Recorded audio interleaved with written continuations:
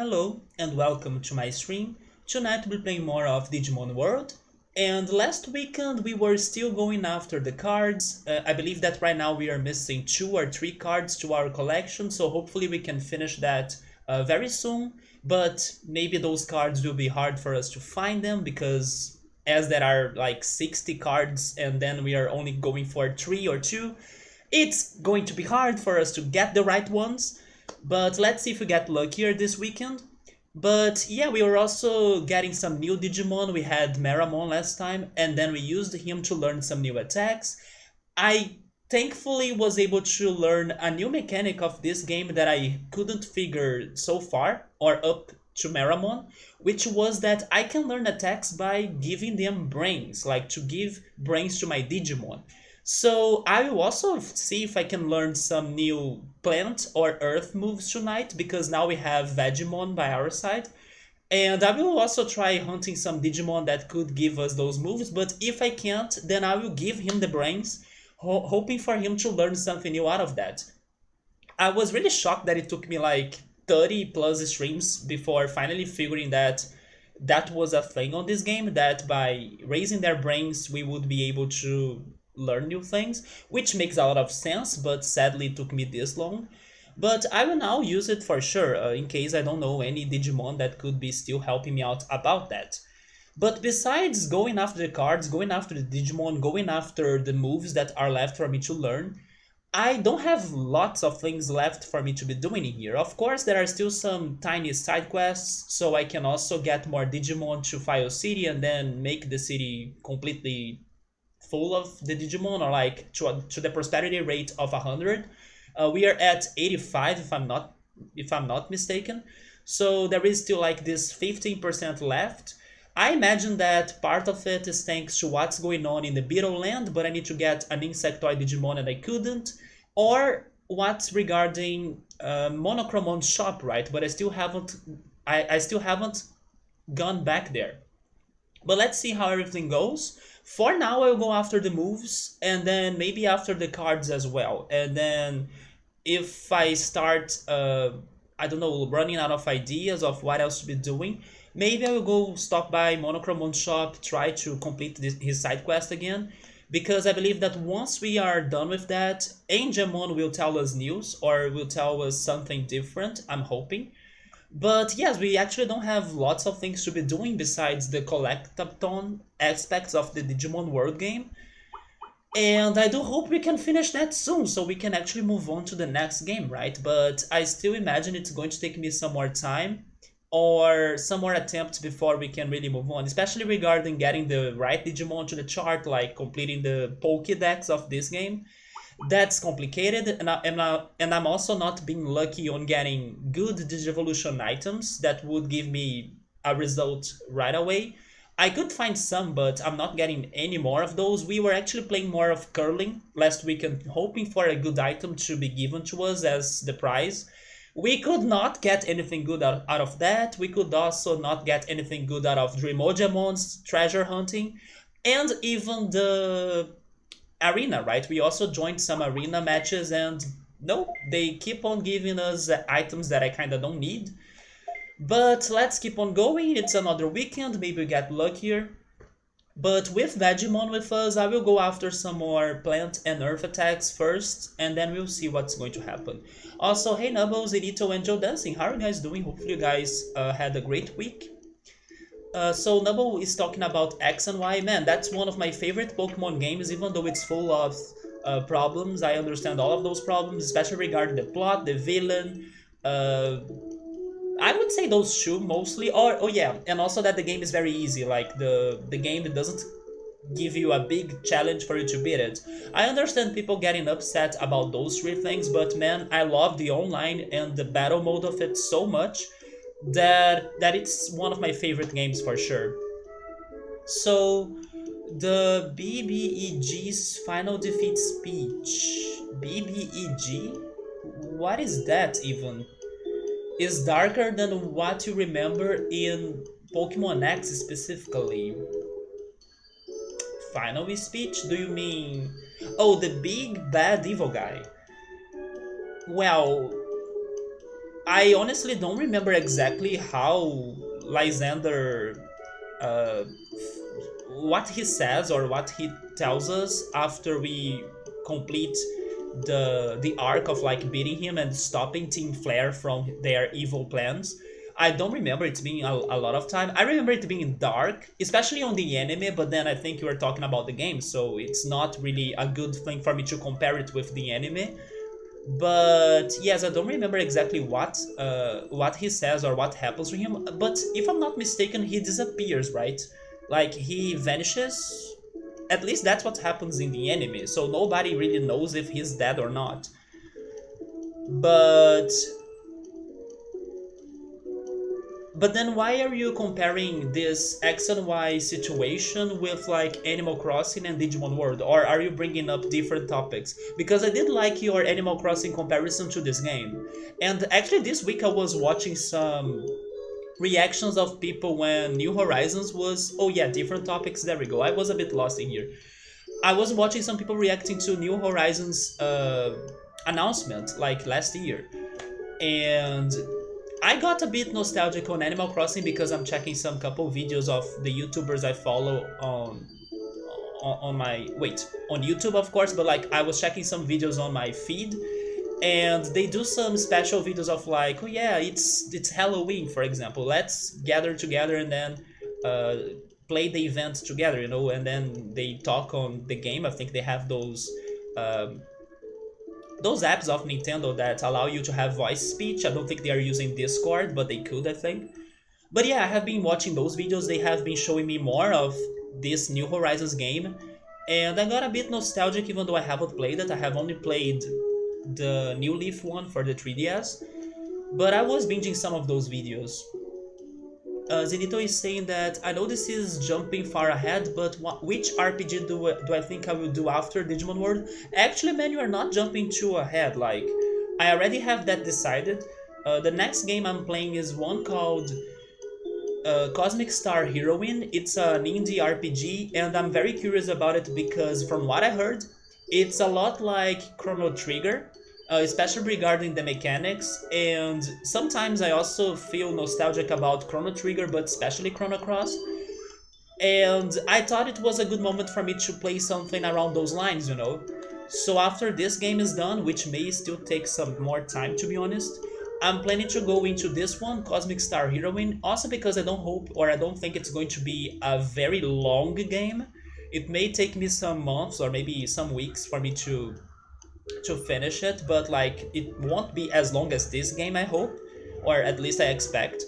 But yeah, that's going to be the next game, and then after it, I'm not sure. I may still be playing some other somewhat shorter games before I start the next big RPG of the channel, which will be Golden Sun. Yeah, Golden Sun is the one that I have planned for to take me a lot of time to beat it. Also, hey Ultras, what's up, man? How are you? Joe Dancing saying that it's been an okay week. To me too, Joe Dancing. To me too. It was very chill, not stressful, kinda uneventful as well. So maybe tonight and tomorrow you guys will need to be bringing up topics because I may not have a lot to be talking. But I can talk a little bit about food though because I did cook a lot this week. Yeah, my week was actually really great. You like Animal Crossing too, Joe Dancing? So Nubble was watching a streamer doing a solo Dunsparce run of X, which is a very interesting pick, although much respect because I do like Dunsparce a little bit too. I have one that's competitive, although it's been forever since I played Pokemon, so I don't remember his moveset anymore, but he used to have Coil Glare, and of course an attacking move, maybe Headbutt, I can't remember. I mean, I haven't played Pokemon besides Pokemon Go because I have been super addicted to Pokemon Go. I was playing the community Magmar Day tonight, or today. And then, remind you of a video comparing Lysander's final speech between the two versions. Do they change? I didn't know they changed. Ultras is doing alright, there we go. I don't often eat lunch, but he made a nice BLT. He burned the bacon like the borderline, extra crispy and burnt, but you like that anyway? Oh yeah, Jordan, you're right. I remember now you told me once that you were starting to play Pocket Camp, right? So I'm guessing you have already stopped it. I played Pocket Camp for some couple months, maybe 2 or 3 months, but then it started to get very repetitive, so I kind of stopped playing it. But if I had the Switch, I would totally buy Animal Crossing New Horizons as one of my first games for that console. I think that with Animal Crossing and Smash Brothers, I would be able to like be playing a Switch for a lot of time without thinking on other games. I would also add Pokemon to that list because I'm also a big fan of Pokemon. Although I don't like Pokemon Sword and Shield that much, so I'm kind of salty about it, so I wouldn't get it. I still wanna hope that Pokemon Diamond, Pearl, and Platinum remakes or whatever other Pokemon game will be coming up soon will be better than Sword and Shield. Because yeah, Sword and Shield did not get to me. I was very disappointed. So I don't think I would get it. So Animal Crossing and Smash Brothers would be like my two games to go if I had a Switch, and then I would be playing them forever, like for hours and for months, and non-stop. Sycamore's pupils, let us live forever. That's right, I shall grant you the eternal life. I will give you the pain of endlessly waiting for a beautiful world to finally be built. The ultimate weapon is a flower that bloomed to no avail, just like me, but this ends here. I will show what its remaining power can do. And then I'm guessing the explosion happens. And then does he disappear in those games? Because that's what happens to him in the anime. Although in the anime it's a bit different because it also has Zygarde in the middle of everything. But yes, I believe he disappears and then he presumably dies. Yeah, it's not really confirmed, but in the anime the same happens, right? Yeah, Joe Dancing, it gets a bit repetitive. You want to switch now because of Animal Crossing? Speaking about that, were you able to play the Final Fantasy VII Remake? Because I also remember some months ago you were trying to get a PlayStation 4 so you could play it, right? Were you able to get one? Were you able to play it? Or are you still waiting for another opportunity in the future to try it? I remember telling you to not get it. Oh, okay, so yeah, you still haven't played it. Yeah, I think it's better to wait. I mean, I understand that you are a big fan and you are super curious about the game and everything. Me too, kind of. But I really think that once the game is completely out, like all of the parts of it are out, Square and Sony will probably come up with some sort of bundle, and then that bundle will have all of the parts for a better price. Not to mention that because there are other parts coming up, it's not guaranteed that they will all be for PS4, especially now that PS5 is out. I understand that both Sony and Microsoft, they kind of have been pushing those two consoles, or maybe I should say, pushing the two generations, right, kind of together. Like, if you still own the previous Xbox or the previous PlayStation, you can still play some games that we are releasing now for both generations. So I understand they're still doing that, but who knows up until when, right? Especially now that in the last Sony conference, they surprised me a lot on revealing the next Final Fantasy game, which is like Final Fantasy 16. Yeah, 16, right? Now it's 16. I was like, wait, what? They are already coming up with that? And then probably because of the development of Final Fantasy 16, it's going to take them even more time until they can release the next part of Final Fantasy VII Remake. So that makes me wonder if it's only going to be a PS5 exclusive. But maybe not. Maybe they will make the right choice and put it on both platforms, because I can't see them having trouble with like the fans or people. People will complain for sure if they only make it a PS5 game. But we need to see. We never know, right? So I will tell you to wait for longer, play other games in beforehand, try to not get spoiled on it, and then in the future I think it's going to be better for both of us to experience the game. You're still shopping? Do you mean like checking the prices of the PS4 and the game? Yeah, I hope it is backwards compatible, but because they are working now on Final Fantasy 16, I don't know how long it's going to take them to release the next part, and then who knows if PS4 is dead by that time and then it's not backwards compatible. But I hope it is, because Otherwise, we all will rage against them, right? Because fans won't be happy about those news. Noble has been trying to get a PS5, but those stupid bots keep crashing the websites and buying them for the scalpers. Is it still bad like that, man? I'm sorry to hear it, man. Thankfully, here in Brazil, we were able to get some decreases on the taxes for video games. Can I remember the numbers though? But just before the releases of the new generation, the president was able to decrease the taxes a little bit. Not a lot, but a little bit. He had a plan of like decreasing the tax 40%, but now I think he decreased it on 15 to 20%. So it's kind of like good help, but it's still not all he wanted to decrease, you know. But thanks to that decrease, the prices of both the Xbox Series X and S and also the PlayStation 5 in here, they already got lower or lowered on like 300, 400 reais for each one of them, you know. So it's a very good decrease. Is anyone into the new Need for Speed Hot Pursuit? Actually, no, Jonas, and I'm kind of surprised as well that you are into Need for Speed. I never imagined that, but let's go, right? What is good about Need for Speed Hot Pursuit then? I know that when Victor was here last time, he was talking about the remake or the... Yeah, the remake of Tony Hawk 1 and 2. And that's a game that I'm bad at it, but I actually played it a little bit when I was younger, like when I was a kid. And I do have some nostalgia and good memories of it. And Victor was loving it. Actually, never mind. Never mind, I remember the talk. He was playing the originals, and then we had to tell him that there was a remake, because he didn't know there was a remake. And speaking of which, did you guys check the Game Awards?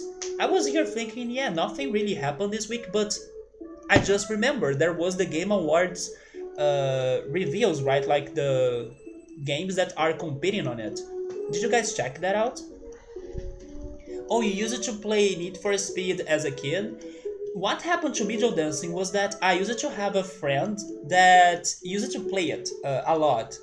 And she kinda made me addicted to one song of the OST of one of the Need for Speed games. I don't know which game, but I remember the song. The song was called Get Low. Do you know Get Low?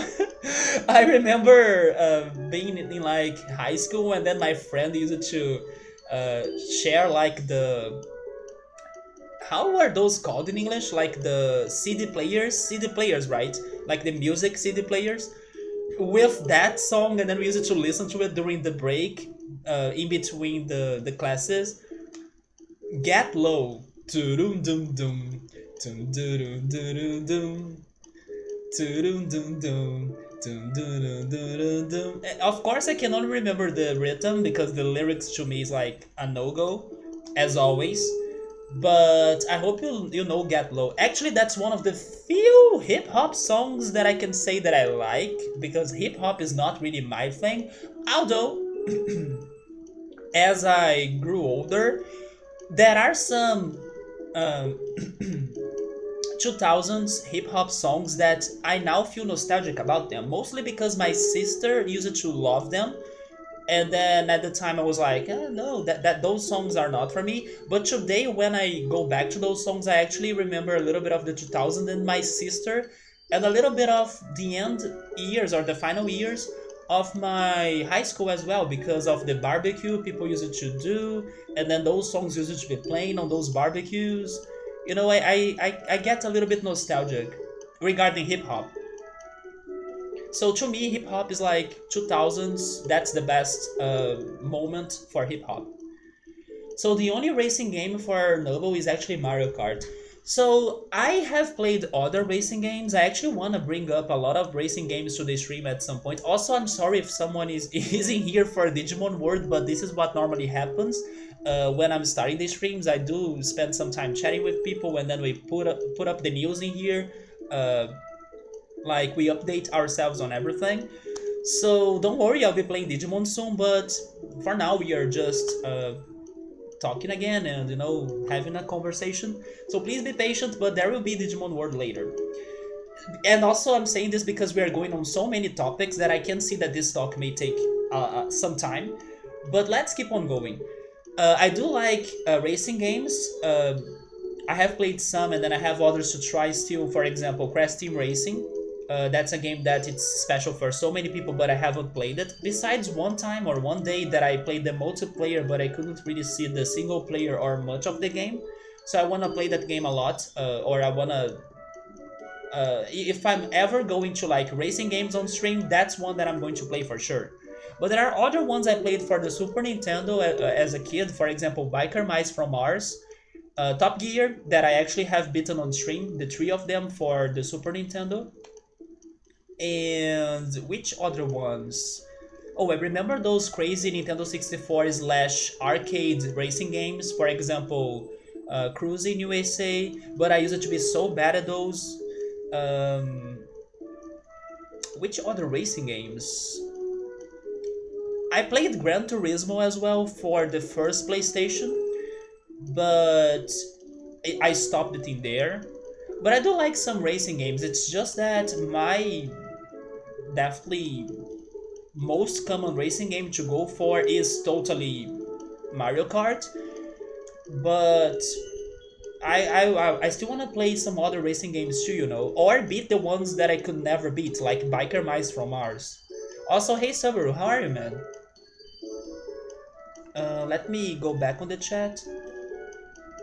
Regarding Mario Kart, though, I was even telling my in real life friends that they were bringing up like Mario Kart talk tonight or today, this afternoon, and they were comparing Mario Kart and Mario Party, and then I got to the conclusion that I kind of prefer Mario Party today than Mario Kart. Maybe some years ago I would give you a different answer. I would say, oh yeah, Mario Kart is better, or I prefer Mario Kart. But if people could invite me to do one of those two games or play one of those two games, I think I would feel more tempted to go for Mario Party. And the reason why is because I felt like as the Mario Kart games have been released, I have been getting worse, so it has been making me frustrated that I can never get better or get good at Mario Kart. And then the more I play, the more I lose, or the worse I feel like. So, today I feel like I prefer Mario Party because Mario Party is more random, the mini games give you more chances. Of course, it also depends on the Mario Party games. Some of the late ones are not that great as the ones for Nintendo 64, for example. But I have been a bigger fan today of Mario Party than Mario Kart, I would say. But mostly because of that, because I have been getting worse. I can never win the races. I feel like even though I do everything right, I'm still so way behind of the good players or something. But both are great franchises in my opinion.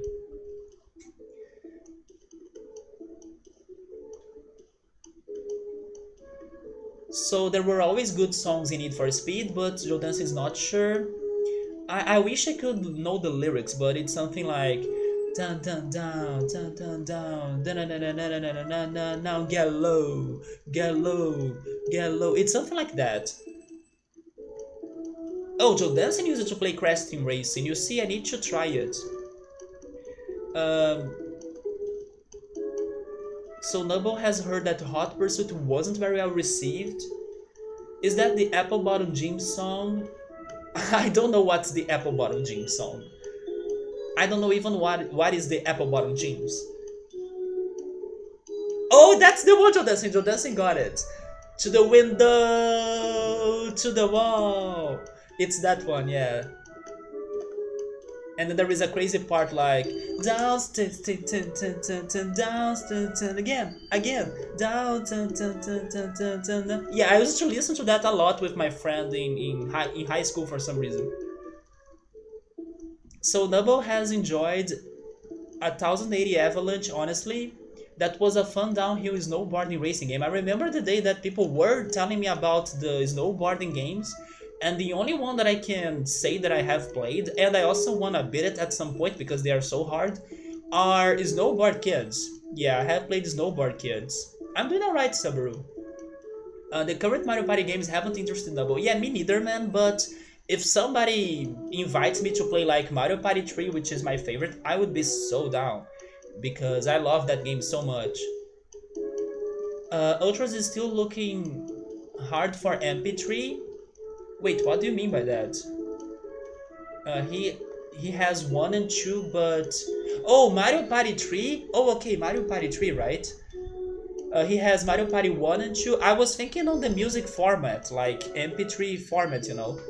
I have 1 and 2, but barely played 3, and it's hard to find. I agree with you. I think that Victor once told me that there in Sweden, he also can never find Mario Party 3 because it's so expensive.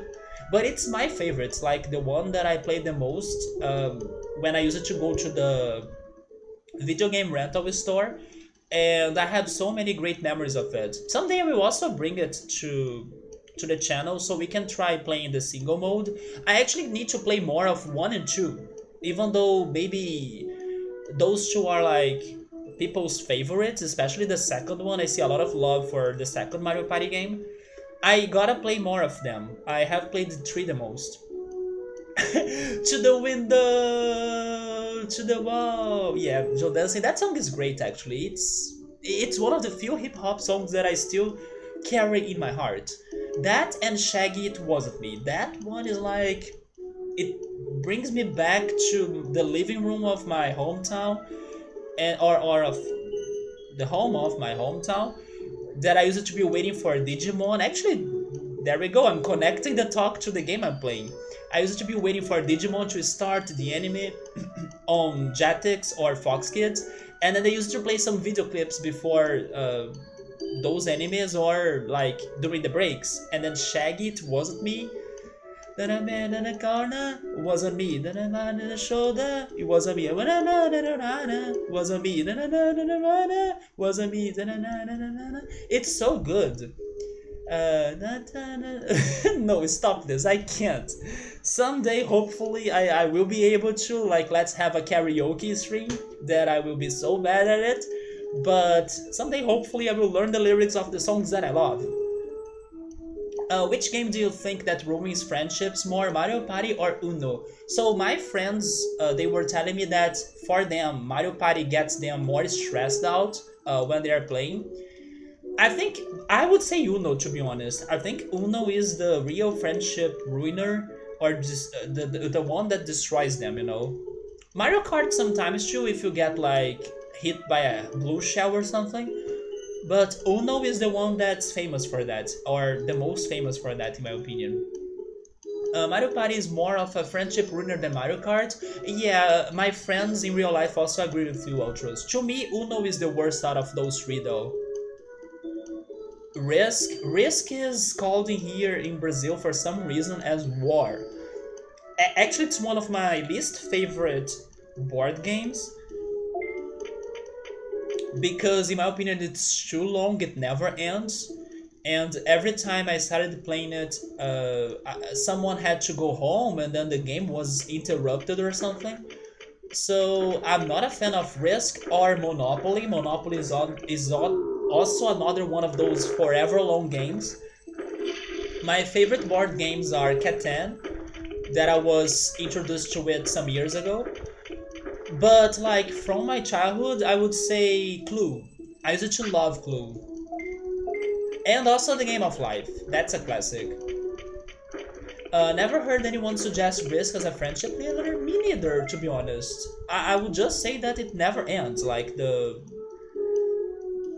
game is so long that you gotta have a lot of time to complete it or to finish it. Your friends never played Risk. I would avoid playing Risk. I haven't played Risk a lot, mostly because of that. I know it's so long. Ultros has never played Uno, man.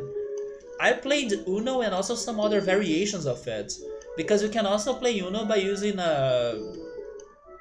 Correct me if I'm wrong, but let's try.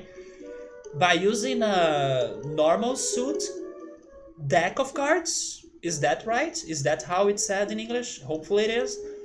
There is a game in here that they even have other effects on the cards, If I have ever played the Spoons, I don't think so. How is Spoons? Is it a card game too?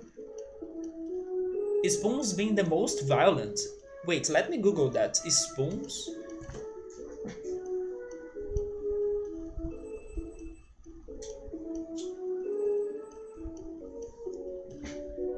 That's why, Nubble, because they took forever. Yeah, right. I could never finish a. I mean, probably once it happened, but I cannot even remember a day that I finished playing Risk. We could call that just like normal playing cards. There we go. So, spoons.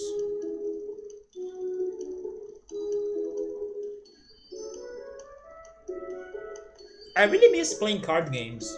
Besides Yu-Gi-Oh, the one that I play. Uh, oh, it is a card game.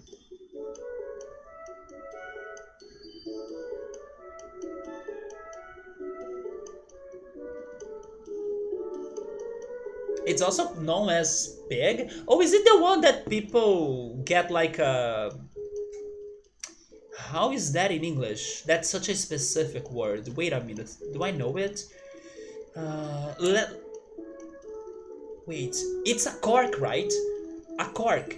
Isn't it? Like, there is the object corkscrew, because the object that it removes from the bottles is cork. So, people get like a cork, and then they burn the cork, and then they like print the cork on people's. Um, Man, how is this called again? Uh, I will say faces because I forgot the name of this. Cheeks. Yes, on people's cheeks, right? I That game is popular in here, Joe Dancing, but I never played it on that way because normally that's a punishment for whoever loses the game. I'm guessing it is the same game because it's telling me, or Google is telling me, that the alternative name of spoons is actually pig, and then the game that I'm thinking in Brazil, it's also called like pig in here. And then you do that, you get a cork, you burn it, and then you print some, I don't know, things on people's cheeks. So Ultras has played Catan last year. I played Catan maybe 6 years ago. Yeah, 6 to 7 years ago. You have a group of 6 people with only 5 spoons. No, now it's sounding different. What is the point of the spoons then?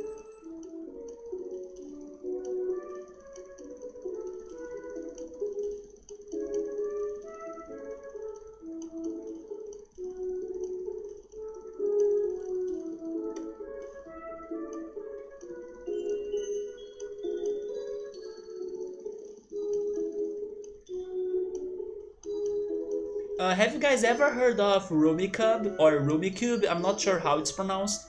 That's one of my favorite card games.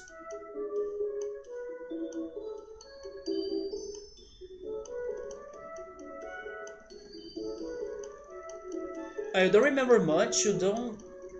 Don't you like make bridges and houses and trade materials or something? That's Catan Ultras, yes.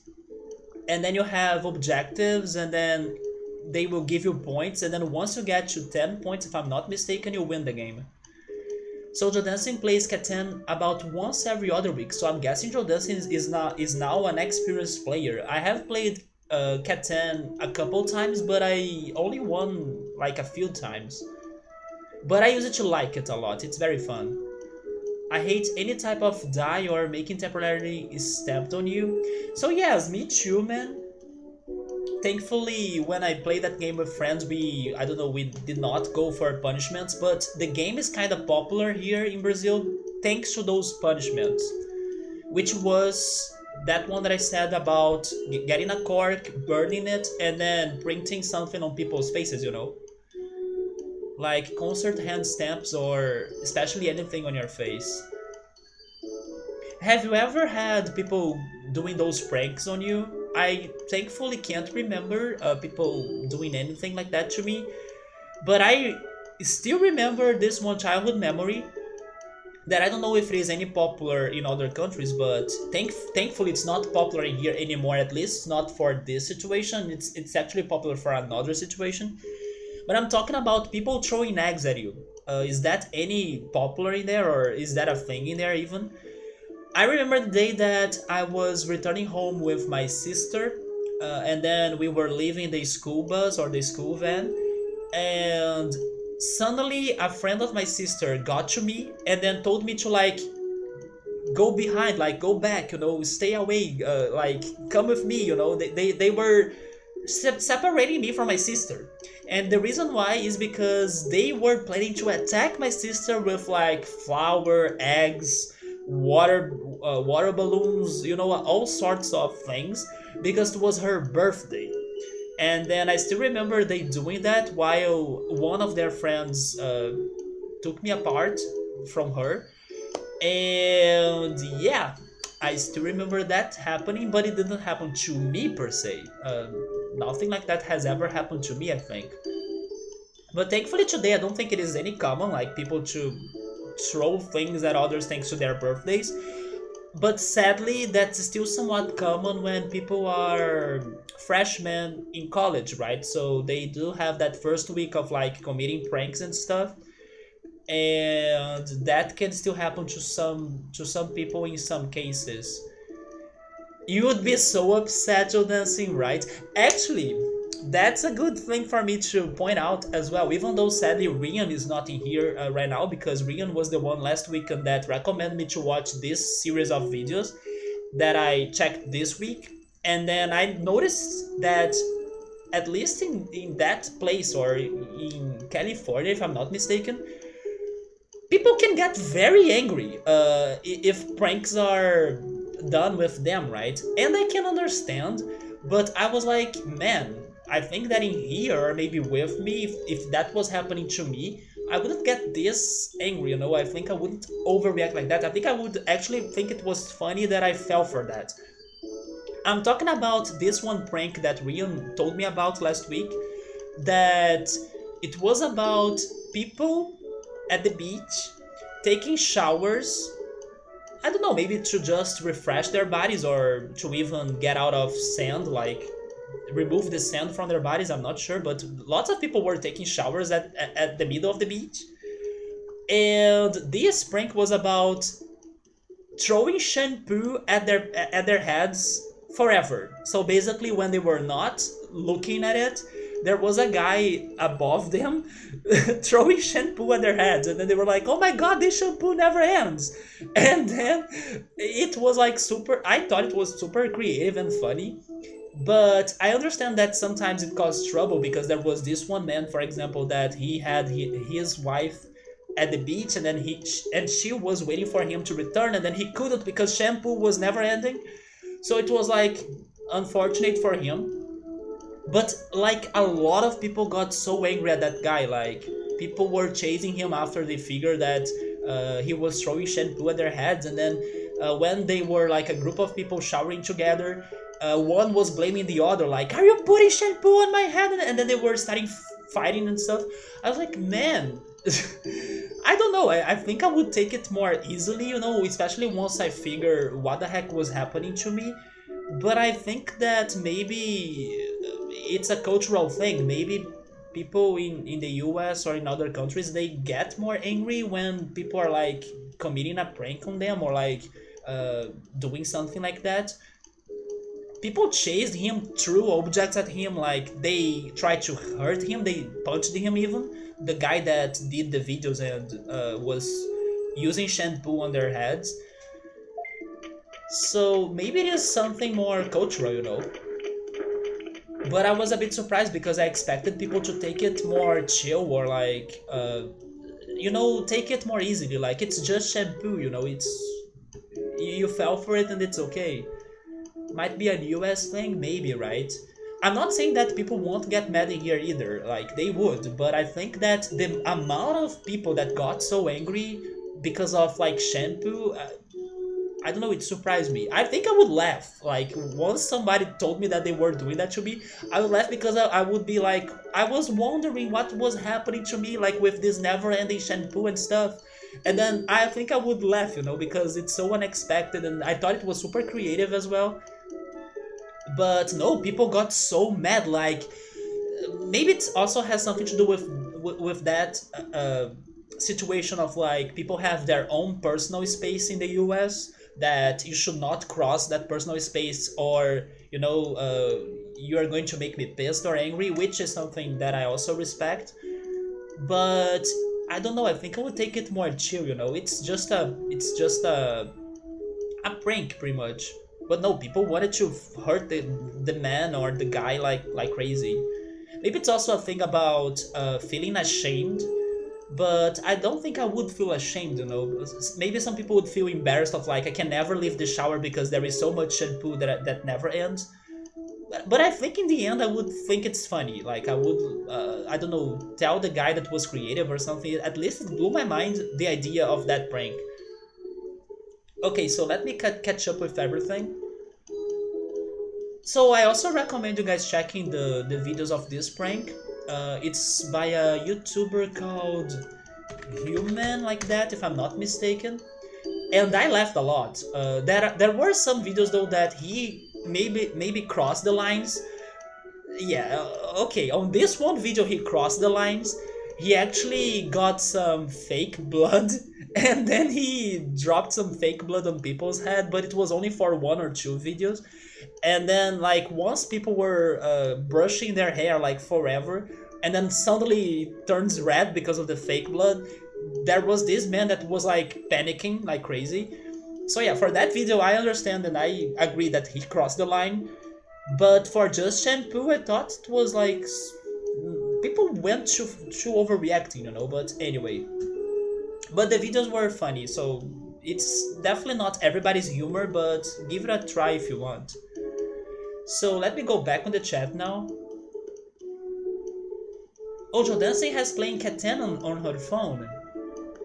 And then she's trying to learn how to play chess. My uncle tried to teach me how to play chess when I was a kid. I actually learned it, but I'm not good, or I think I don't have enough patience for it because it's a very strategic game. I think I would prefer something more dynamic, you know. Once someone wins a round of spoons, they take a spoon either stealthy or obviously, and the last person to get a spoon is out. Oh, okay, so in here, there is also a variation of that like reaction, which is like by dropping your cards to the table. And if I try to translate the name of that game in Portuguese to English, I would say it's like the Sleepy.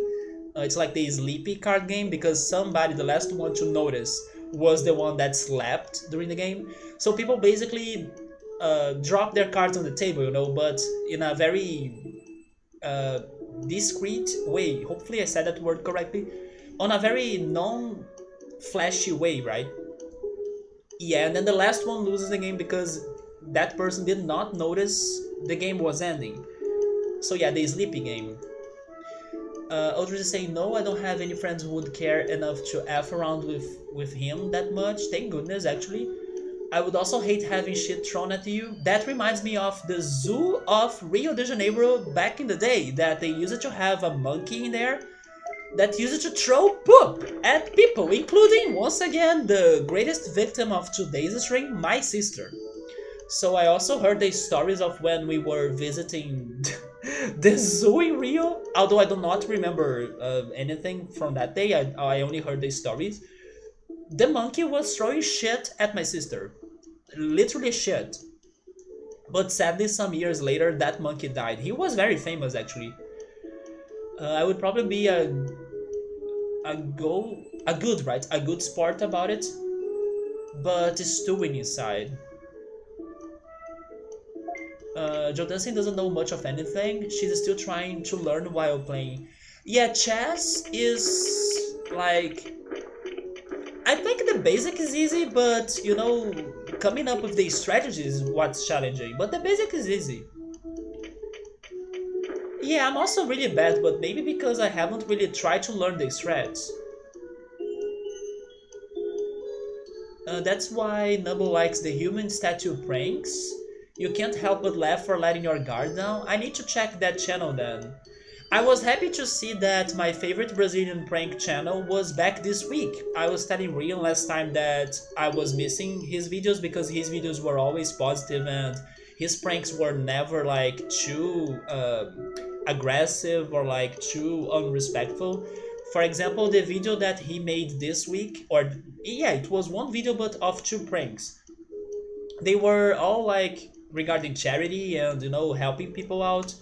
The first one was that he went to a supermarket and then he picked or he chose a person in there that worked in there to like have 1 minute to get all sorts of items or groceries they could during that time, and then he would be paying the groceries for that person, you know. So that's a very positive action.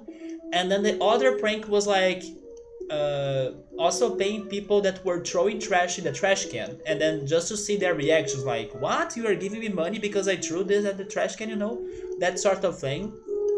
So his videos are always positive. He's a very I don't know, uplifting person, and it's good to see that he's finally making more videos. He probably took a break because of the pandemic, and he was also wearing masks during everything. So it's good to see that he's also taking precaution, especially because the cases are only growing, and then the second wave is coming up. And then, you know, don't drop your defenses about the pandemic.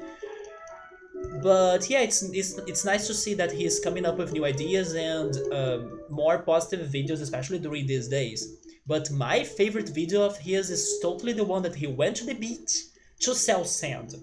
Like, it's so funny. He comes there with like a tray full of cups, and then in each cup there is sand inside of it, and then he stops by the person, hey, do you want to buy sand? And then people are like, what?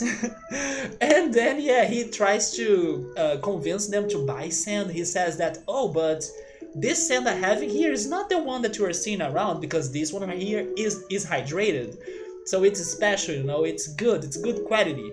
Or this other sand right here, it's special because I stepped on it. The one that's right there, it has no value, it doesn't have my energy. Anyway, and then in the end he was able to sell sand, surprisingly. So his videos are so crazy and I love them. There is one human statue guy who got pretty famous because of his story behind why he was pretending to be... Oh, so that's the idea.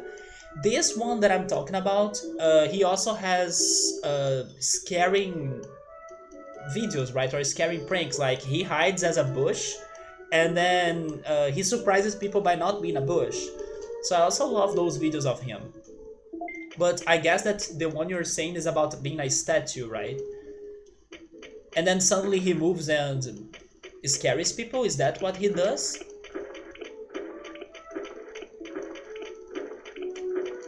Let's put Vegemon to sleep, and then tomorrow we go after more...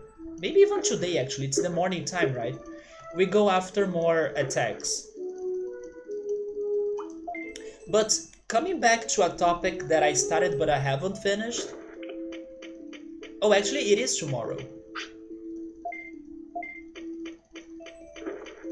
I thought we would still have some hours of yesterday. What about the Game Awards? Are you guys cheering for any of the games? Honestly, like I was also saying earlier, I'm hoping for Animal Crossing New Horizons to win Game of the Year. And I know that there are some other categories of like best multiplayer or family game and stuff.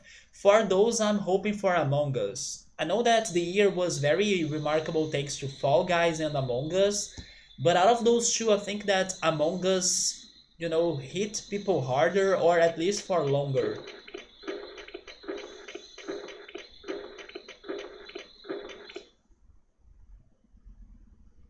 So it stutters people, he doesn't move until someone touches him or does something to warrant movement, and since he doesn't have a tip box near him, people have no clue. I see, so people really get like without a clear reaction, right? They get very confused. I will try checking his videos out.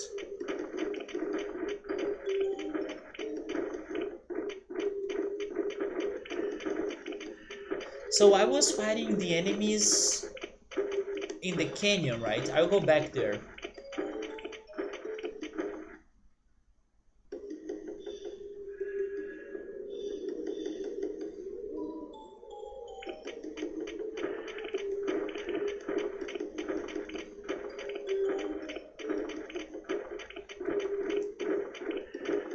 Also, Joe Dancing, are you still there? Because there was one crazy situation that happened to me this week. It's actually about tarot reading. Hopefully you have still been taking some readings and they have been good. But it was like a tarot reading for the next year, and for the first time in my life, I was not. I mean, not the first time actually, because okay, I have something to say about or after what I'm saying. Basically, I got the Tower card again, but I was about to say that the first time that I did not hate it. No, that's not true. Like the other time, it was like gotten to me the Tower card. It was good because it was a situation that I really had to move on and it had to end. So it was good to get that confirmation. But this time about like the predictions of the next year, I was at first scared because I'm seeing the Tower card, so I'm like, rip me, right? But no, like the person that was doing the reading, he was happy because he said that the Tower card was on the uh, upwards direction. Hopefully, that's how it said. It was not like in the normal position. So that means that it's not about like it's not the bad meaning of the tower, like things that are ruining. You know, it's actually things that are maybe getting better, or bad situations that were bad and then they are coming stronger now. You know, it was not the tragic idea. Exactly, the tower card isn't always a bad thing. It is scary for sure, but I didn't know about this uh, opposite direction you can pick it. You know. But on this reading, it was not exactly that something was coming to an end, but actually he was saying that was something that was I mean getting better, but like uh, getting more solid maybe, you know, because of the opposite position of the card. I didn't know that could happen to the tower card. I knew that could happen to the hanged man card, but to the tower I was surprised, you know. So yeah, that's probably the second time that the tower card is somewhat giving me a good reading, even though it's not what I expect from it at first. Ultras is heating his dinner up, which is leftover Chinese stuff from yesterday. I cooked so much this week, man, but I haven't cooked what I told everybody that I would be cooking, which was the chickpeas. The reason why is because when I was cooking the black beans first, I cooked a lot of black beans, so I didn't have even containers for anything else, or even uh, space on my fridge to freeze it. Who did my reading? It was a Brazilian YouTuber that I follow his readings like every week, and sometimes he comes up with some extra videos, for example, about astrology. Yeah, astrology, and also like the numbers, you know, the numerology. Hopefully, that's how it's said in English. And then he made this video of 2021 for love, for friends, for family, for finances, for work, for health, and some other energy cards as well. Like he got a deck of tarot cards and a deck of like messages and energies, you know. So he also took, or he drew two cards of energy for the next year. And then out of the options that I had in there to choose, he had like four different uh, drawings, and then you had to pick one, right? Out of those four, which one is the one that you wanna have as your reading? And then I think I picked the best one, even though it started with the tower card. I was like, rip me. But no, it had the tower card, but in a good situation, and it was also combined with the justice card. So I think that was also a very good combo right there. But later it showed me the sun. You know, it had so many other great cards in the reading that I think it was a very good one.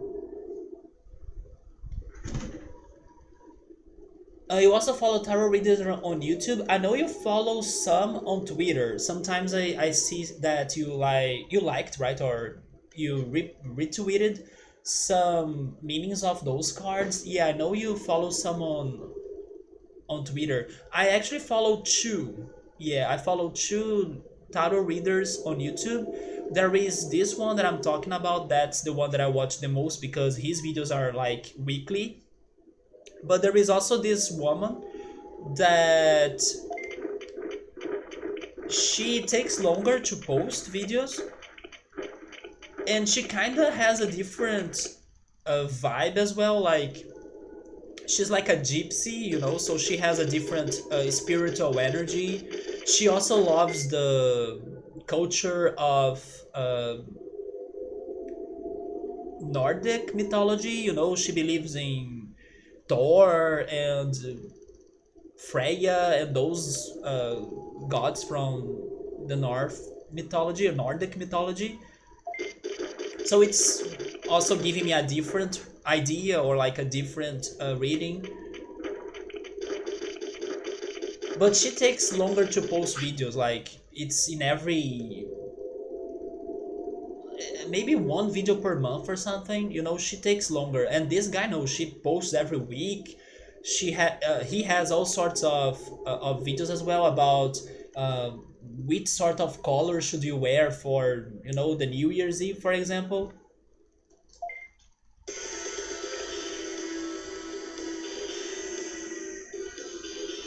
But then I was surprised to see that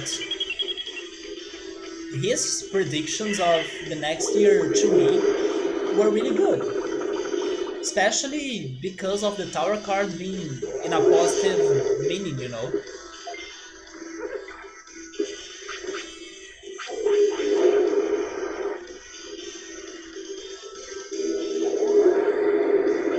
So yes, I'm fighting him, but I should wait for Widmon.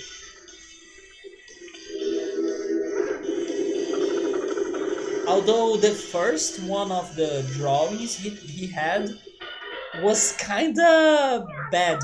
So those who chose that one, maybe next year won't be that great. I mean, it's just like tarot, so it's not like a certain thing. But people had to listen to a lot of advices and recommendations if they pick the first deck or the first pile of cards.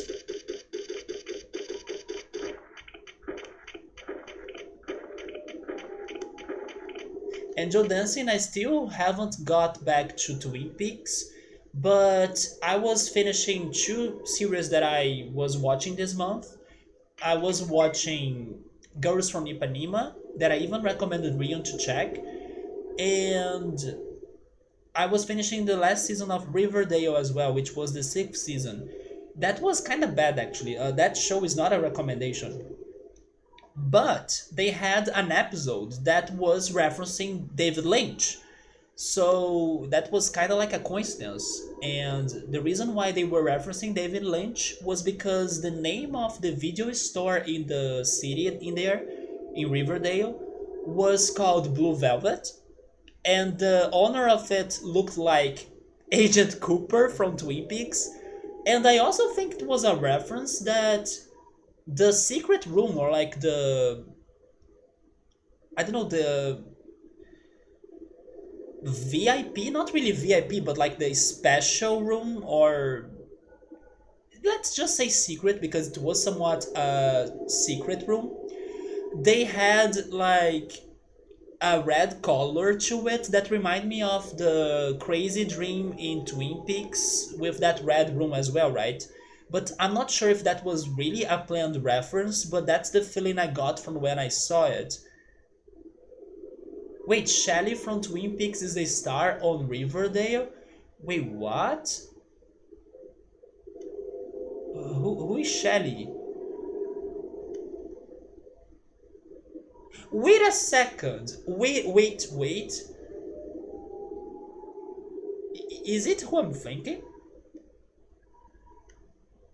Is Shelly the waitress? It is, right? Is she the mom of Betty in Riverdale? I never noticed that.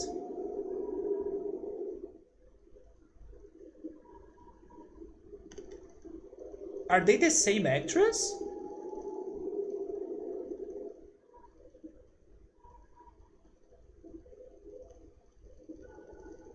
Então, or look at me speaking in Portuguese. Wait, okay, that's the actress. So who are you? I think she is actually. She is the mom of Betty. Oh my god.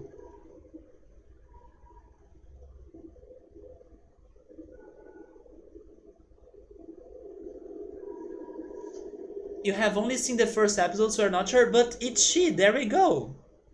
So maybe it's even more connected because of that. Although I don't think she was too important on that Lynch episode they had on Riverdale. Like, she was not in any scenes. But that's so crazy. And you have only seen the first episode? I don't know. I don't think I would recommend Riverdale though. Maybe the season 1 is good, but it kinda gets repetitive, pointless, weird. You know, let's just say that maybe it starts getting more um, entertaining more than interesting, or like something that makes you hooked for. It just gets entertaining. Something that you watch for just to chill, watch, like not think too much on things. It's not something that keeps you invested on it, because it gets so repetitive and pointless. And some of the situations that happen on the late seasons are so like hard to believe on them as well. And I was even pissed that they finished the sixth season without giving me a conclusion to the situation. And I hate when the shows they bring up a lot of villains or a lot of drama at the same time, and then two things happen out of that. The first one is like when they rush so they can give you a conclusion to all of the dramas they started, but they don't have enough episodes to do so. That happened to me when I was watching the last season of The Flash, which I also didn't like that much. And then it's happening. The other situation is when they don't give you the answers of everything on that same season. So I was like, seriously, now I need to watch another season to get the answers? Come on. They stopped in the middle of the drama. So I was very disappointed on that. So she does direct some of the episodes of Riverdale. I also had no idea about that. I don't think it may be the show for you though. But you should watch that episode then, just to get the references. I wish I could find a picture of like the actor that is the owner of the video store that's called Blue Velvet, because he is like a straight reference for Agent Cooper. Like they look like the same. Also, Victor, what's up, man? How are you? Victor, I was listening to some of the Toto songs, and I was surprised on two songs. Or the first one was because I knew about it, but I forgot it was by Toto. I'm talking about "I'll Be Over You." I think that's how it's called. That song is fantastic, and I forgot it was by them. And the second one was the one that really blew my mind. How is it called? "I Won't Hold You Back," I think. The reason why that song blew my mind is because Victor, now I'm sure that song was a sample of one of my favorite electronic songs ever. And I had no idea that song was with a sample. And I'm talking about Roger Sanchez, another chance. It was like that quote or that part of the total song with the same rhythm, with the same lyrics on Roger Sanchez electronic song that I grew up listening to and loving it. It also has one of the best video clips ever. I totally recommend you guys checking the video clip of that song because it's like timeless. It's a very sad video clip, but it's also a somewhat beautiful and real message.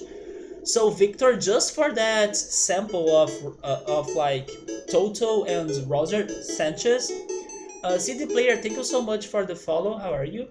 It was worth checking the total playlist, Victor. So thank you so much for telling me to check it out. I will continue it though because I still need to listen to the other songs. There is your in to become a total fan. Uh, well, about that though, I also have more things to say though. I noticed that Toto's music is like either too energetic or too uplifting or completely sad or, more, I don't know, depressing ballads. There isn't a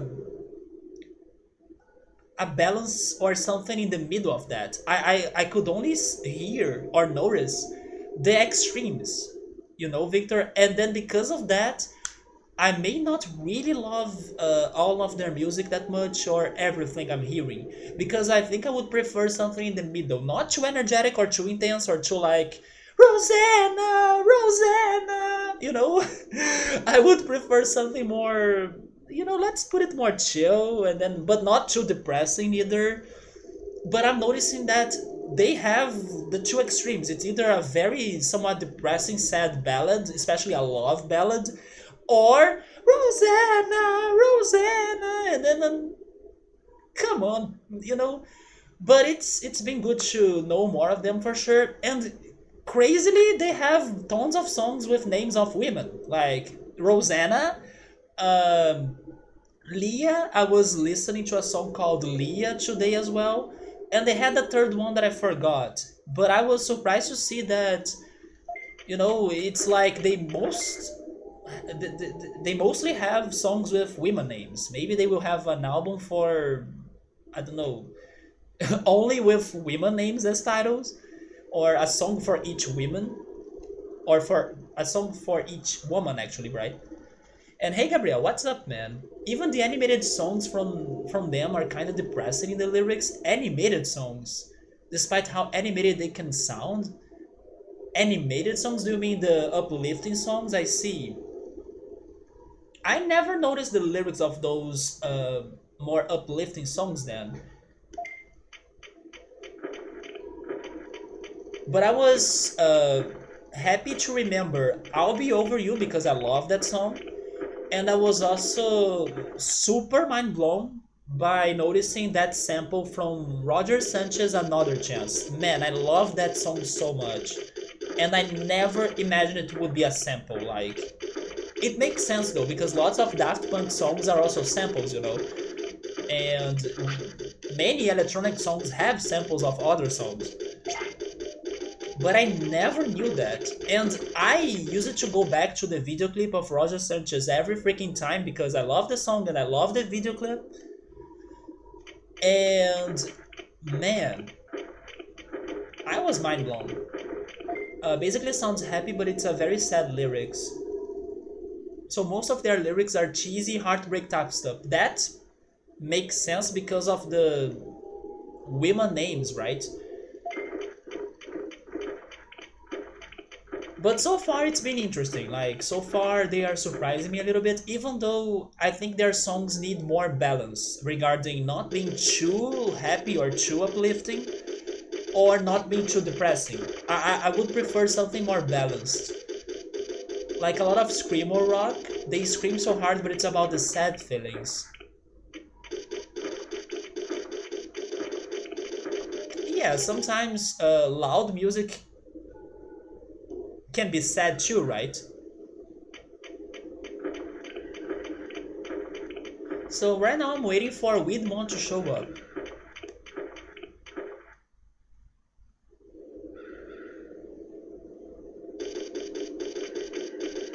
But Victor, how was your week? Also yours, Gabriel. How are you guys doing?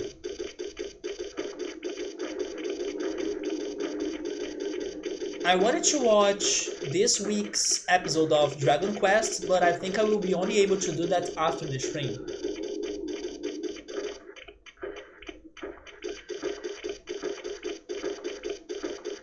Maybe it's only during the afternoon that Widmon shows up in here?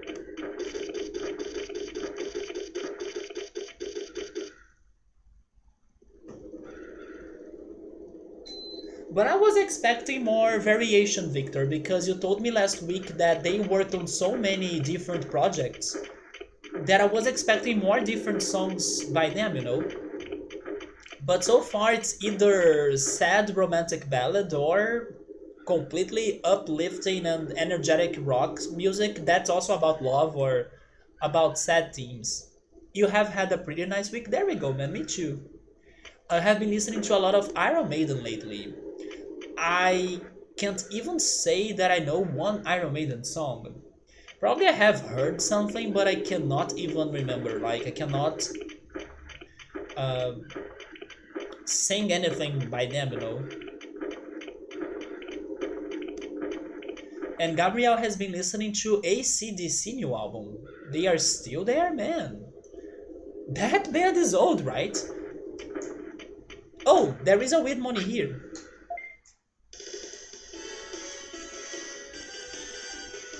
And you do mean a lot? There we go then. Do you have a reason why you went back to Iron Maiden?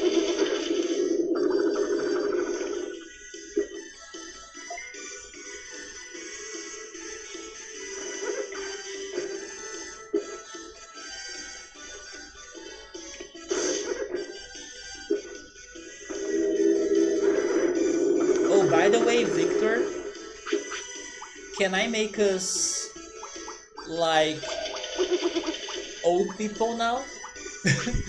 Can I destroy the fantasy that we are not old? I will destroy the fantasy that we are not old by telling you that, man, it's been 25 years that Donkey Kong Country 2 was released. So this week I was watching some videos, and by the way, we learned a new attack. Mass Morph. There we go. I was watching some videos this week of interviews with some people that worked on the game, and also David Wise. Today, this YouTube channel, Game Explain, they released an interview with David Wise himself. So man, it's been 25 years since Donkey Kong Country 2, man. Still one of the best games out there, especially regarding its soundtrack. It used to be my favorite soundtrack, but now I don't know if Chrono Cross has the spot, you know, because I don't know, Chrono Cross soundtrack is like so well done, man. Sonic has 29 years old, oh Jesus. It's been your favorite band since you were like 11 or so, and it's been the only stuff that still gets you excited about guitar playing and geeking lately? Wait, really, man? Oh yeah, if we go to Super Mario... No, Super Mario is 35 because of their online game they're having right now. It's Super Mario 35 because it's their 35th anniversary. Yeah, it's 35.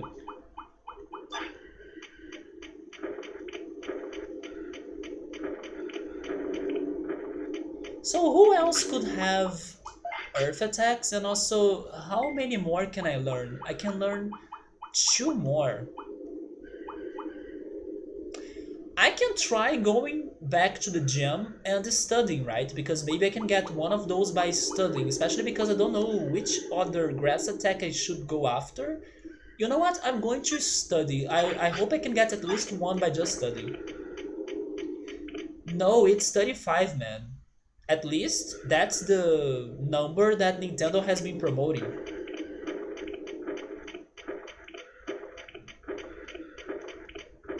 Victor, earlier today, I was talking to Joe Dancing, and then she was saying that she kinda is playing or thinking about playing Need for Speed, and then that's a game that sounds to me like a game from the past. And then I remember that you were playing Tony Hawk, right? Are you still playing Tony Hawk?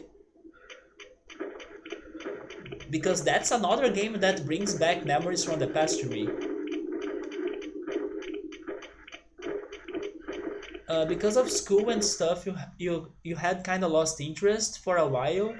Oh, are you studying, man? But now it's coming back in full force.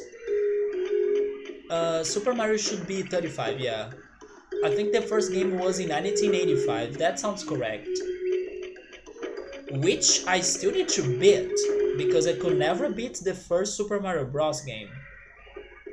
Which, by the way, I also heard some news. Oh, you haven't been gaming much the last week? I see. At least you have been enjoying Iron Maiden like crazy then. But this Mario talk reminded me of another news that I saw this week. That was like uh, a record, or maybe I should say two records, for the most expensive game ever sold.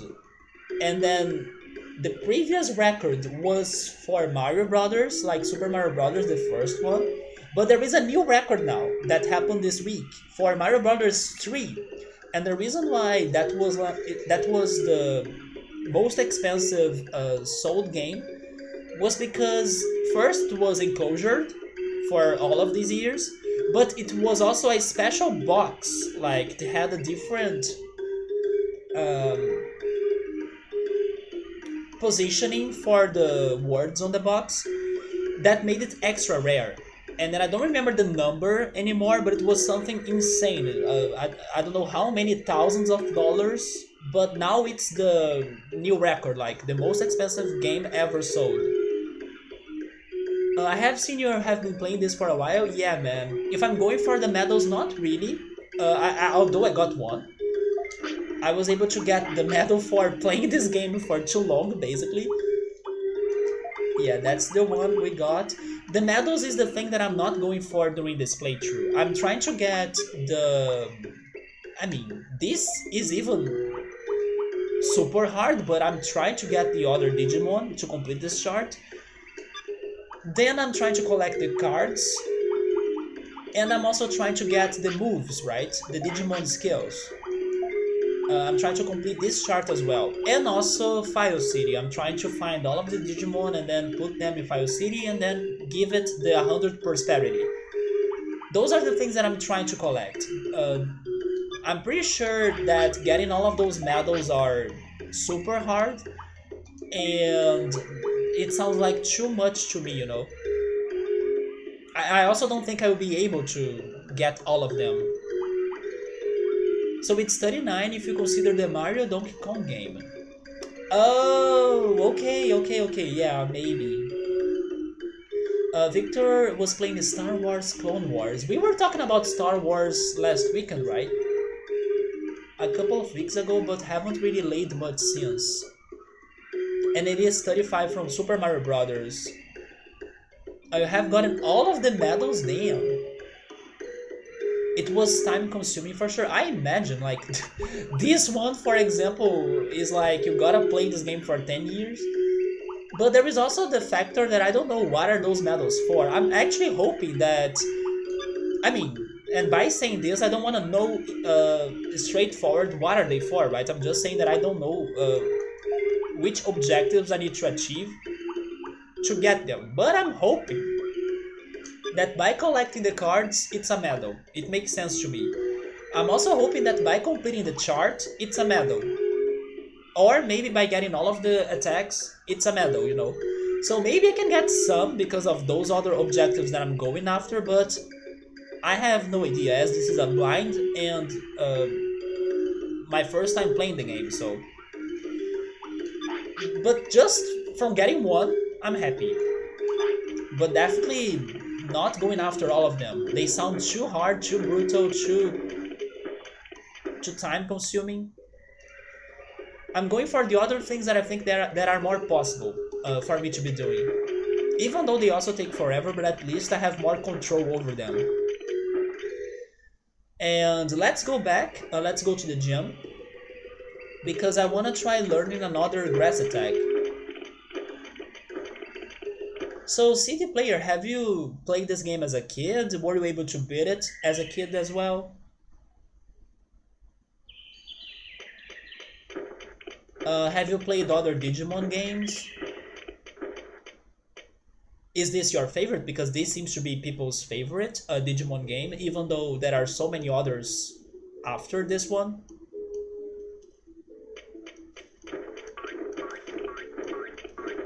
What I can say is that this game feels a lot ahead of its time. These graphics are beautiful, the music is good as well, the complexity is like mind-blowing. It is painful, but I respect this game a lot for what it tried to be and for its ambition. this is one of your all-time favorites, and you have played most of them. There we go. Then this is probably going to be my favorite as well. Then I don't know if the other Digimon games that I decide to play in the future will surprise me or impact me as much as this one is doing right now. Probably not.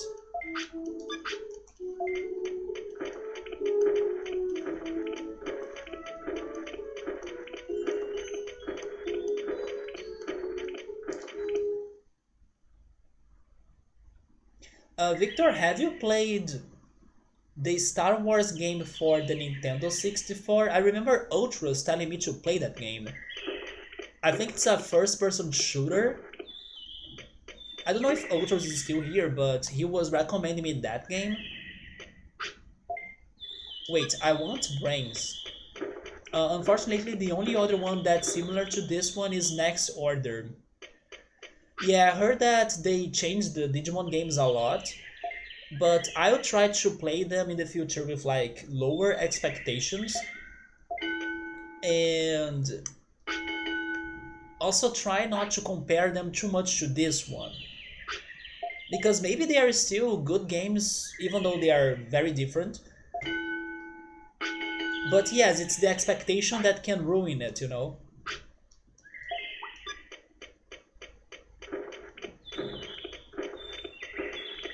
But I agree with you that we don't have many games like this out there. Like a Tamagotchi RPG, there are some probably, but I still haven't played one that does it on this way.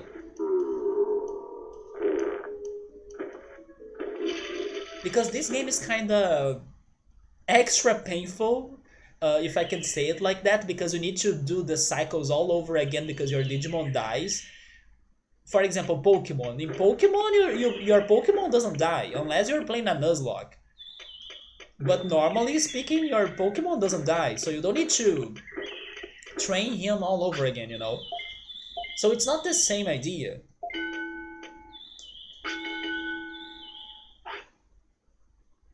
I think it's that one maybe. Ultras wanted me to play that game, and then I had to tell him that I was not a Star Wars fan, plus I'm not a big fan of FPS, right? First person shooter. But he was like, you gotta play it because it's such a good game. You bought that a few months ago? Oh, okay, so you know which game Ultras was talking about. Did I learn something? I haven't, right?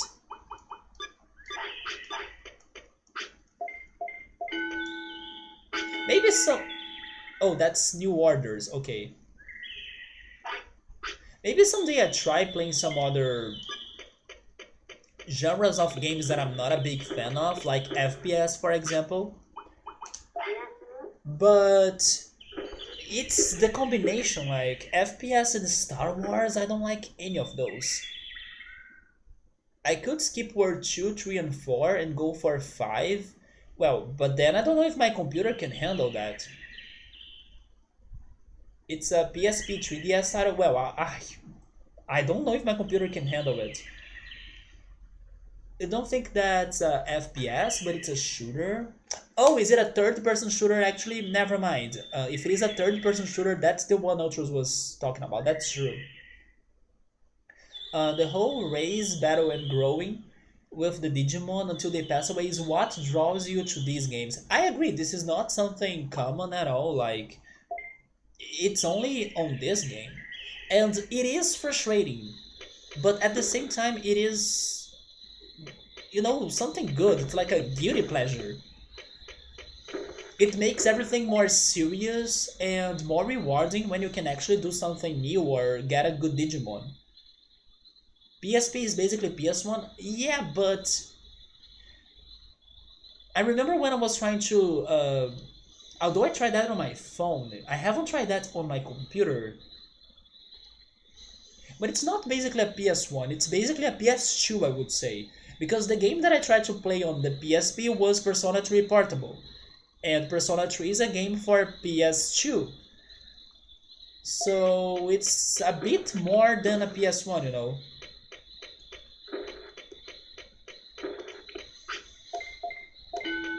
Maybe a PS 1.5. Okay, I can take that. What's my prosperity? It is at 85, I think. I can go talk to Digimon again. And if you want, I can show you the city so you can see which Digimon I have there right now.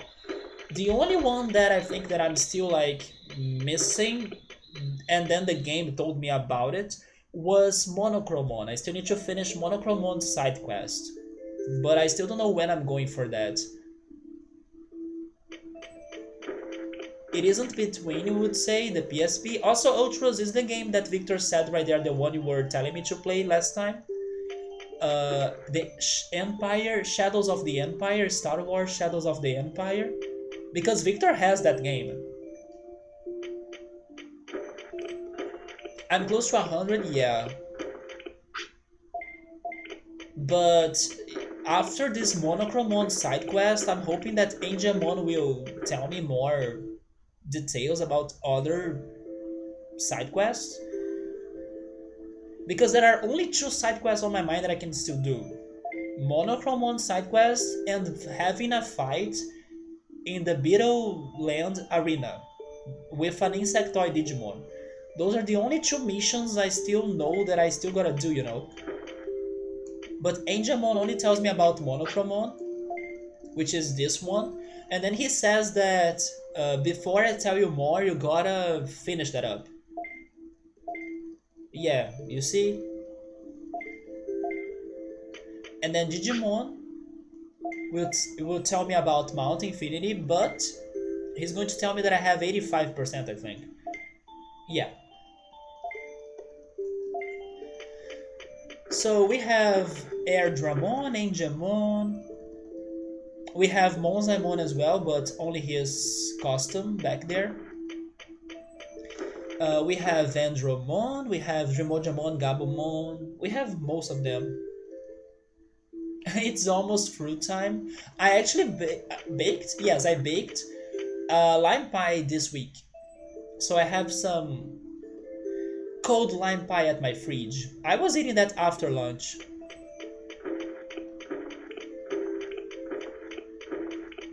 So it is that one. Shadows is your favorite only Star Wars game you like, and it happens over your favorite timeline of the series. The Beetle tournament was a pain. Oh my goodness. Yes, I still haven't tried that. We have Wamon. In here I said, right? Remojamon. Are you back though? No, I need to send him in another expedition. Um, how many bits do I have? Okay, I can send you again.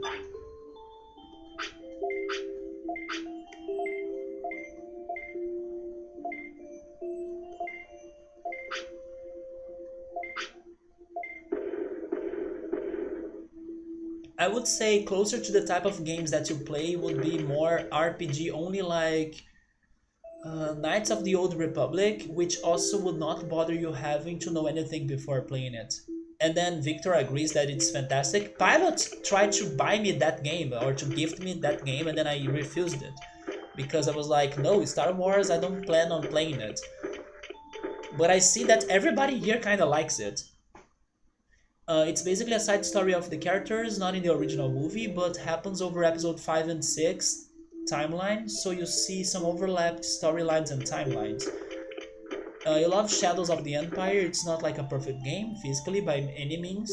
Sort of cold and stiff like GoldenEye, but a very good representation of a Star Wars game in your opinion. It is a good game for sure, but Victor prefers the other ones, maybe Knights of the Old Republic. So in here we have the restaurant with Meramon, Garurumon, Vademon. It also has Giromon. I always forget his name. But the guy with the jukebox, this guy. And we have Frigimon as well. Hopefully I remember everybody that works in the restaurant. In the clinic we have Koelamon and Santaromon. In the arena, Penguimon, Metal Mamemon, and also Greymon.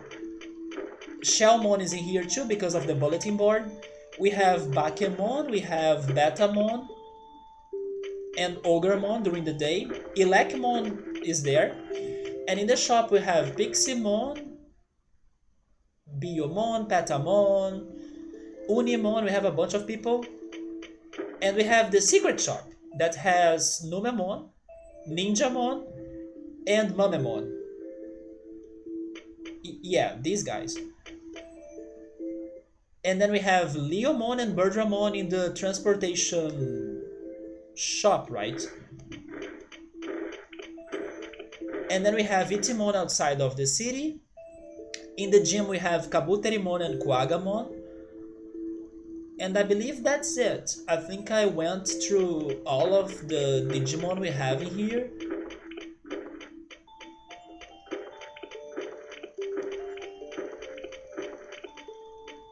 Oh yeah, there is also Nanimon in the shop.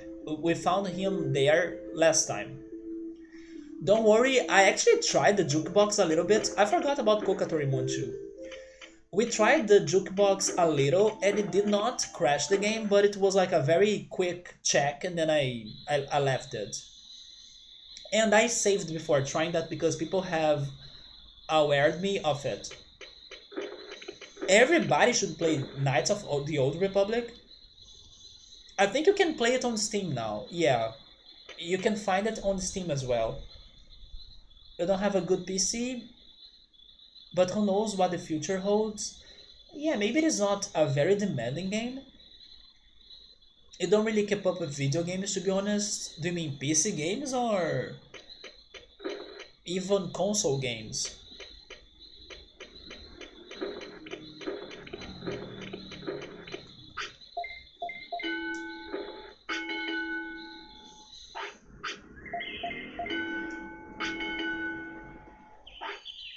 Do you guys have a game of the year? It doesn't need to be the ones that are competing in the Game Awards, but do you guys have a favorite game you have played this year?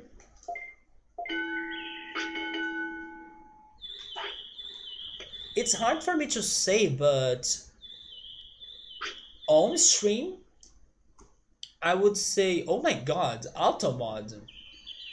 Man, Automod, really? I know why you were doing that, Automod, but that was a bit exaggerated. But okay. No, I have no idea about the Digievolution requirements, and I'm not focusing on that right now. I know that at some point I'll need to have some sort of help, but so far I'm letting it happen. Like, when I get something good, it's awesome, but if I don't get it, then I deal with it. Because I'm focusing on the other things, giving it time for me to get luckier and then learning more about the Digivolutions, plus see if I can get also something out of nowhere. But yes, I don't know the requirements. I know that there are some very specific situations, at least that's what the game has been showing us so far. But I'm also not focusing on that right now. So even if I'm not like going for a certain recipe that would give me Vegemon's Digivolution, for example, that's fine because the day that I'll go after that will happen, and then I'll probably need some sort of help. But then I'll let the chat knows which sort of help or advice I want to get from them. So far, it's not my focus. It's probably the last thing I'm going to be doing on this game. Not to mention that I know that you can also find some Digivolution items, so I'm trying to go after them as well if I see them, and those can be helping me a lot uh, because of not knowing those recipes for the Digivolutions correctly, right? So yeah, but for now it's fine if I'm not going for the right direction or committing mistakes because my objective's another one. Right now I only want to learn more attacks. Saburo can't think on a game at the moment of his favorite game of the year. So out of the games that are on the Game Awards, I would pick Animal Crossing New Horizons. I think it deserves it. Even though I haven't played it myself, but I understand the impact and I love what it has done to the community and to people in general. But out of the ones I played, I would either pick this one or Final Fantasy IX. I haven't played many games, especially on stream this year, but one of those two. And then if I talk about the games I played like outside of the stream, Pokemon Go for sure. Like this was my year of Pokemon Go. I'm actually rushing through the game a lot right now because they are coming up with a new update that if you are able to get to level 40 this year, you get a special badge plus a Gyarados hat. And then they are also releasing new levels for December so people can go above level 40. They are coming up with the uh, Kalos Pokemon as well, the sixth generation of Pokemon. Everything on like December 1st.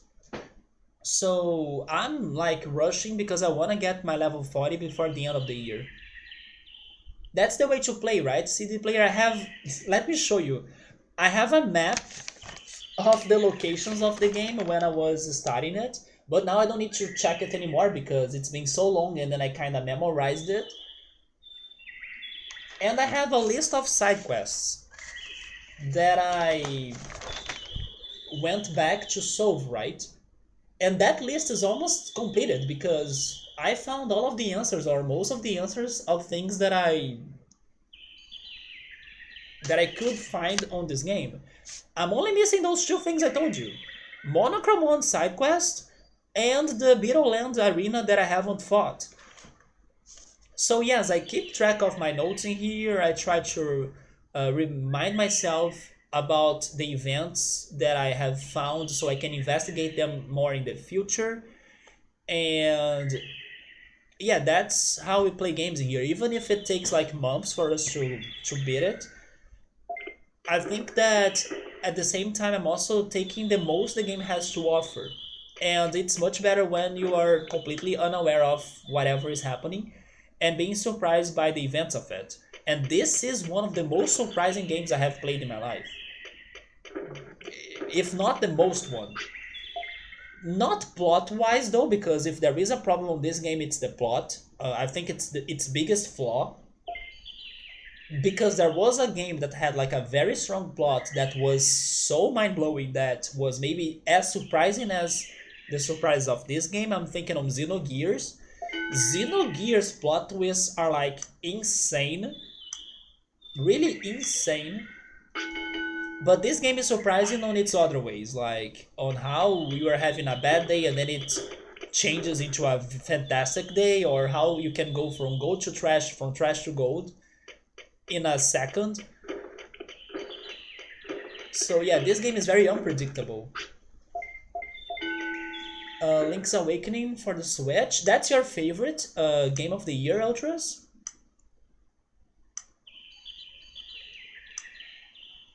Or Ori and the Blind Forest? I remember you enjoying it a lot.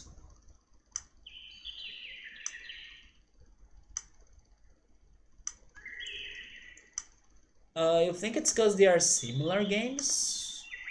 I would never compare them though. You are waiting for... Wait, Technique Mastered? Oh, okay, now I can tell him what to do, right? Yeah.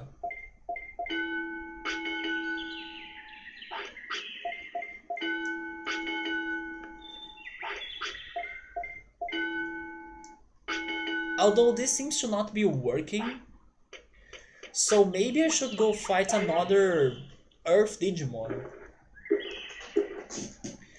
Regarding platformers, the platformer that I want to see returning is Rayman. I love the Rayman games, and sadly, it's been forever since the last Rayman platformer. So I would love a new Rayman game.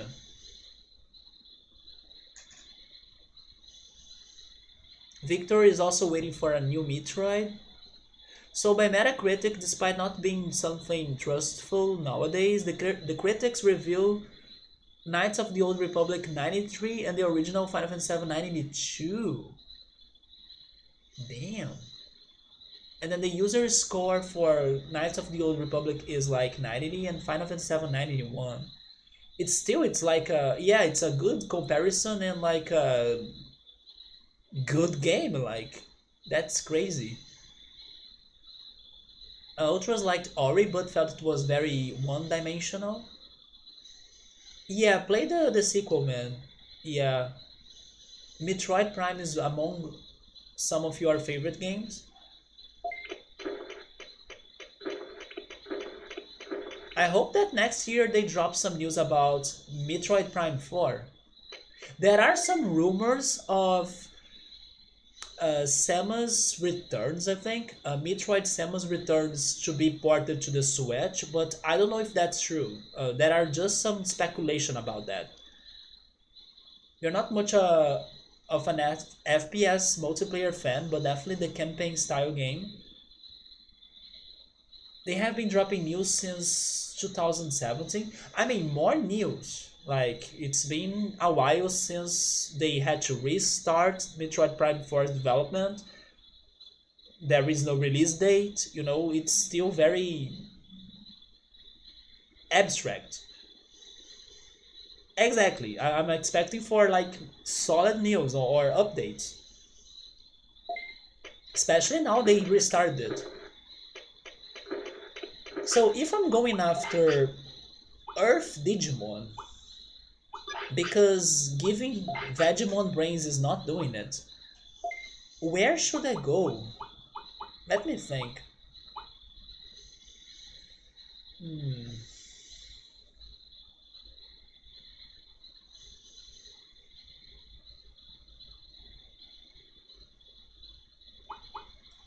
Mass Morph, Poison Claw, Danger Sting, and Green Trap. I think I will go to the Misty Trees. Yeah, they are acknowledging some good quality standards. FPS can be more than just FPS. Bioshock has an amazing story. Yeah, but then even though I had some hopes for playing Bioshock, I could not because of the FPS. I did not like that.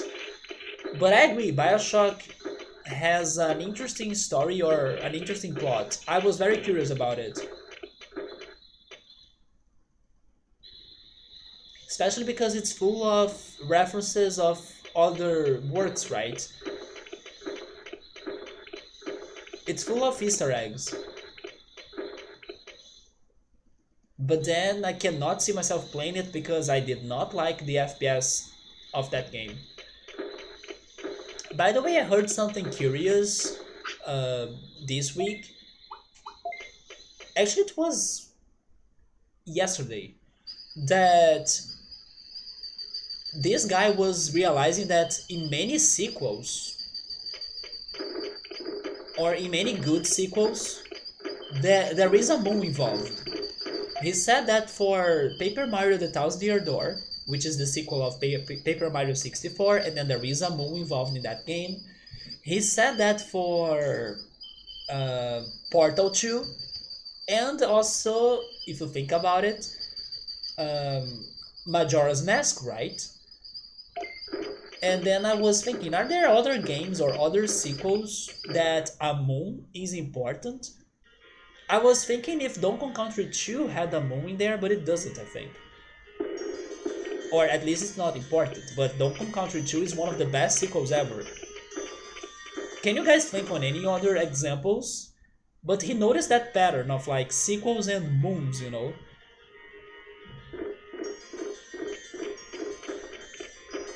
Maybe it's only those three games.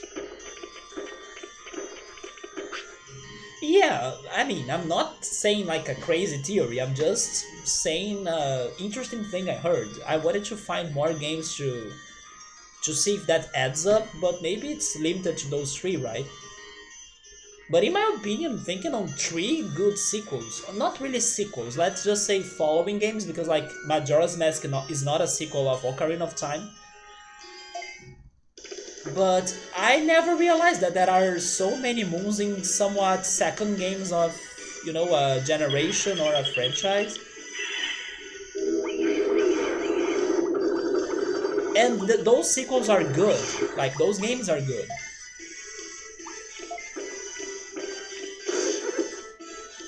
So maybe for you to come up with a good sequel, you gotta have a moon on it? Of course not, but it kept me thinking a little bit. Good call! There is also the moon in Chrono Cross, right? That's true. So does that mean Luigi's Mansion Dark Moon is incredible? Is Dark Moon the first sequel? Like, is it number 2? Because I thought that Dark Moon was maybe number 3, but I'm not sure. The nature sounds and birds got your cat going? No, oh, Tsukaimon is dropping something. I'm not learning a new attack. A meat. A last person hinting at Metroid possibilities on the dev team said it could feature something like time traveling. I'm actually hoping that's real because that can be very interesting. Dragon fruit is good. I still need to try that. I know there is a restaurant in here that they sell dragon fruit cream. I have never tried it.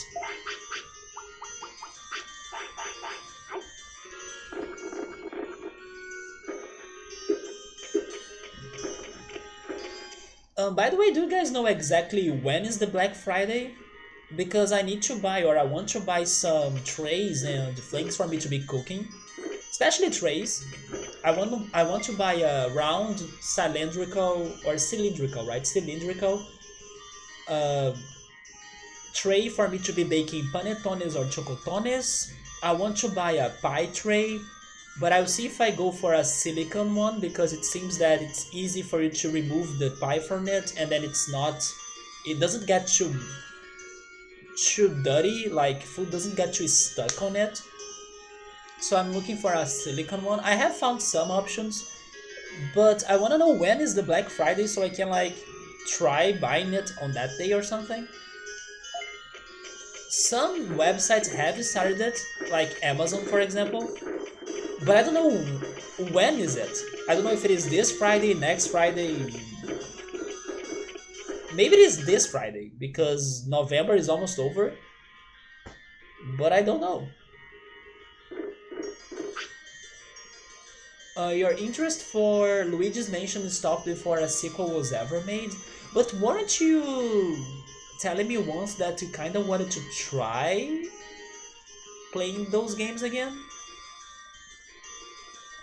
Or maybe you were telling me the opposite. You were telling me that the sequels were not really capturing the nostalgia from the first one, right? The moon is important in Final Fantasy 4 and 8. Yeah, it is important in 8. And then Final Fantasy 8 is the second game for the PlayStation. Or the second Final Fantasy game for the PlayStation. It's not just strong of flavor and very cool to look at, but the silicone is good. Yeah, right. I think I will focus on getting those silicone trays.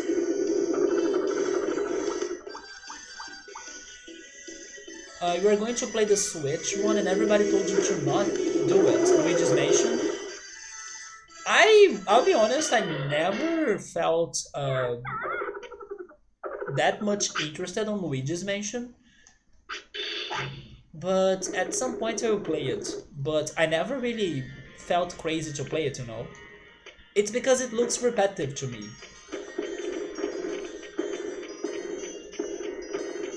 And I even talked to Victor once that I could never understand why people love it so much. And then Victor told me that you gotta play it to know it, or it's about its atmosphere or something. Because the mechanics are very basic in my opinion. Like, you're just vacuuming ghosts, you know, so you keep on doing that forever and then you're done with the game. But it seems it has some sort of magic, at least the first one.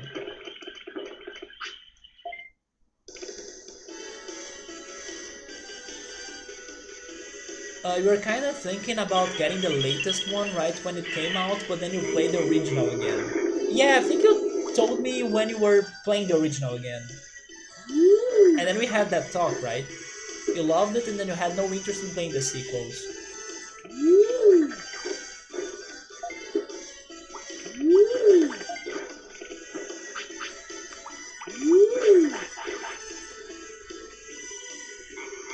Wait, your neighbor across the street got Luigi's Mansion on GameCube launch? That reminds me of people that still play the Animal Crossing for GameCube, even today.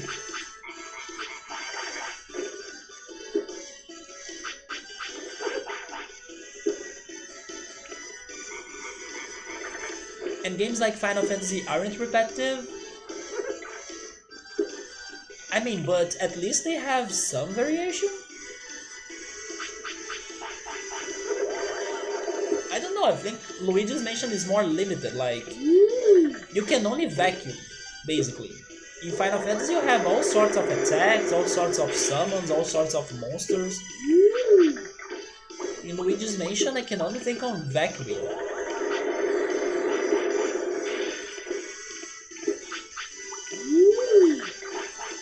But yeah, RPGs can be repetitive. And Gabriel posted the RPG picture on Discord once. I forgot its name though. And that RPG is like an RPG that they break the fourth wall, like the player makes decisions of what's going to happen, and then you can change your character's decisions or something. I was very curious about that game.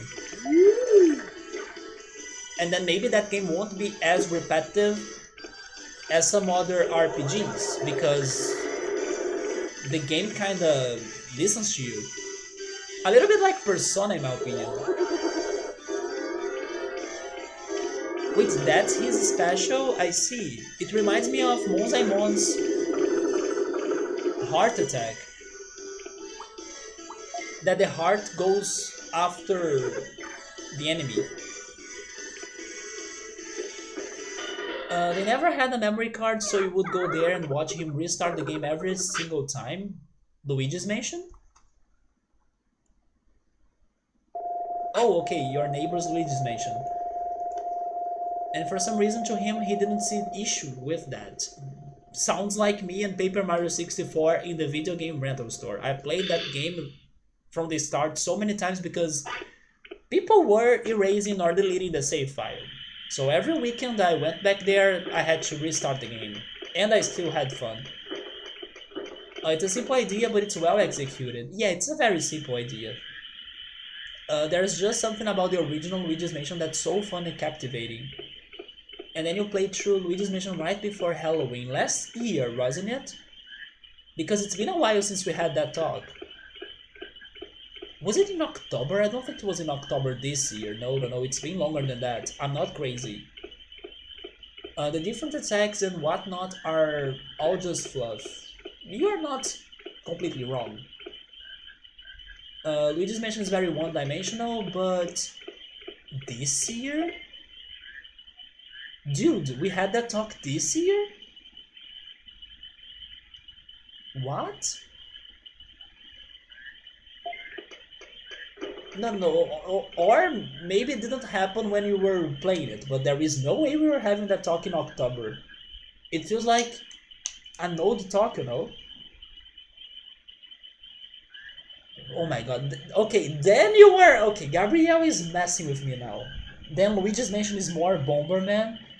Yes, I gotta say that Bomberman is very repetitive. But so is Tetris. So is Tetris. And it's still good, right? That's true. It doesn't need to be diverse on mechanics for it to be good.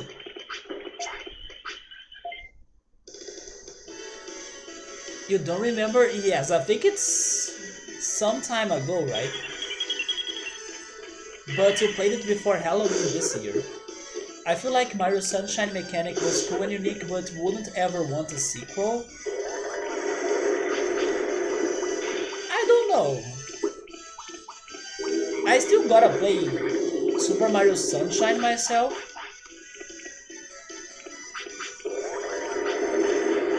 But I don't know what you think about it getting a sequel or not, you know. I hardly think it will get a sequel. But you know what I think about that? I think it's the same situation as like Majora's Mask getting a sequel. It won't. It's one of those experimental decisions. uh, of the game developers that they hardly will come back. It doesn't mean that it didn't work out well, it did, but it can get repetitive or make people tired. But yeah, it's the same situation. Like I cannot imagine Majora's Mask getting a sequel. It was good enough, but annoying in a fun way, but borderline.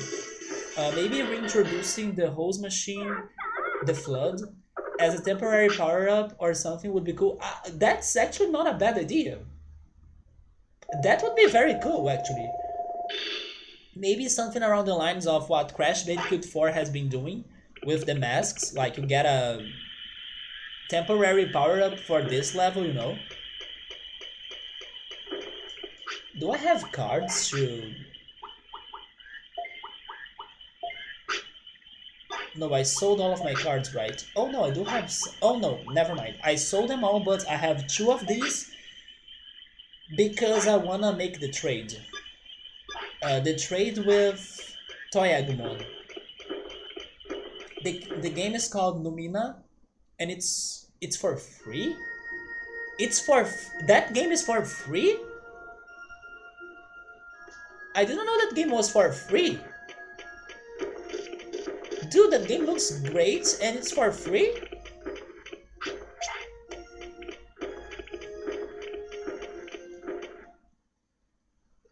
As fun as Super Mario Sunshine is, I don't think there should be another game based on the same idea. Yeah, don't press your luck. You did a good job, don't make a sequel. You don't think that's a good way of thinking? I liked his idea of like making it a power-up or something. Not necessarily a whole game.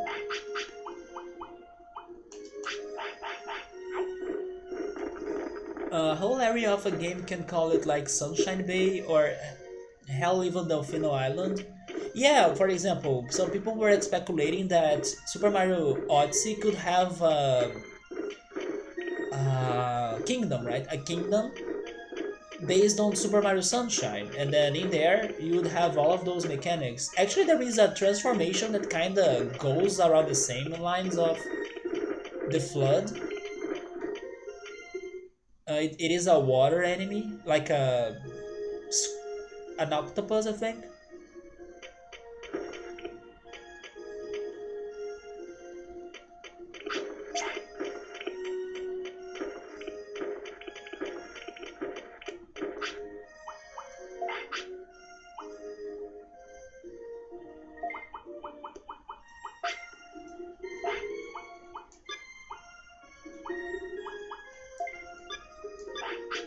So I came here hoping to get more attacks, but where are the enemies with those attacks, right?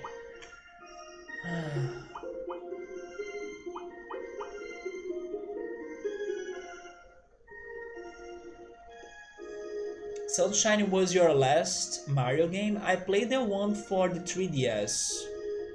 I played Super Mario 3D Land, and I played New Super Mario Brothers 2, I think, for the 3DS. And I believe those were the last Mario games I have played. The problem is that the trash pile is way bigger than that on Steam. The, the trash pile, I mean the bad games, right? But it has some great games, a lot of them for free, as it's a place for indie devs to post their work and any kind of work. It's been downhill since Sunshine. Victor, are you going against the Galaxy fans? Or the Odyssey fans as well?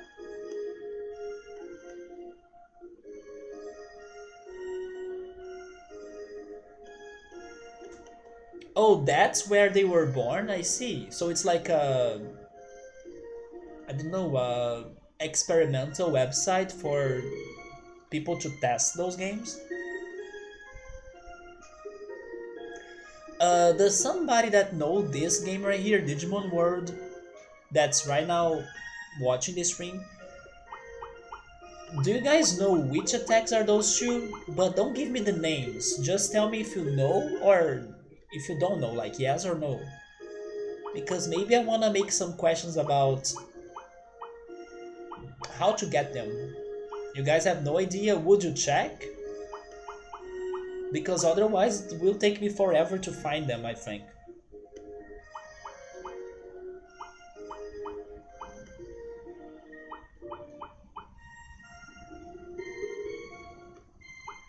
Well, but in the meantime, I will also brainstorm. So I was thinking about fighting Shelmoni here.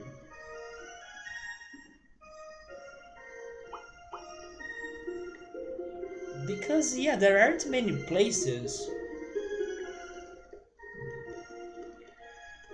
I don't have any line completed.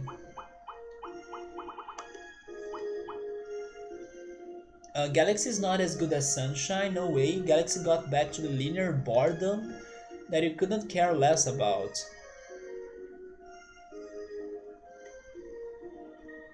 Yeah, because Galaxy kinda. I don't know. Yes, I get what you're saying. Because of the idea of the planets and everything, Galaxy simplified the words, right? Yeah. And then Odyssey brought it back, I would say. Yeah, I understand what you're saying. The words are limited, they're shorter, they're smaller, and then you don't have a lot to be doing. It's more straightforward. I appreciate the graphics, the music, and the new mechanics of the gravity and everything. But regarding the vast levels and a big world to explore, instead of exploring a big area but bits by bits, as you keep on traveling on those stars or star comets, I don't know how they're called, star shooters, from little asteroids and things like that. It kind of it's not the same idea as having a whole big huge level. Even though there are some somewhat medium-sized galaxies, it's not the same idea. Yeah, I get it. Yeah,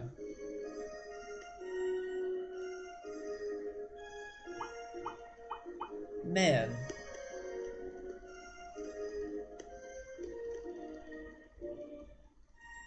The thing is that the areas of this game that are like the last ones for you to check, like Factorial City, they will not have a nerf attack, so it's so hard for me to. Wait! I have an idea! I just thought on a place. So, first I will check. I will check Shalmoni here because that's the reason why I came here. If he doesn't have anything to offer, I have another place to go that may have, hopefully, a somewhat earth attack for me to learn. I got another idea. Oh, Subaru was able to check those attacks. So can you think on Digimon that could have them? Don't let me know who, of course, but like, do you know Digimon that have them? Is it possible for me to fight someone to get them? Does it hit your mind? Oh, it does? Okay, save that because I have those two ideas to test. If I don't get anything out of that, I will maybe make more questions to you. But I will ask you this. Do you think that those Digimon that have those attacks are easy ones or hard ones? Like, easy or hard for you to think on them, maybe? Or to find them? And you would probably place Odyssey around the Galaxy game regarding how much you like it. It's fun, but doesn't quite have the same magic of it is obvious in your opinion, huh? So it's simple then. It's fun, but doesn't quite have the magic of 64 and Sunshine. They filled it with too many small tasks. I also get what you're saying. The value of what you kinda collect diminishes if there is 1,000 of it rather than just 120. What are the moves names? I still don't wanna know them.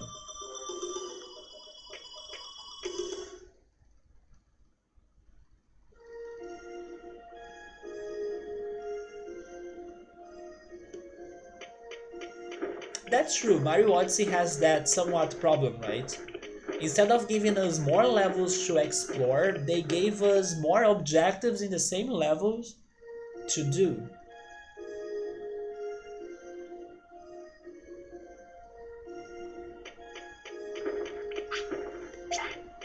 Maybe Shelmon is in here now.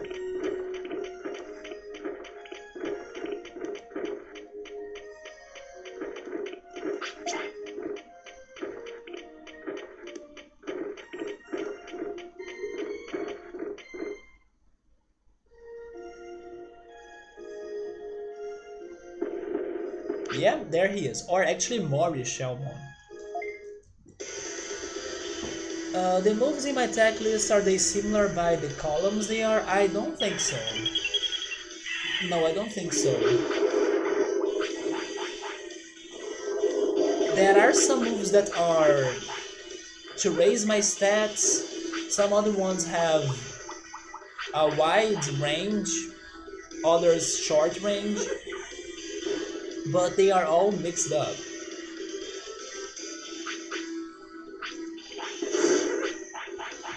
So he's using water attacks.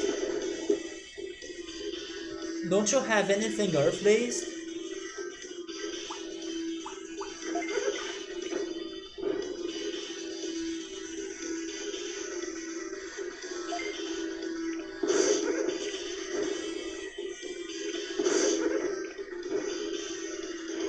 Hello Corsario, welcome. It's been a long time since you have seen this game. Well, this is everybody's favorite Digimon game, it seems. And I wonder, has it traumatized your childhood, or could you beat it? Could you play it well without struggling too much? Because this game is hard. But how are you? Like the fireball on column 1 is also on the same column as water blade? No, it's not like that. Because the ranges of those attacks, they kind of get mixed. I will check it again just to confirm, but I don't think they follow a logic on their columns. I wish though, but I don't think that's the case.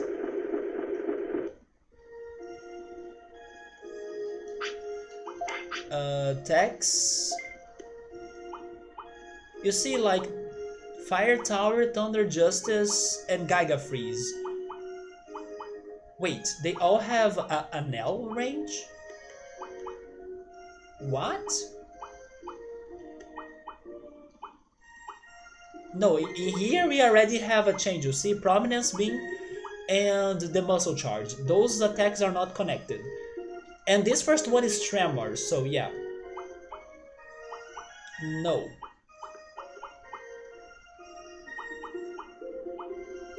Yeah, it's kinda random, you see? Yeah, it kinda worked for this first one, although Tremor doesn't match them all. But in here, for example, it's starting to mix them up. Yeah, I agree, it was a nice try to check. So now that I saw that Shelmon doesn't have it, I will go to the other place that I hope that I can find a Digimon that uses Earth attacks. I think that Digimon will use Mech attacks, but hopefully he also has Earth attacks too.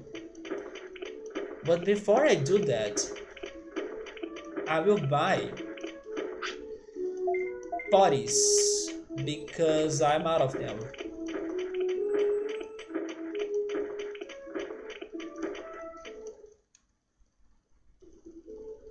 Oh, by the way, Victor, have you been eating a lot of vanilla ice cream? This week, I finally decided to watch some recipes, although I only checked like 2, so I need to learn more about how to make ice cream myself. Because I really wanted to eat a cold and a lime dessert this week. And then in the end, I ended up going for lime pie because I learned how to do that some months ago. But I checked some recipes for lime ice cream, and the reason why I did not do that was because I didn't have eggs at home, and then I bought the eggs yesterday. So in the soon future, I'm really hoping for trying to make ice cream, lime ice cream.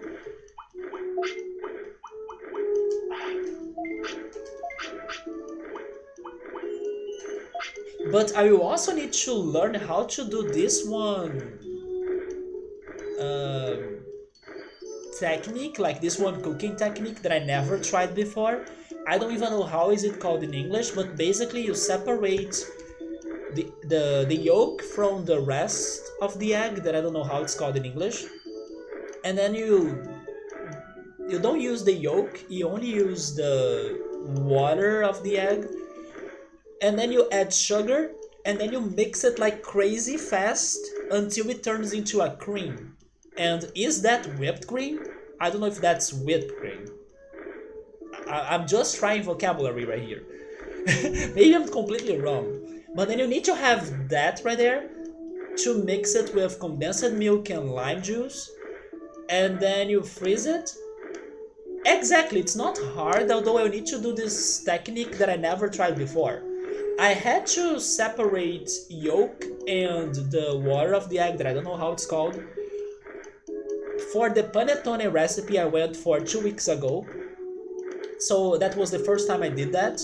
Now I need to do it again if I want to do ice cream, but it's easy, or it's not too crazily complicated. Although I never tried to really mix the water of the egg that fast, so it could turn into a cream, and then I need to use that cream with the other ingredients to have the ice cream uh, liquid or cream, so it can be frozen and then turn into ice cream, right?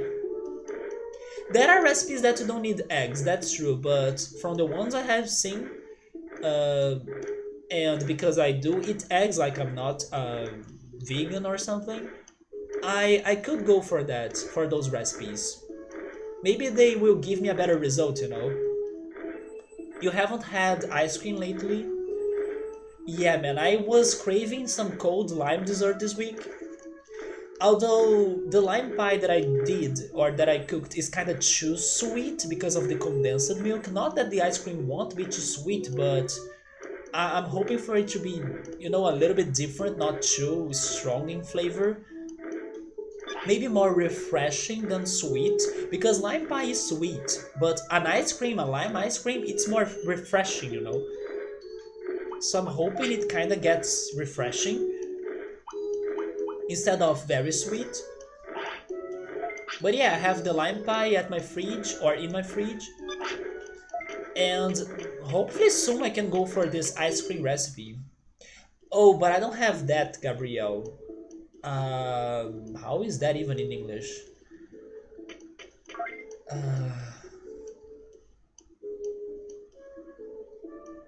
I don't know how is that in English. I probably have heard the word before, but I have no idea. I'm not going even to try. But it's basically the substance that mixes up uh, an oil and like water. It's basically a substance that has. If you have a mixture of two liquids with different densities and properties, and they don't mix, that substance will allow you to mix them both. It's emulsificante in Portuguese. Maybe it is something like that in English. I don't know, but it's a substance that allows liquids to mix, uh, like oil and water, for example. Yeso dancing condensed milk. I bought another one this week because I used the one I had on panettone. Actually, not on panettone. I used the one on panettone too, haven't I? No, I haven't. I used it on the lime pie. We hardly ever use eggs to make ice cream there, but you use that? I don't even know where to buy that. The the substance that mixes up liquids. I could buy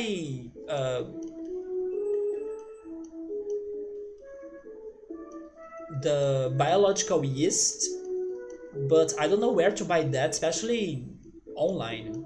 Maybe if I go to the supermarket, I can find it.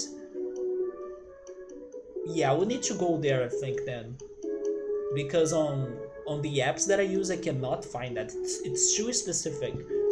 But I will try using the eggs. Like, I don't have a problem on having eggs on the recipe. It is more fatty, maybe, but I don't think it's too bad.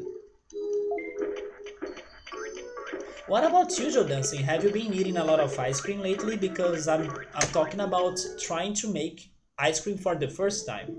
And I have heard it is simple, but sadly on Thursday when I was craving a lime or a cold lime dessert, I did not have eggs at home, so I had to go for the lime pie. Oh no, you have internet issues? Alright, Joe Dancing, that's okay. We talk again next time or later, but hopefully it can get better in there.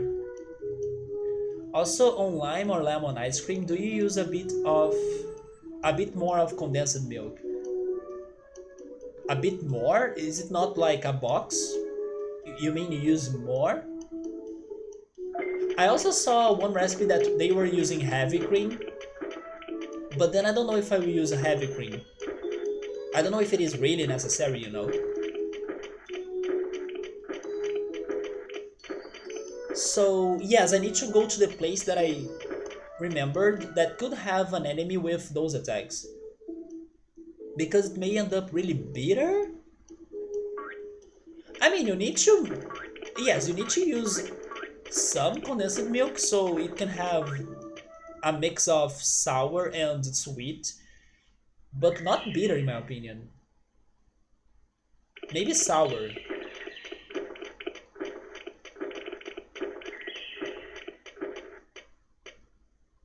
Yes, sour, right?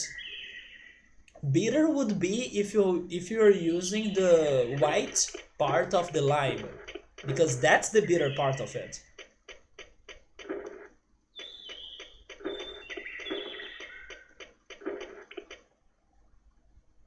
But the thing is that I kinda don't want the ice cream to be so sweet as the lime pie is. And for the lime pie recipe, they use a whole condensed milk box. And the recipe I saw for the ice cream also uses a whole box of condensed milk. So I'm a bit worried of making it too sweet as well, you know. But then I don't know how the egg cream will balance the sweetness of the condensed milk. So maybe it does break that sweetness and then it doesn't feel too sweet. But in the lime pie, it gets very sweet. When we make lemon or lime ice cream, here we usually also make some other like chocolate. And then I imagine you eat them all together, right? Oh, really? One move only kill Vegemon? No, I'm planning to only have or only make the lime one.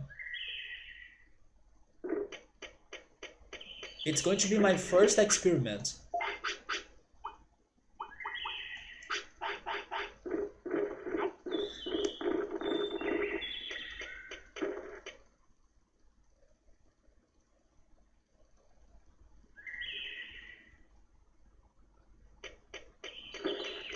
So how do I do this again?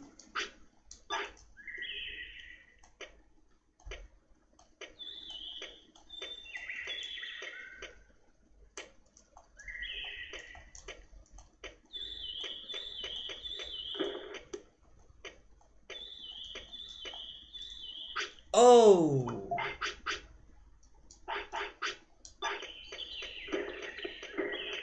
I forgot to get the flute.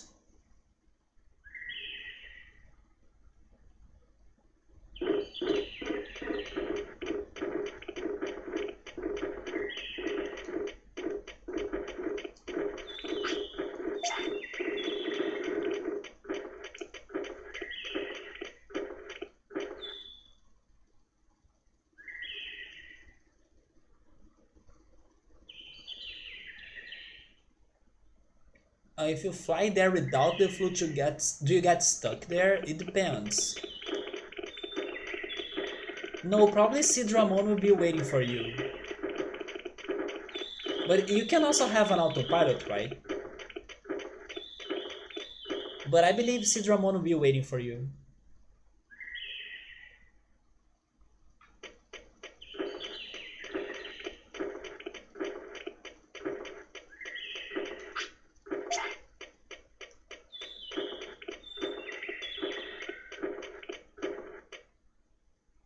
Is there orange ice cream? I still need to try the orange pie, right? I said that I would adapt the recipe into an orange pie. But now I'm wondering, is there orange ice cream? I have never heard of that. But it may be good, right? I should try that.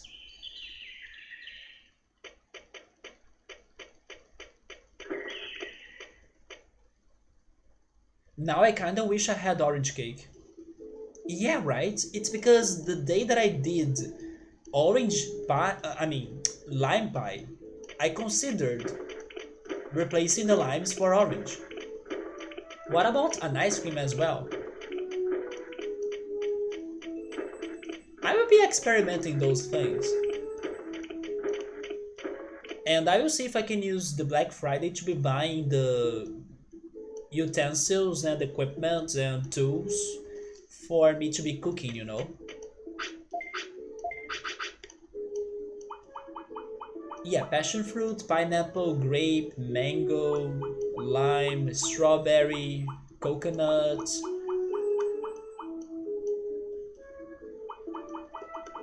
Uh,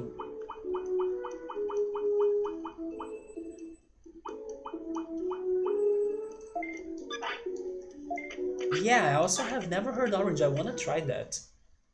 It may be good. Why not? Also tangerine, right? Tangerine ice cream.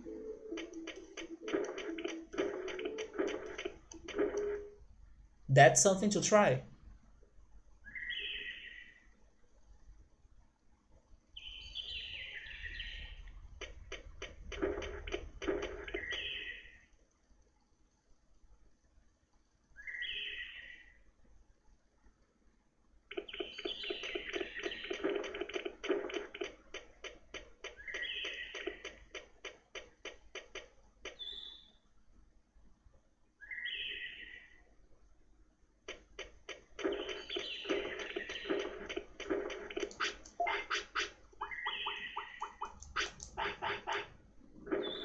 Wait, do I have a restore?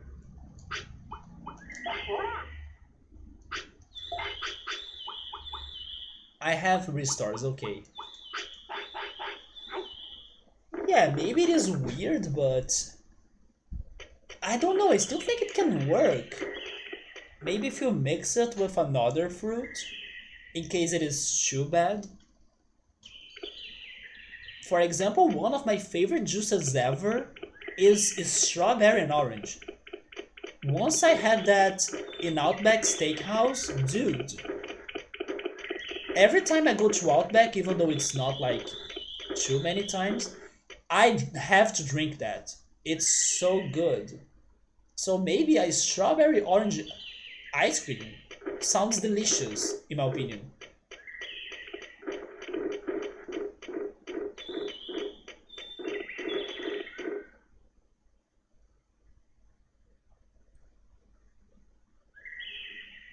Oh yes, the other thing I bought was powdered milk because out of the two recipes for panettone I have watched, one of them used powdered milk but I didn't have it.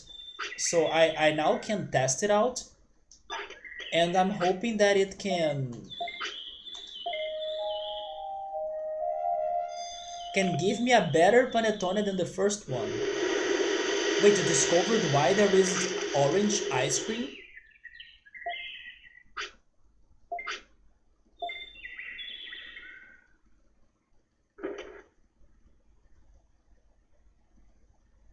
So this is the place that I was thinking that maybe those Tentomon could have a nerf attack.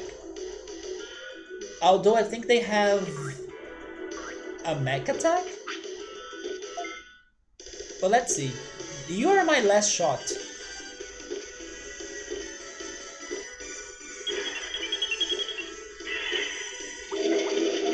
Well, that looks like a grass attack, although I have it already.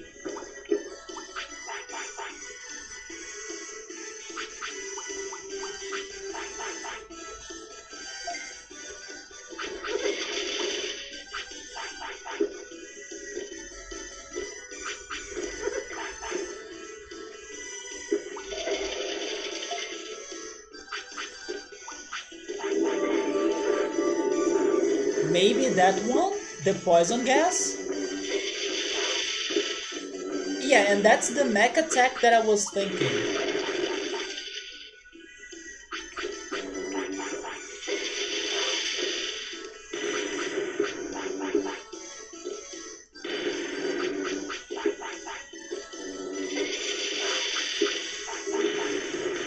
That's almost killing me actually.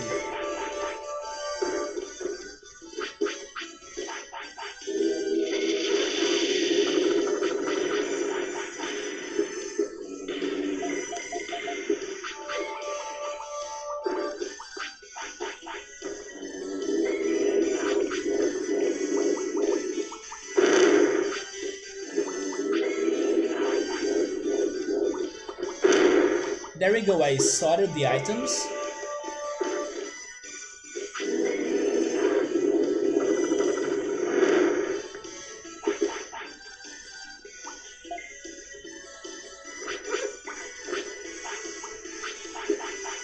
Because orange, it's a special case, it ends up becoming really sour, which is not the problem for lime or lemon, which is expected to be sour.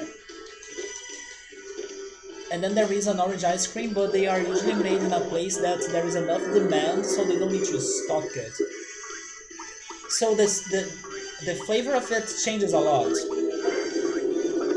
But I think that if you mix it with condensed milk, it's going to have the same, I don't know, effect of lime. I don't know if it will get that sour.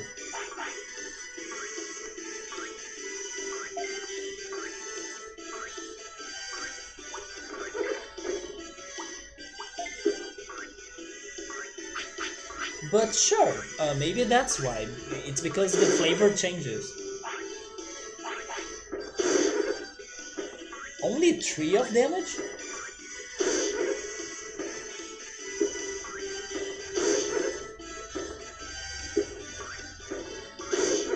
So there were only 2 attacks that maybe I can be learning. The crazy poison gas or the mech looking insects that explode, right? Although that sounds more like a mech attack to me. But hopefully I can learn the poison gas. Because that's not one of the attacks that I already have, right? I only have poison claw. I don't have the poison gas.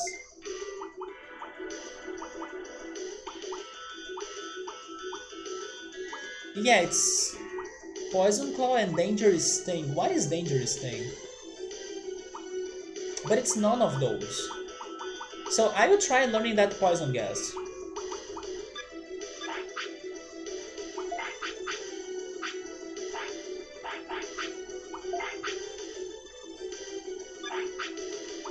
But that's a very rough fight, so it's risky. Due how abundant orange fruit and juice is, the difference in flavor is really apparent. I see, I see. People will be comparing, right? But maybe if you eat it fresh, like if you don't wait for many days until it goes bad, it can be good. I'm totally going to try that. But now I wish I had a fresh orange cake.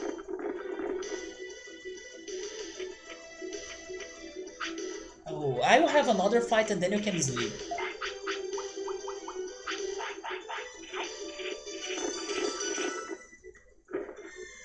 Maybe Dokunemon can have another attack too, but I'll fight Tentomon again.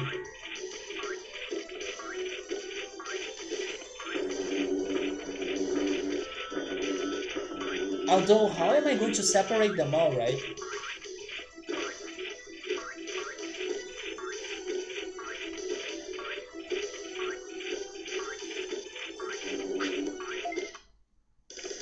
Okay, I take those two. I see, so there is technology to... Yeah, there are orange extracts. I have seen that before. Maybe if you use an orange extract instead of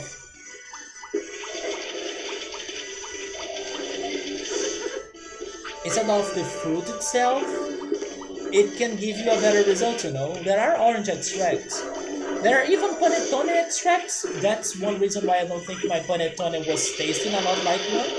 Because I used vanilla instead of panettone extract. Okay, so I was able to make them poisoned. That was my objective. But everybody's poisoned actually. Let me use a various.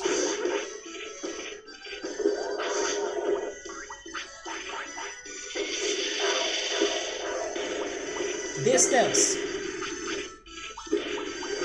I'm dead. Restore. Super, small recovery. And distance. Actually, never mind. Maybe what I need is defensive.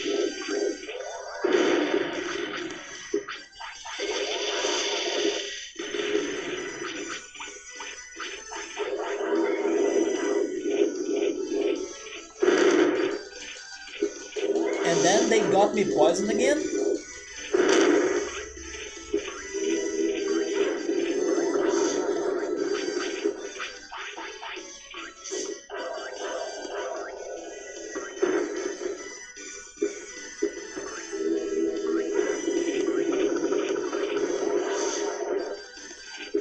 Bodied by two rookies at very good levels, right?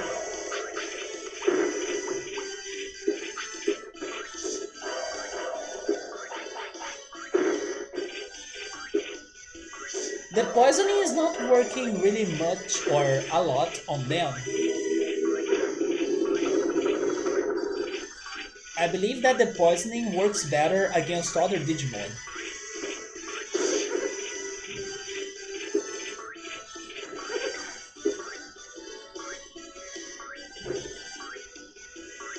But I hope I can finally learn that purple flare poisonous attack.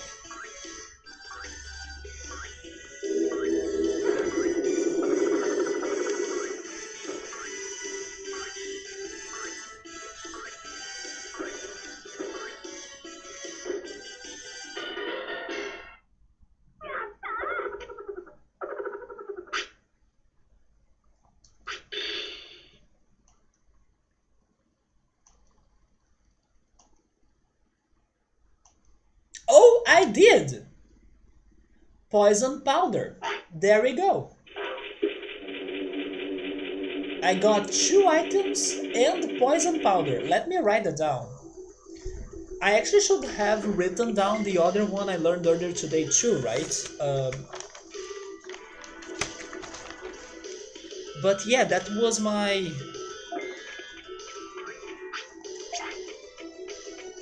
Wait, where is the other disc?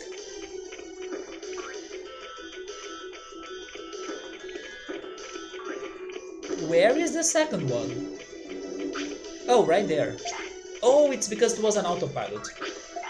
Okay, so... Give me a second in here. I learned poison powder, which is the first one.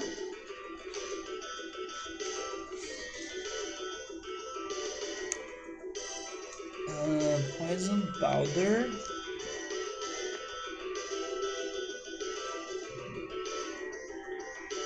And then the other one I learned was Mass Morph, I think it was that one. Mass Morph, Widmon. Okay, now I'm only missing one more attack, and then I have no idea where is this last one. Huh.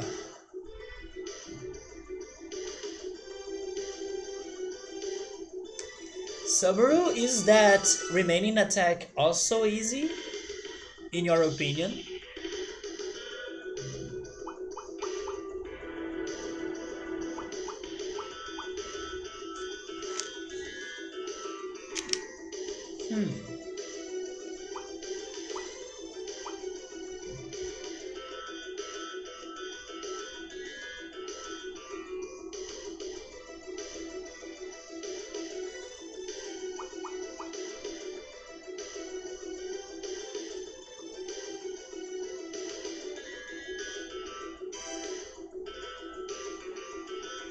Unless it's that bug attack, like the exploding one. Somebody's saying it's so none of them is extremely easy to learn, but it's easy to find. Easy to find?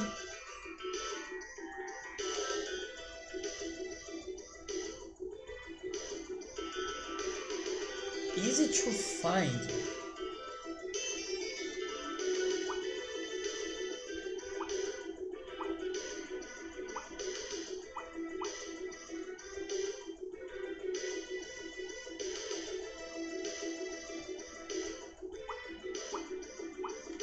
Here's my question. Does it follow the same idea of the other ones? Like, is it poisonous or, I don't know, nature related like that? Does it follow like the same idea of these other ones? Because if it does, then it's not the mech looking exploding insects that Tentomon is attacking against us or using against us. It gotta be something else.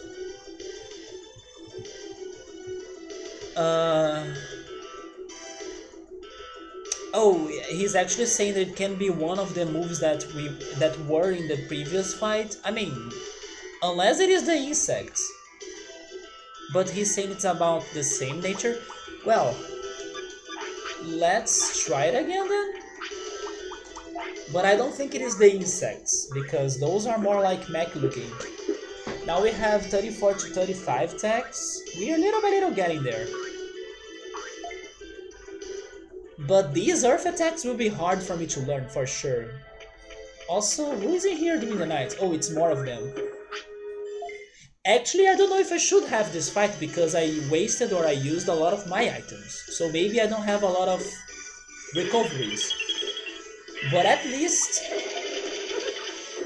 I slept. I do have some still, but only 3 floppies.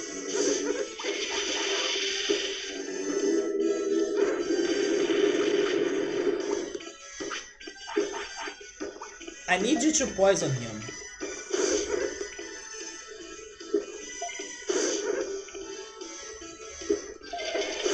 There we go. Now go for Water Blade.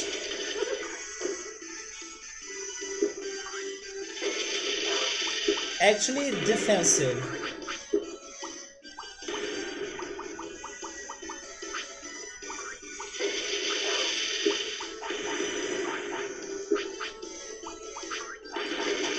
I'm dead again.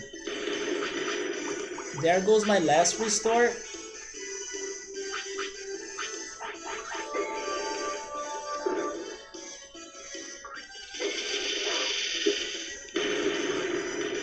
No, I need to kill him.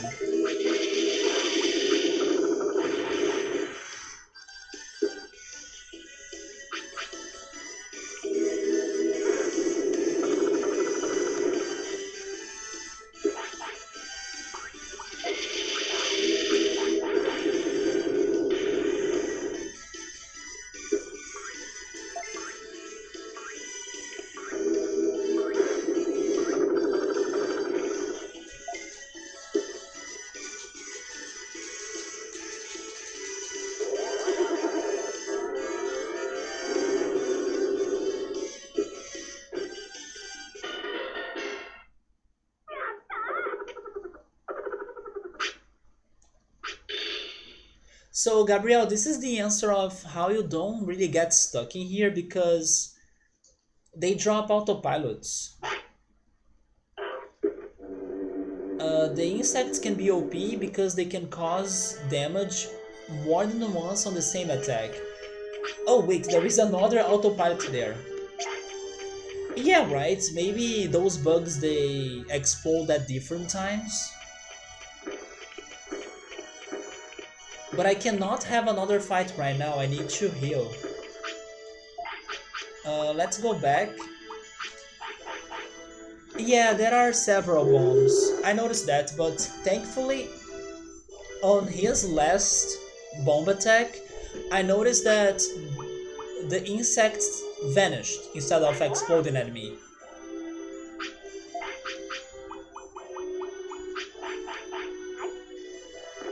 But I still don't think it's that attack that I need to learn, like... It looks more like a mech attack. But it's the only attack left of Tentomon at least.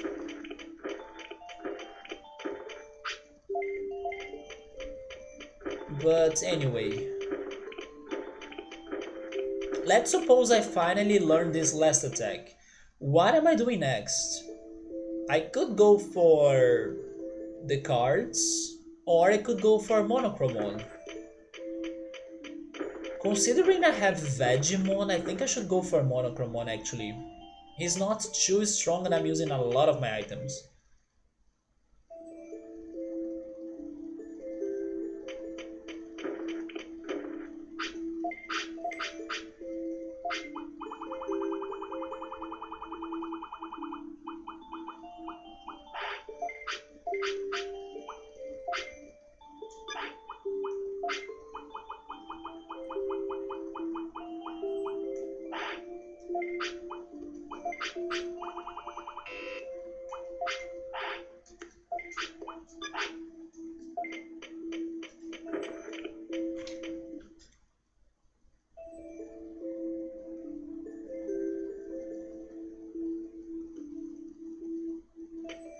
I think I'll go for Monochromon after this. I have been postponing that for a long time as well, right? And honestly, I can't wait to see what's going to happen after he joins Fire City.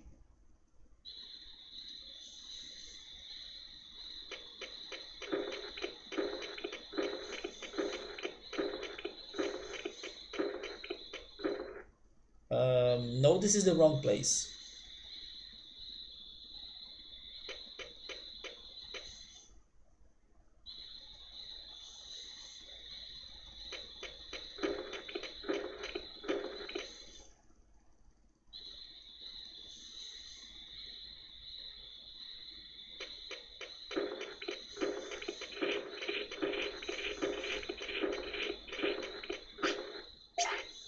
This is like the third time I find those three mushrooms in here.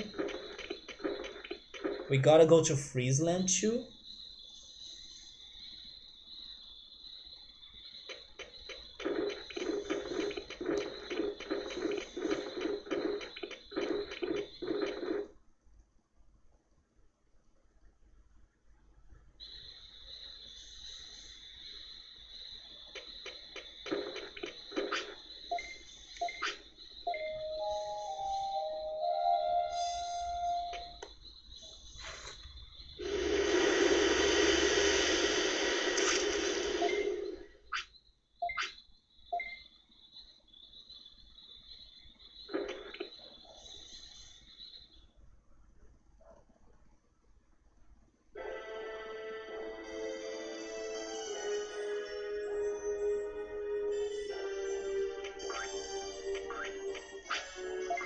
Stop them? Stop? Stop me?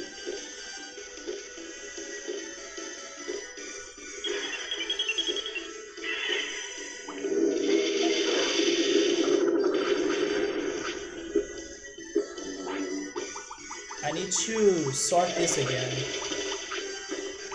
Battle... Yeah, there we go. Wait. Wait, what? Oh, there we go. Welcome back, Victor. What's happening? I'm almost dead. And by the way, I forgot to get a restore, right? So if I die, I'm actually dead. I should have gotten another restore.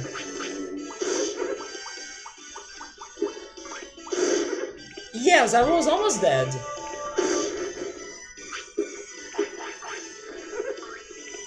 I'm risking this too much.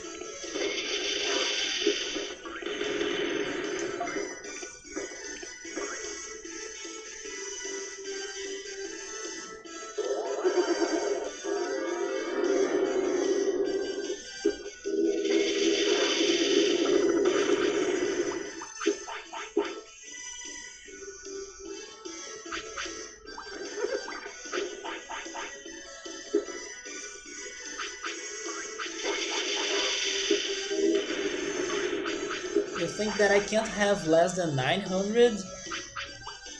I mean, his attack of the bugs, it takes like 700?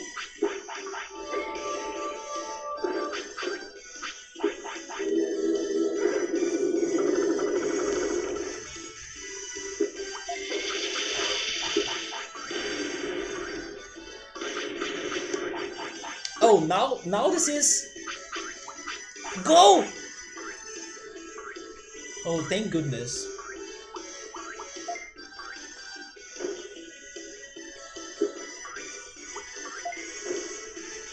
What did you guys get for dinner? Because I'm getting hungry. And the reason why is because I ate pasta or spaghetti for lunch, so it happens every time.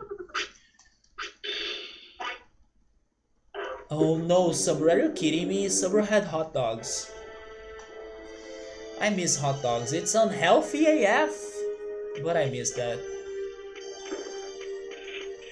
I'll be eating sandwiches. I bought white bread, ham, cheese, oregano, and ketchup. I think I will actually toast them, so I think I'll go for that.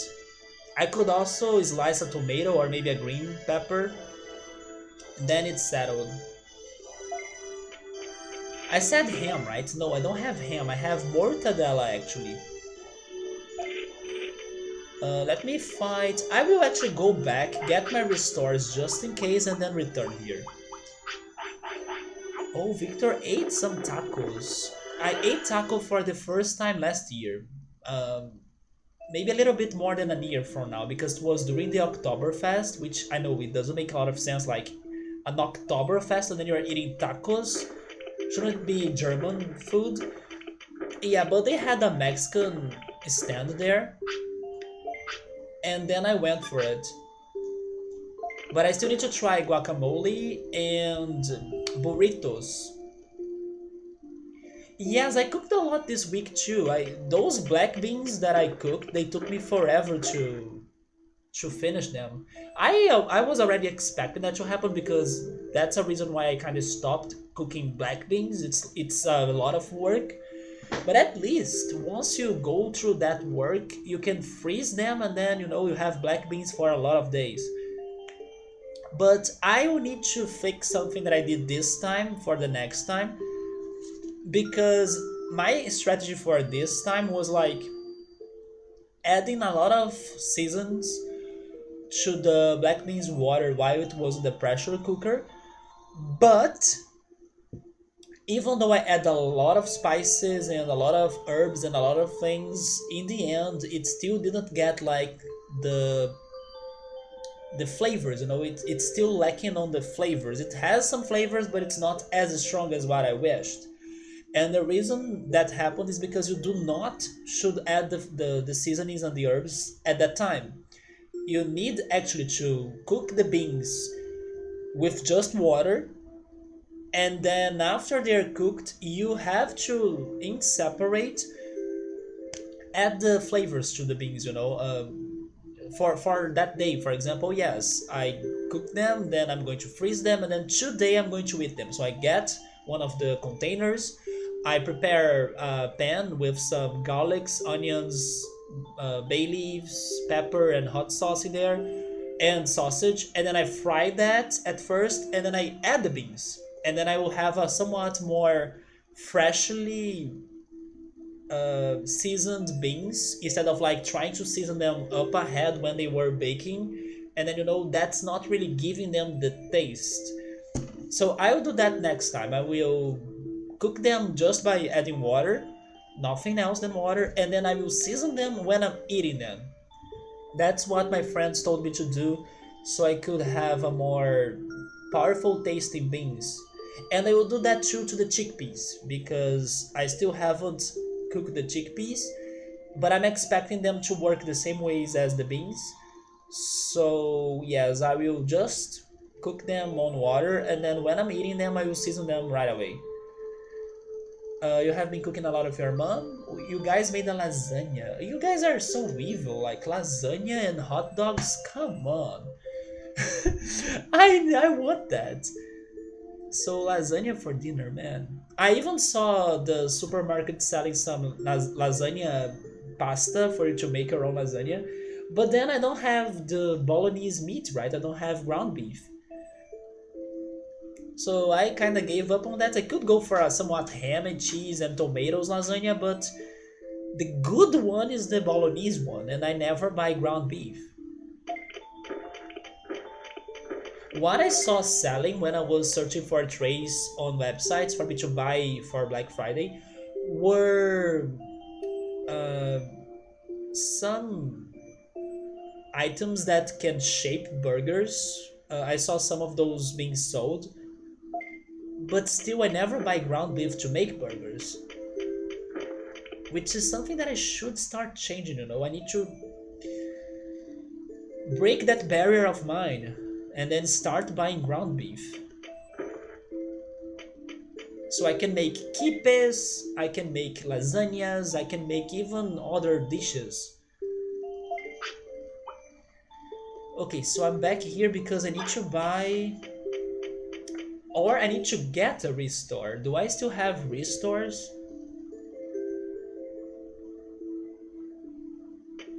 I need to beef up. Yeah, it's because ground beef to me needs to be very specifically cooked, I don't like the taste of it that much. But when it's on a bolognese recipe, I like it, and when it's on a kipe recipe, I like it. But if it is just the ground beef, I'm not a fan. For example, you can also have something we call in here as ground beef hot dogs. I'm not a fan of that because it's the taste of ground beef too strongly, and I'm not a fan. All right, Victor, take care, man. Have a good night. I hope to see you then tomorrow, and get a good rest, man. I see you. I came here to get restores. There they are. I have only two left, but I have at least one more black trout, right?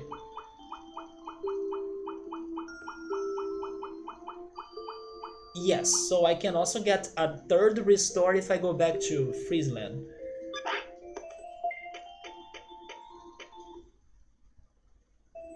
But sure, little by little I will be changing my grocery shopping. Like, even though it's a lot of work for me to make beans, I will. It's not going to be that much work anymore if I just cook them without any of the herbs, right? Or the seasonings. But I'll keep on buying beans and keep on eating beans for now on.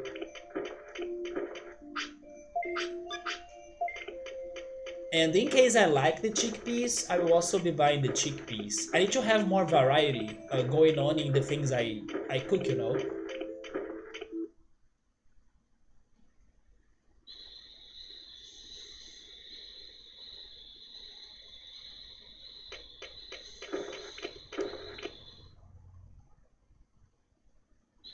But cooking takes a lot of time. Thank goodness I like to cook, but it does take a lot of time for certain dishes.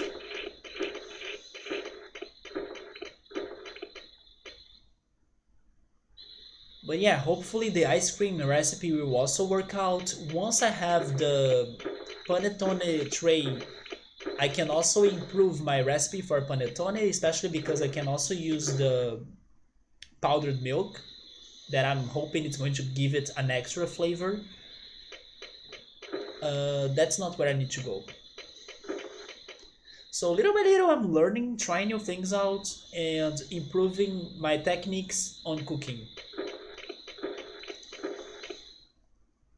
But then lasagna, I wish I had that, but I don't know if it's the right time for me to go for that. I also would love to learn how to make the fresh pasta, but maybe first I should practice on baking bread before jumping into fresh pasta, you know?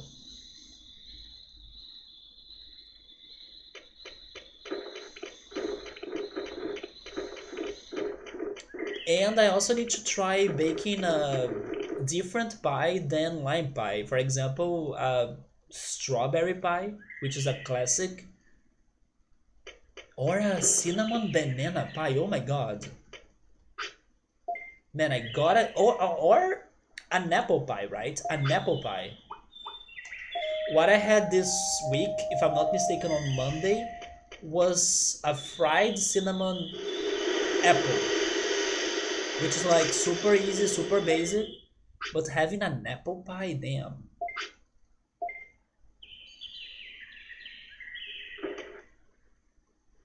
And it can't be that hard.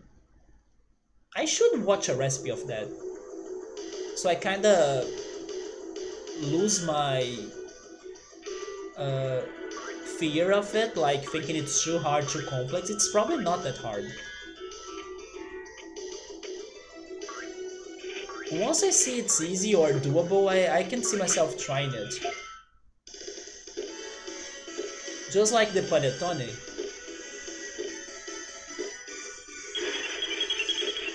Let's go for Poison Claw.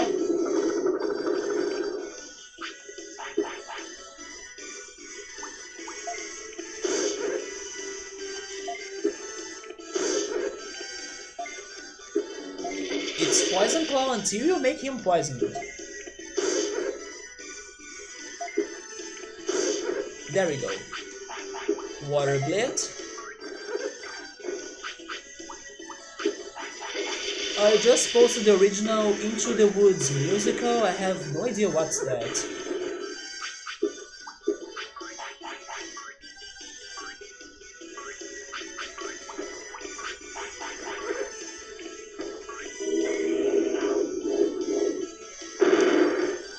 And now I'm poisoned as well.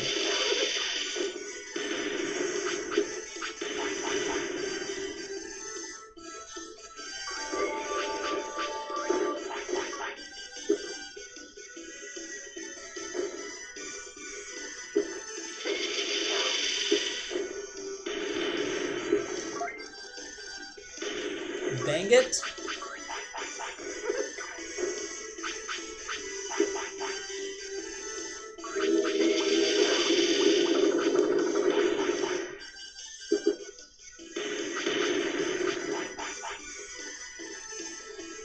It's a mix of several fairy tales converging into a story. It sounds like Shrek. Not gonna lie, it sounds like Shrek in a nutshell.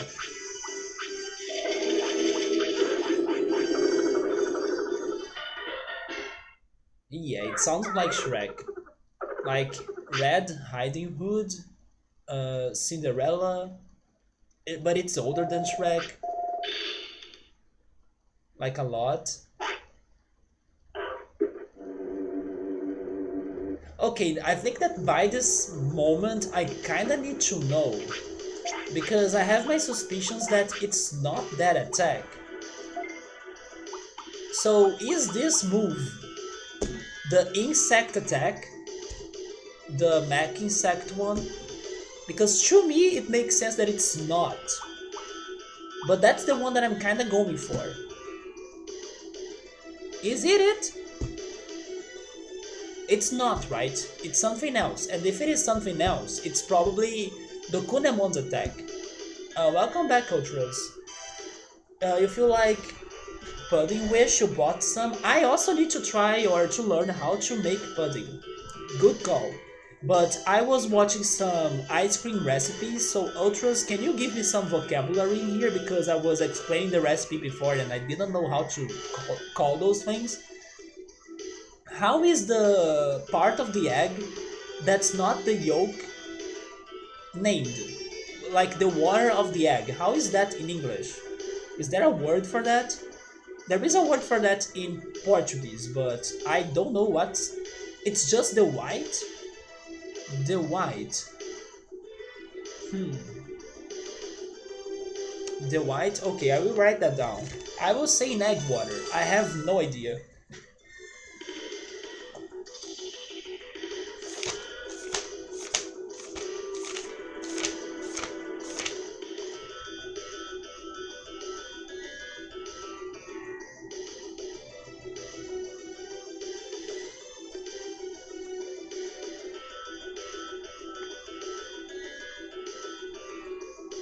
So ultras, you get the egg white and then you mix them like crazy with sugar until they turn into a cream. How is that cream called? Is it the famous whipped cream? Because I know whipped cream is something in English, but I'm not sure if it's that. I know it's not chantilly, but is it whipped cream? Like the crazy mix of sugar and the egg white? Or is it a different name?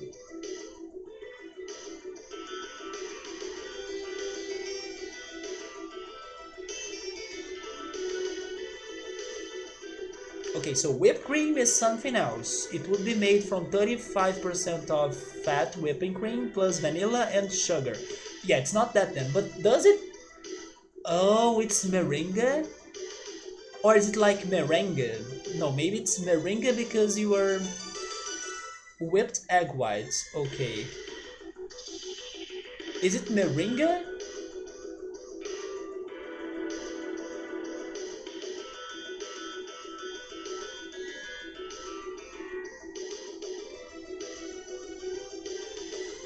Meringue? Oh, meringue? Okay, meringue. It sounds closer to Portuguese. Merengue. Yeah, meringue.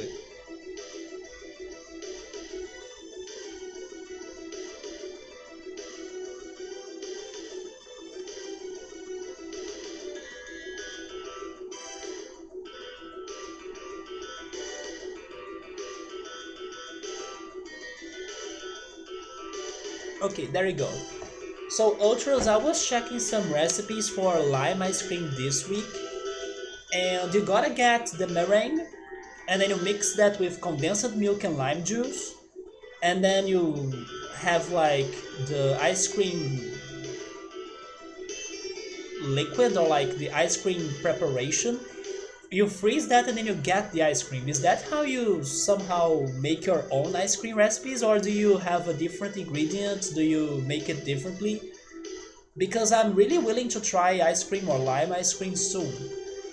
I was thinking about doing it on Thursday, but I didn't have eggs. So I bought the eggs on Friday and I ended up going for lime pie on Thursday. You can do like soft whipped meringue. Wait, meringue. Uh, I need to teach myself that word. Soft whipped meringue or stiff like it holds its shape. Oh, that's the famous test that some chefs are tested. That they need to turn the bowl like upside down to see if it falls right. I have seen that before happening. And then if it's stuck on the bowl, it means it's a good one, right? I have seen that in some shows before. I will need to try that because it's going to be my first time making meringue. But I will if I can get a delicious lime ice cream. Sort battle. There we go.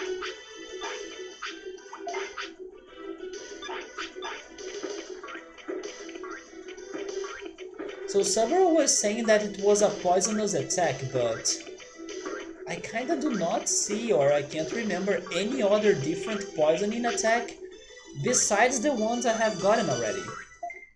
So Ultra's ice cream recipe, he goes for 4 egg yolks. You go for the yolks?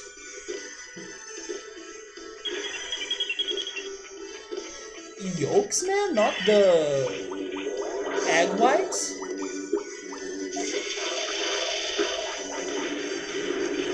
And then whipping cream, vanilla, and sugar.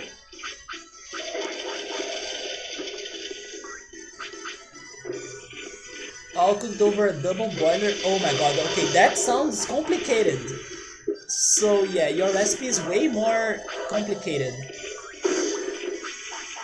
Then you add whatever flavors to it, and then you stick that liquid into the ice. And you have an ice cream maker? Okay, I'm out.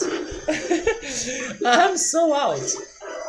Yes, I will go for the simple recipe of like meringue and condensed milk and the lime juice. That's it. I don't have an ice cream maker. I don't have a double boiling mechanic.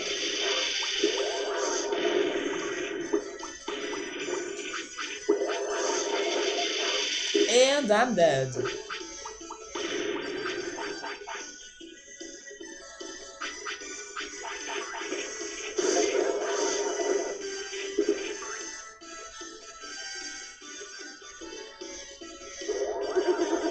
That ice cream base can have literally anything added to it.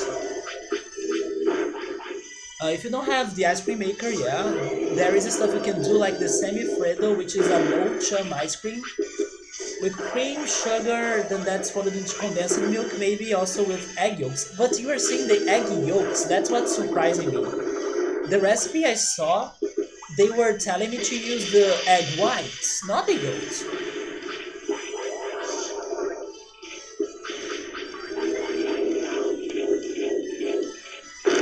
Yeah, there are easy recipes for anything. There is a great one on YouTube. You can send that to me, sure. For chocolate, I mean, I wouldn't go for the chocolate unless I can use a chocolate mix. Because I normally don't buy chocolate bars, you know. Which is something that I could change at some point too, but I normally don't buy those. But if I can use a chocolate mix, then I have that. Yeah, I will try the lime recipe first. Yolks are what have fat, rich flavor that also thickens and adds textures to the ice cream base. The egg whites are typically flavorless protein but has structural properties. But then, if you use the but that's the thing then. You're using the yolks because you're also using whipped cream, right? In my recipe, I'm not using whipped cream at all. So in that case, for me to add the creamy texture to the ice cream, I'm using the egg whites. So it's like the replacement of the whipped cream. But then, can I use both, like the whipped cream and then, I mean, not the whipped cream, but the meringue and then the egg yolks? That would be the best actually, because then I wouldn't be wasting egg yolks. Because what the heck am I going to do with egg yolks? I will fry them and eat them, so I don't trash them. Unless I cook the panetones with the ice cream, because I need to use the yolks for the panetones recipe. So I will have something to use the yolks and something to use the egg white. But then that's too crazy and too much cooking for me.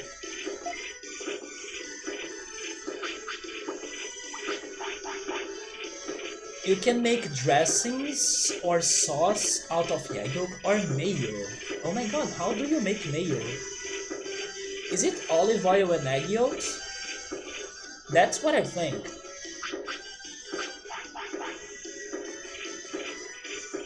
I could try making mayo, right? Why not? Let's go crazy.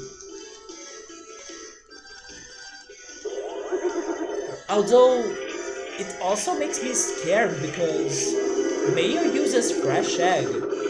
What if the egg that I'm using is not as fresh as it should? It can be dangerous.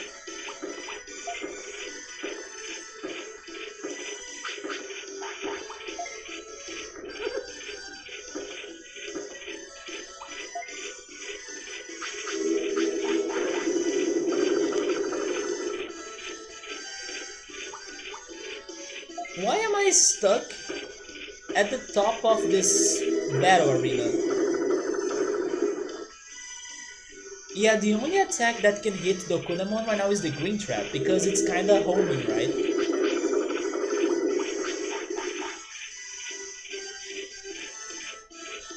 So you put the egg yolks in a bowl and then preferably cold out of the fridge bowl.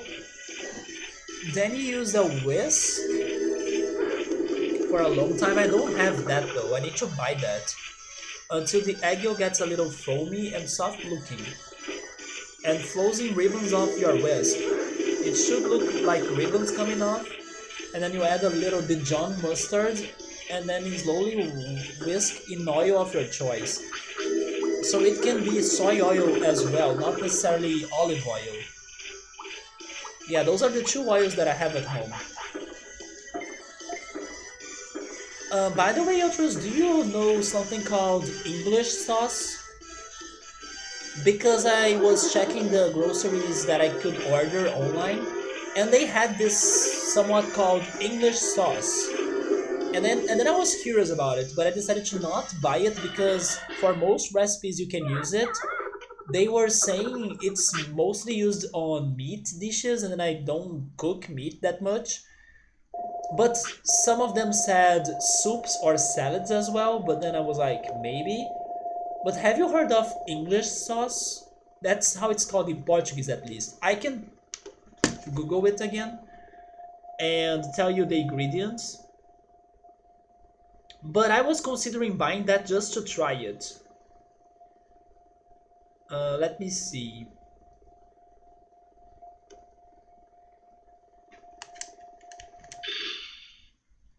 It's also called or known as the Worcestershire sauce. Maybe you have heard it like that. Worcestershire sauce. So it's like water, vinegar, sugar, salt, uh, meat extract, garlic, and then it can have some nuts, paprika, ginger, clove, basil, and pepper, and then that's the mix of this sauce, right? Worcestershire sauce. You think that I would probably think it's disgusting, so thank goodness I did not buy it then. Yeah, it's a dark black. Yeah, it's exactly what you're saying. I was curious about it. English, yeah, that word right there sounds a lot like the word English in Portuguese. English, English, yeah, or Worcestershire sauce. Fermented anchovies. Oh, you are right. There is something like that somewhere as well. Okay, as you are saying that I will probably think it's disgusting, I will skip it.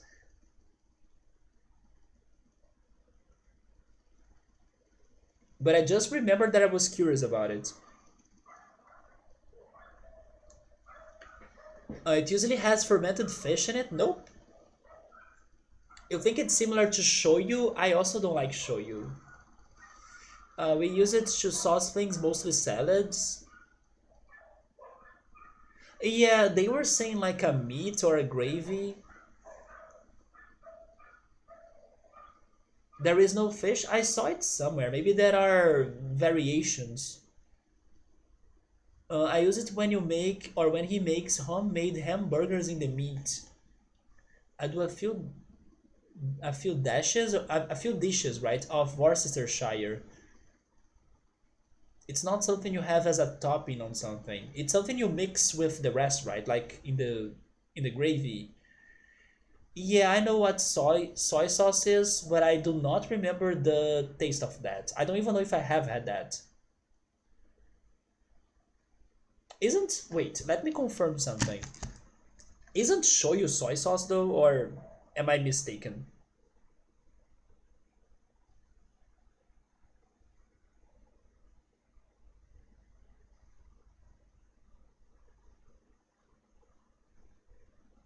Yeah, it is shoyu, right?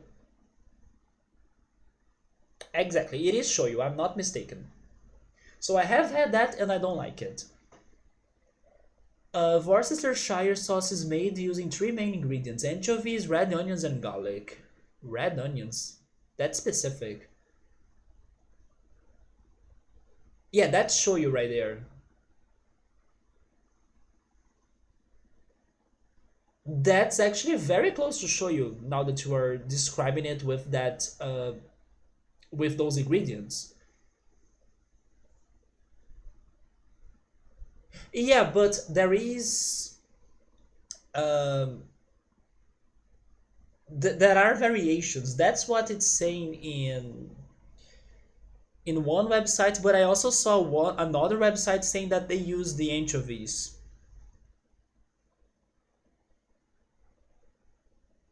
For example, in the Google description right there, uh, it can also have tamarind. I'm not sure if that's how it's called in English, but tamarind and anchovies right there.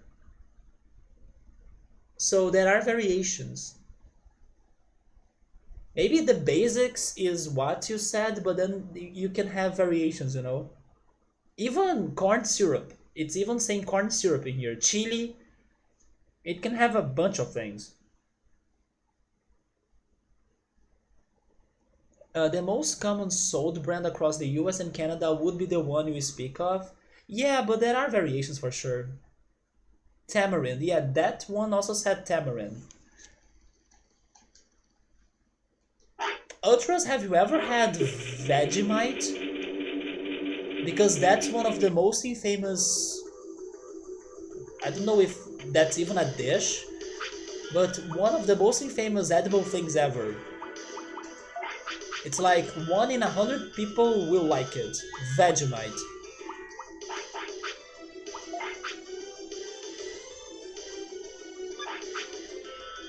The difference from shoyu and molho, I'm almost saying it in Portuguese now. The difference between, or from shoyu and Worcestershire sauce is that Worcestershire sauce has meat extracts on it too, but you have never heard of fish. That's the one you see in restaurants and most people fridges. Fridges. So that's the one that people buy. The Leah and Perrins Worcestershire sauce. Do you know this one, Ultras? The shoyu sauce, which is soy sauce. Maybe it's more common, the Worcestershire one, than shoyu. But here in Brazil, shoyu is the most common one. But also because we have a bunch of Asian descendants in here, especially Japanese people. You tried it once when you worked with an Australian chef, the Vegemite. What did you think about it? It's weird, you don't understand the attraction to it, it's just weird. Maybe that's the attraction of it, because it is indeed weird. It doesn't seem like something that should be consumed though. It doesn't taste bad, but it tastes like something kind of fungal byproduct. Ooh. That's a popular soy sauce? Okay, so you know about shoyu too. Kiko man. It's funny how they look kind of different. Here, the one that we use the most is very different than this one. Like the flask, right?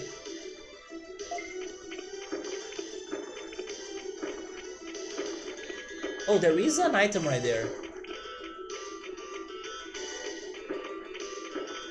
Uh, why couldn't I get it? Soy sauce is usually more associated with Asian dishes, yeah? And it's not as strong as Worcestershire, like people would put lots of soy sauce in rice or on food. But no one would ever put that much Worcester sauce on anything. It would kill you, oh my goodness. But that was enough. Oh, by the way, what the heck is this? A gold acorn.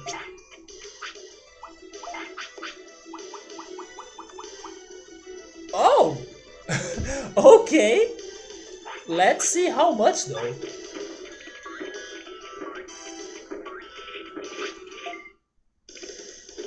It's because the enemy was killed outside of the screen.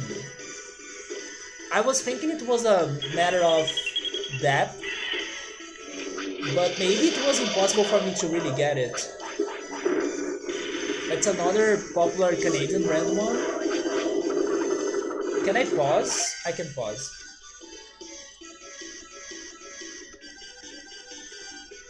Although I could not see the picture though. Access denied.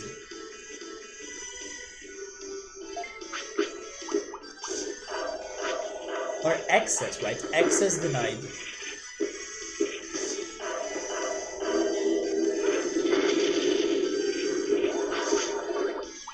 But Ultras today made me confident that I can make mayo. Although I need to buy the whisk. That's one thing that I will check the prices during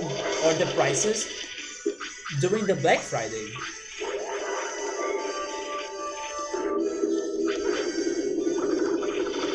For what else do you use a whisk? Are there other recipes you need to use it? Because so far this mayo recipe is the only one.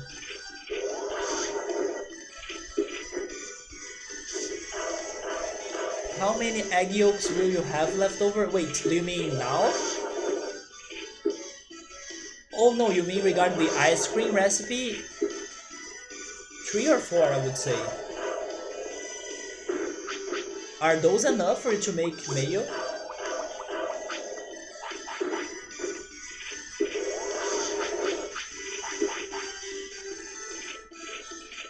Anything? Whisking batters for pancakes.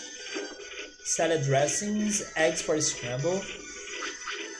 Well, with scrambled eggs, I kinda scramble them in the frying pan. Not before. But sure, I will try to use that more or for other things. 4 yolks will do it. 1 liter of oil though, Jesus. Good call, oil is kinda expensive, especially olive oil.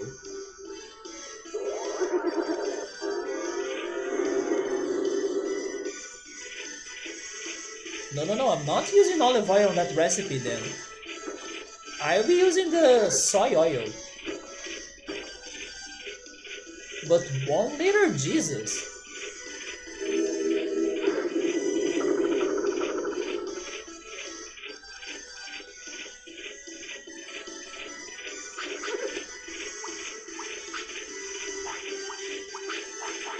Let's go for green trap.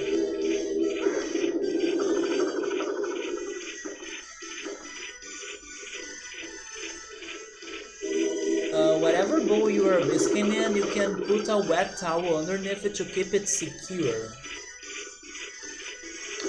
I can get the bowl that I'm planning to use.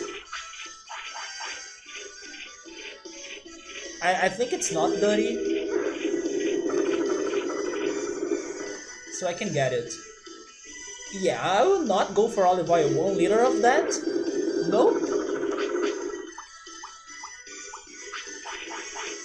Maybe 1/4 olive oil for some flavor. And then rest of plain oil like canola or sunflower. Yeah, I have soy oil. But sunflower oil is also somewhat common in here. Let me get the bowl. It's actually my only bowl. I should buy more. Oh! We actually did learn something. Chipotle? Hopefully we learn chipotle, which is something that I also never have eaten. Charm perfume?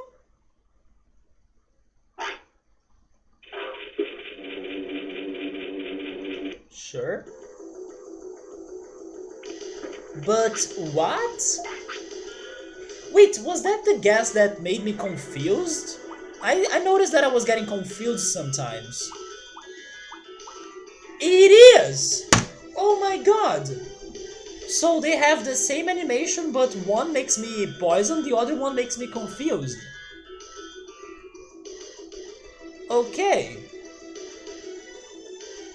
there we go, finally, we got a bunch of the earth attacks, we are now only missing 2.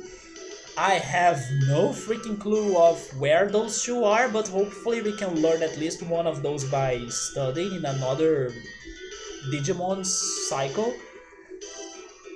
But there we go, we learned all of the attacks for Vegemon, which means that I think that now I will go work for Monochromon.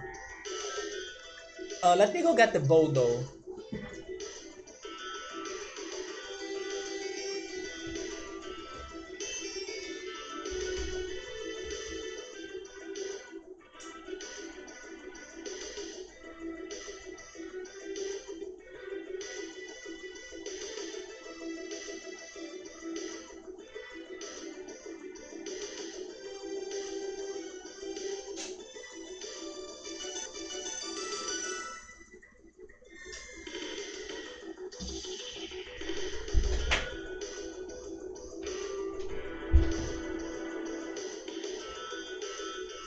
Yeah, the oil that I have in here is soy.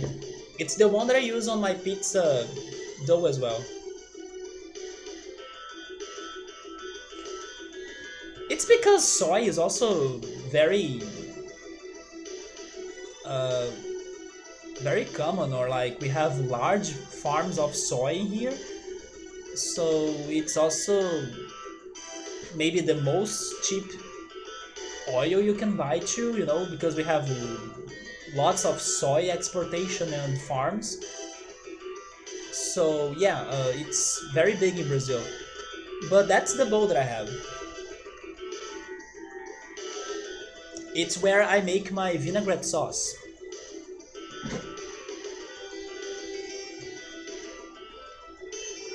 It's like an aluminum bowl. At least I think so. Um, so you put the egg yolks in a cold bowl, whisk them along for like 5 minutes. That's going to be the workout that I never do.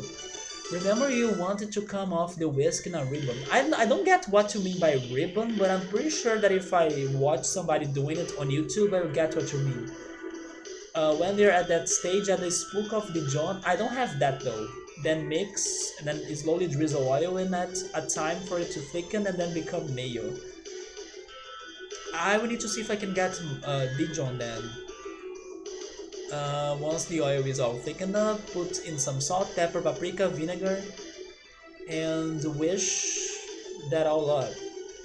You want your egg yolks to look this or like this before you add the Dijon. Oh, okay, so that's what means to like... Oh, that's the ribbon thing, I see. So it's like a cream, right? And then you want to... Okay, I see. To drizzle the oil like that. Lots of dexterity going on in there too, right?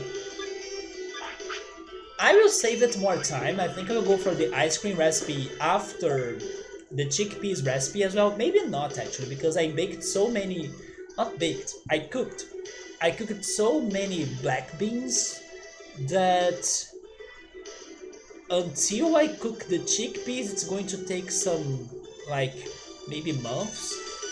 Not months, but at least some weeks, because I now need to eat all of that black beans I cooked. So it's not something that I'm planning to like try right away, you know, this mayo recipe. But after I'm done with the chickpeas, after I'm done with the ice cream, I think I will try that. But then I'm scared of like how fast do I need to be eating it before it goes bad. And then I'll need to find something really good for me to be using it. Maybe I just need to have like a burger night, you know. I buy some burgers and then I make some mayo for me to be eating with those burgers. That could be a chance for me to be eating the mayo. I need to find a reason why am I doing mayo, you know. So I can eat all of that at once and then it doesn't go bad in case I don't know, I have leftovers. The plan is to not have leftovers.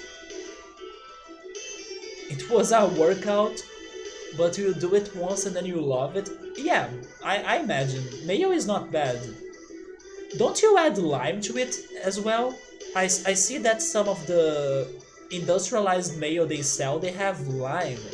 They have some sort of citric flavor on it. At least I think so. No lime on it? Huh. Lemon? Oh, okay. Like the zest? Maybe it's the zest? The word you taught me? Zest?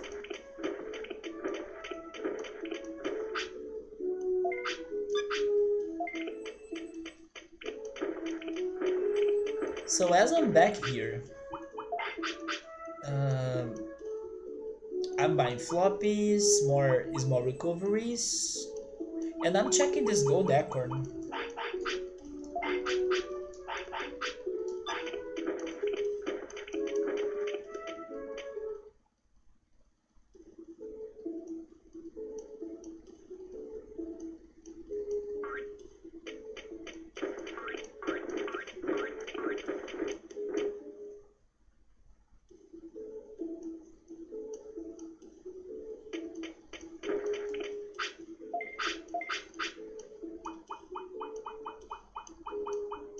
Let's buy also some bodies, right?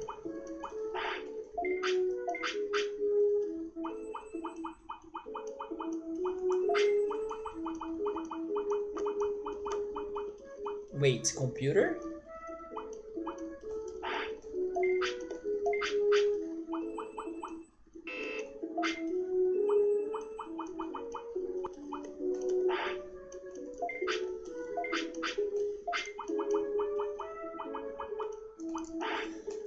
Alright, so now I think I will go work for Monochromon. It's been forever. We did Vegemon's main job, and if it's not that, I can only go for farming bits and buying cards. I think I will save that for another day, because Vegemon is not the best fighter, and I'm using a lot of items to heal him. So let's go for Monochromon, it's been a while.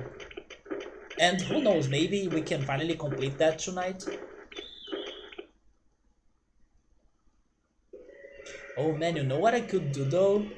Once I have that mayo prepared, I can mix it with ketchup and then make the rosé sauce. Jesus. Now I'm getting excited with those ideas. I know I'm going to suffer in pain when I'm cooking those things because I'm pretty sure they are somewhat hard for you to get them done. The meringue and also this mayo. But once I finally figure that out, dude, I miss rosé sauce.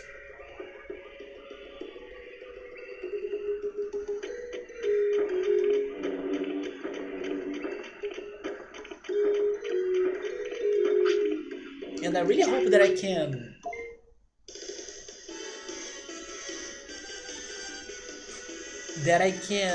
make the panettone recipe I tried last week better, because I would love to have the ability of cooking that myself.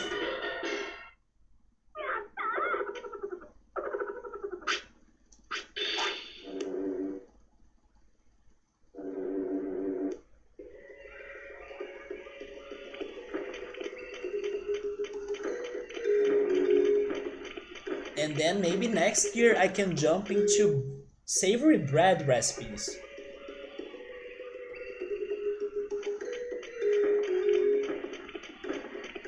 Man, savory bread recipes with some sort of filling, like some pieces of cheese or ham. Oh my god, I'm dreaming high. I'm really dreaming high right now. Maybe it's because I'm hungry.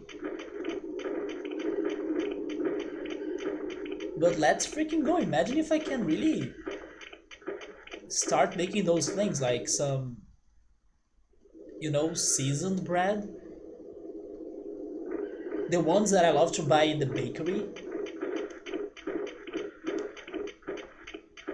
Man, I'm getting some ideas. I will start. The thing is that once you once you watch people cooking those things or the recipes, and you realize that they are more simple than what it seems on your head, that's the motivation you need for you to go after those recipes.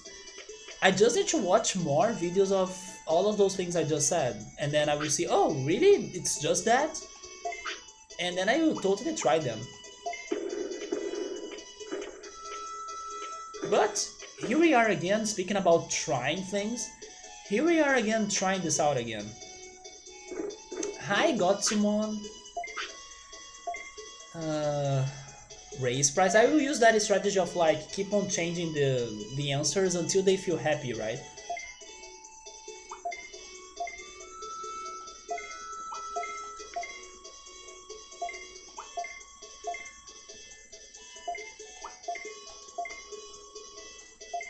But Saburo was saying earlier that he had hot dogs for dinner.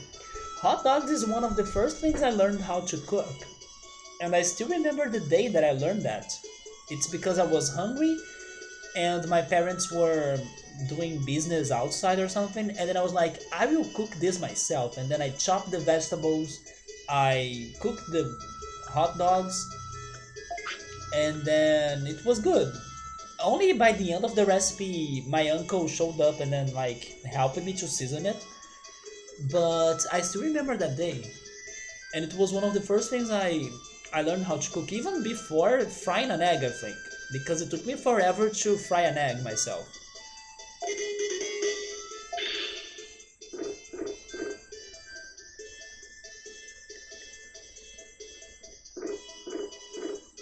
It's like I learned how to make noodles, how to make hot dogs, but not how to fry an egg.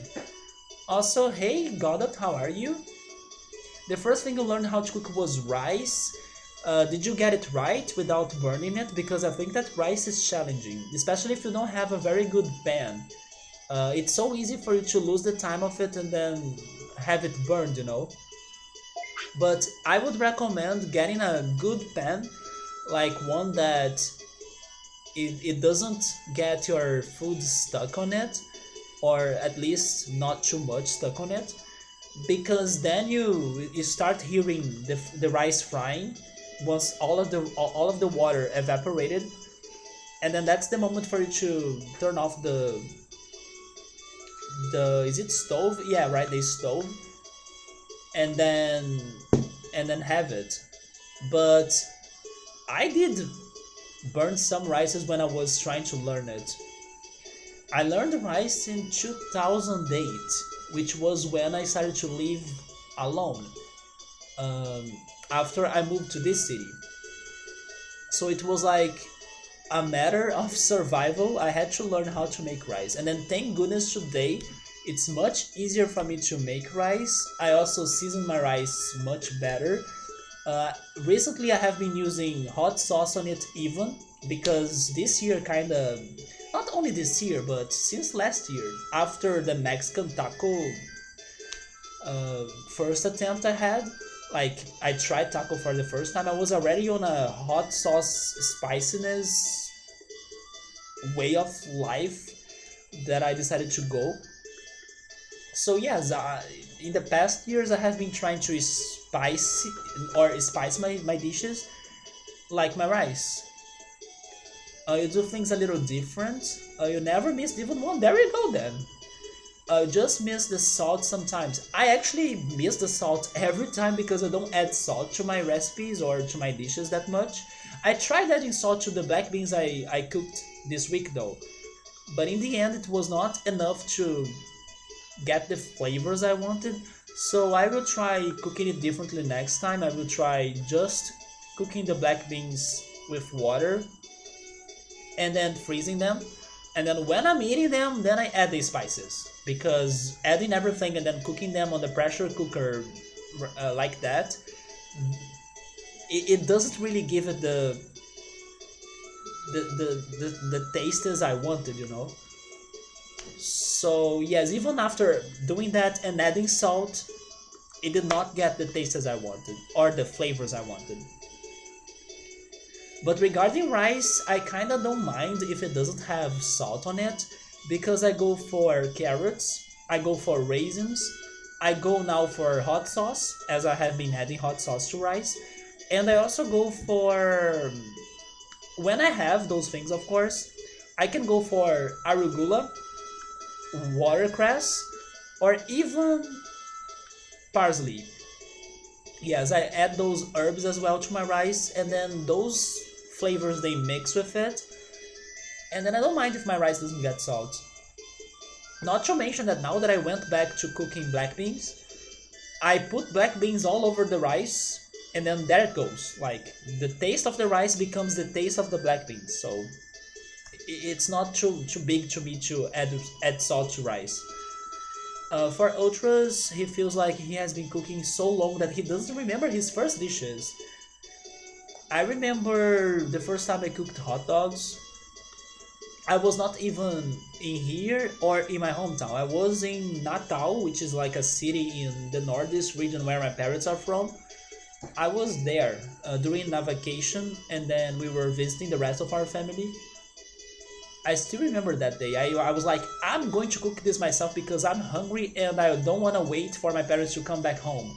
And then I chopped the tomatoes, the onions, the green peppers. I boiled some water and then I put the sausages in there. And then in the end, I had my hot dogs.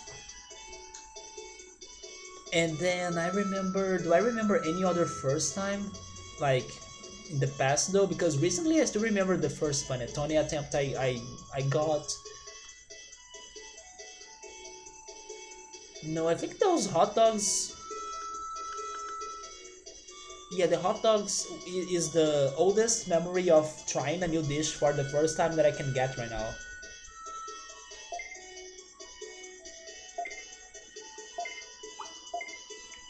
Egg variations, pastas, stuff like that maybe is what you remember doing the earliest. I also agree, Ultras. Carrots and raisins in a rice is underrated. And my mom, she she grinds the carrot on the rice and it gets even better than the one that I do because I'm kind of lazy and I don't have a very good, I don't know, blade for me to be grinding the carrot, you know. It's also a lot of work. So I just chop the carrot and then I add it like that. But my mom's rice recipe with the freaking grind carrots, it's so good. That sounds good if the rice is cooked in coconut milk. I actually do not add coconut milk to the rice.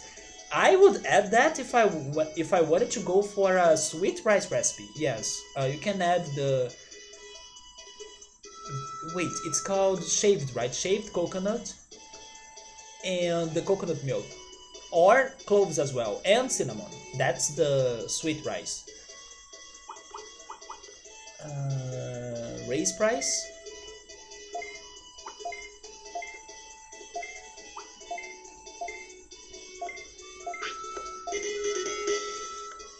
Gotta peel the skin for the carrot and eat it like that. Like fresh? Like raw? I haven't been. Depending on the carrot, right? But I haven't been peeling the carrots that much, or even the potatoes. I kinda have been trying to eat even the peel or the skin of both vegetables because of their nutrients. But of course, if it is a bad looking carrot or a bad looking potato, then I will remove those things. But lately, I have been buying them very fresh, and then I have been eating them with the skin and with the peel. You like the carrot that much, man? No, I would cook it. Eating it raw, eating it raw. There is one situation that I eat it raw though, when it's in a fresh salad, and when it is grated.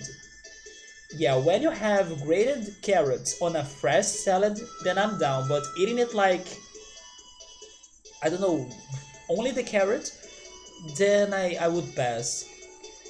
The delay is huge. Does everybody or does anyone else have a big delay going on? You don't really peel the carrots? I also haven't, unless it is a bad carrot. Exactly. Yeah. Same for the for the potatoes. Because I know it's also somewhat healthier, like they have a lot of nutrients. They can also have a lot of chemicals too, depending on who is making them, like who is farming those vegetables. But I want to believe they are healthier, so I have been eating also the peel and the skins. People snack on carrots all the time. Yeah, that's correct. Even McDonald's sells carrot sticks. Uh, if you want them instead of fries, right? But I don't know. I don't like carrots like that. I would rather have them mixed with something else. You were eating carrots today, Goldot? I know because it is crunchy, it can also help to kind of fool your mind on the idea of like I'm eating a lot, and then maybe you can seize your hunger faster. There is also that when you are eating crunchy food, the feeling of satiated, or you can feel satiated faster than other food, you know.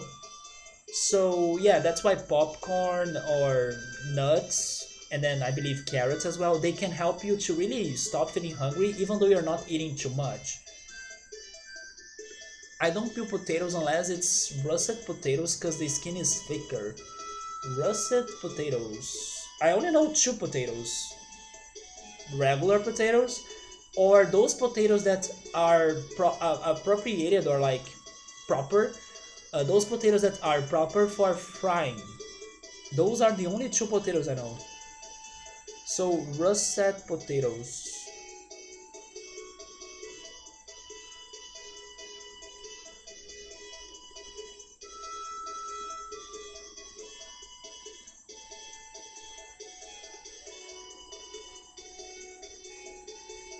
I believe this is the one that I actually use. Oh, it's not. Never mind. Oh, is this the potato that's good when baked?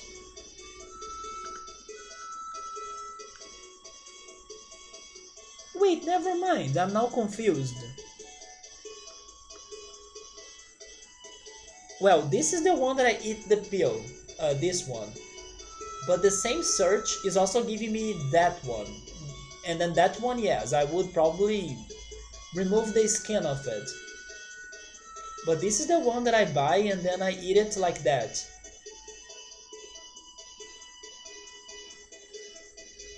And then you have like this picture as well with three potatoes. This is the one that's good for frying. And then this is the one that I buy and I eat with the skin. And then I'm guessing that's the one that Ultros is talking about, I'm not sure. Subaru has 18 seconds of delay. Do I have quality options? If I have quality options, try changing the quality. But I'm sorry to hear about the delay. Chewing food releases the hormones from your brain to tell your body you have eaten. Yeah, right? So it's a very good snack. So people who chew fast and don't chew at all tend to eat more, rather than slow, thorough eaters. Russets are typically fried because they are starchy and they are the basic potato. But then there is the new potatoes which are light skinned and thin and nice tasting skin. There is also Yukon Gold, baby reds, and red potatoes.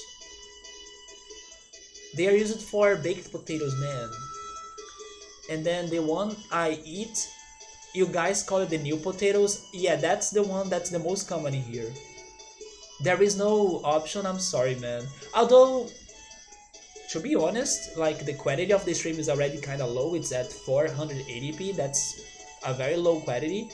But I imagine that if we could even lower that to maybe 360, maybe the delay wouldn't be that bad. But is it buffering? Am I getting some buffering? Because sometimes when there is delay, it's because of buffering as well, right?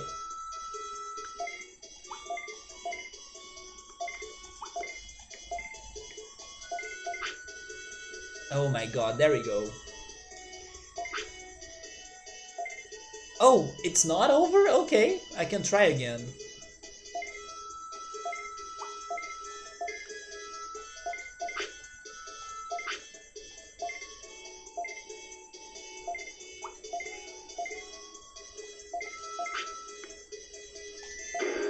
By the way, Godot, have you seen Capcom's leaks? I think they leaked some information last week, if I'm not mistaken. Have you seen those leaks? Because there are some interesting news in there. You always go for 480p, so you don't see any difference.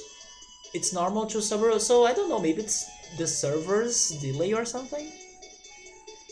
You can go, they're very delicious. The name sounds familiar, but I don't remember how they are like. You haven't? So according to the Capcom leaks, there is a Phoenix Wright combo or like bundle being planned to be released on the Switch.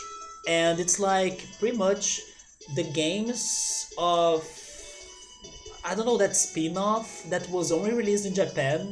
I don't even know the name of the characters, but a friend of mine told me that those games have a Sherlock Holmes character or kind of character, and it's of the ancestor of Phoenix. It's something like that. I don't know if you know which games I'm talking about, but they were only released in Japan. Yeah, I also don't have a Switch, unfortunately, but it's good to know that they are getting those games in a bundle and probably translating them to English and everything, and releasing them, localizing them, right? Localizing them to the other countries to the West. And who knows, maybe at some point they can also release that bundle on Steam, and then we have Steam. But I'm just telling you that there is a new or a somewhat new Phoenix Wright game coming up, according to the leaks.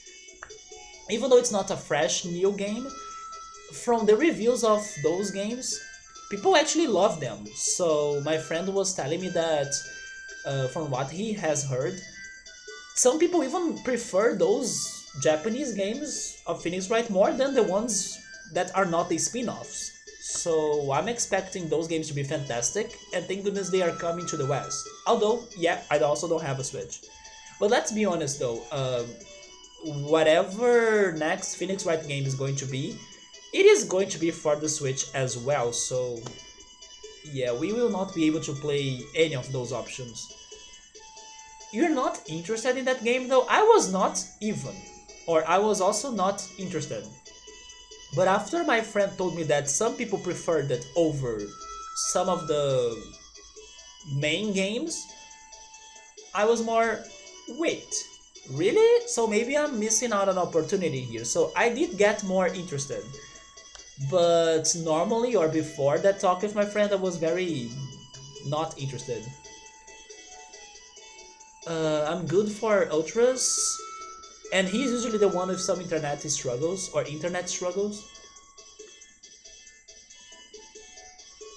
You have that option turned off anyway. Let's see if tomorrow it's going to be better then, like the delay is going to be better. Maybe it's because of the servers, but I'm not sure. At least I'm not having frame drops. You... Wait, how were they called again? You what? Yukon.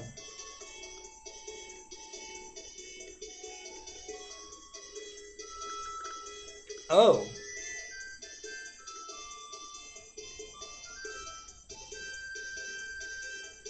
They look a lot like the normal potatoes, like the new potatoes. Yeah, those two Phoenix Wright spin-off games, they are like a hidden gem, but they were only in Japan, right? So it's too hard for us to really play them. Probably there were some fan translations, but still kinda hard for us to play them.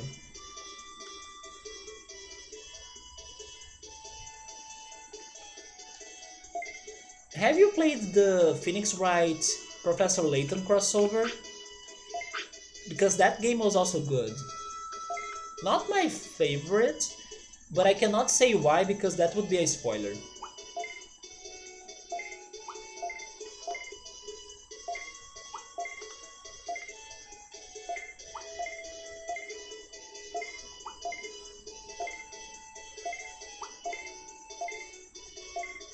I see that we are not getting lucky on this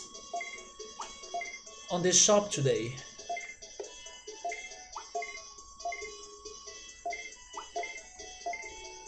Yep. Maybe now?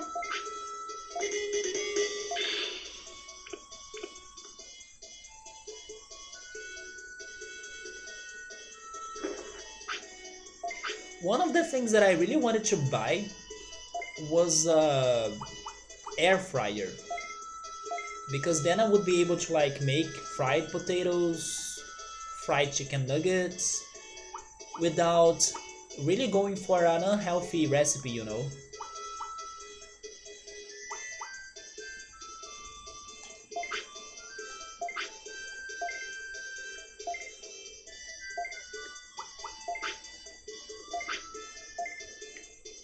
But I need to see if the air fryers will get a good price during the Black Friday. Hey Aranek, welcome. I'm still trying the minigame. I am, but it's been a long time since I last tried it. So I did a lot of other stuff. And then now today I returned here. And hopefully we can finally complete this. Because this is one of the last things I need to do on this game. Yeah, Widmon, I can never get it right. You have an air fryer? I know, right? I'm hoping to get an air fryer, if possible, soon. More than even a microwave. I don't have a microwave. But I can see myself using an air fryer way more.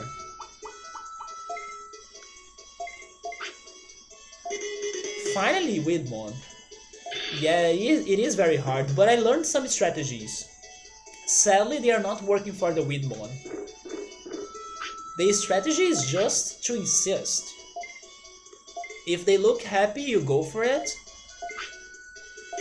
But if they are sad, you kinda start it over, and then you keep on starting it over until they change their mood to happiness. Although Widmon, they can't be fooled like that. And speaking on the devil, yeah, he's upset. So my strategy is to rethink and offer the price again. And keep on doing that until they look happy, you know? Like now. But it's Widmon, so he's going to reject it. Or not! But that's the strategy. This is a Karen simulator. What is the Karen meme again? Bother them until they do what you want, basically. When I was figuring this strategy out, What the heck, Monochromon? Excuse me? I'm trying hard in here, come on.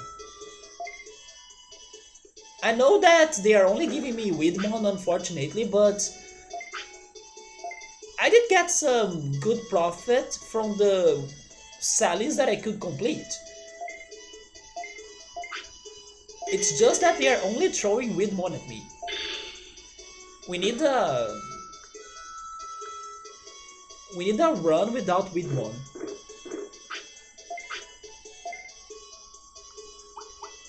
Yeah, I was going to say that when I figured this strategy out, the connection I could make was with those people that call you, like those annoying calls of services, especially telephone services, like, hi, do you want to hire our service or something?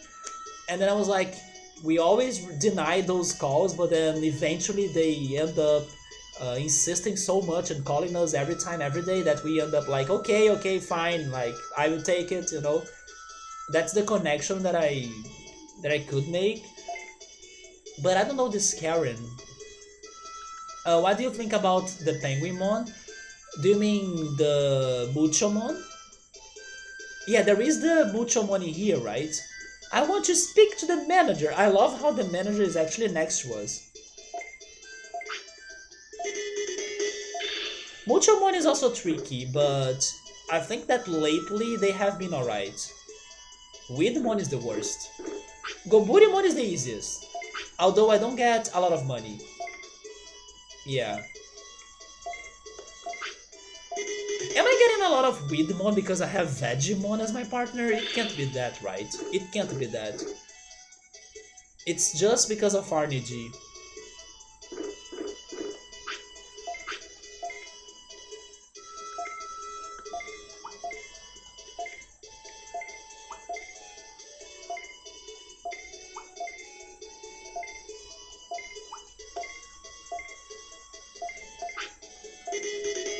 But yeah, this is one of our last side quests left to complete.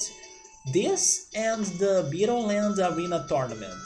That's the other thing I also need to try, but I still haven't gotten a good Insectoid Digimon. And besides those two things, I'm trying to learn new attacks. I was fighting some Digimon with Vegemon to learn some Earth attacks. We did them all, or at least all that he could learn. I'm also trying to complete the card collection. I'm missing 3 or 2 cards. And I'm trying to get all of the Digimon, of course, and get all of the Digimon to File City. So the prosperity of File City right now is at 85, and I'm still missing a bunch of Digimon, but that's the last thing I'm going to focus on because it's also the most complicated one. That would be big brain from the developer. I agree, right? I actually hoped that could be a thing. Because like if I had Penguinmon as my partner, then this Muchomon could be spamming more often. I think that would be great. And more useful as well for you to like complete this side quest. Although if that was the situation, now I made myself more unlucky because then I would be getting a bunch of Widmon because I have Vegemon.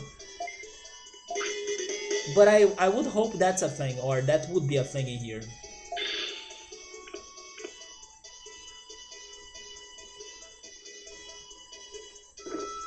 Well, this run is totally lost because of all of those Widmon.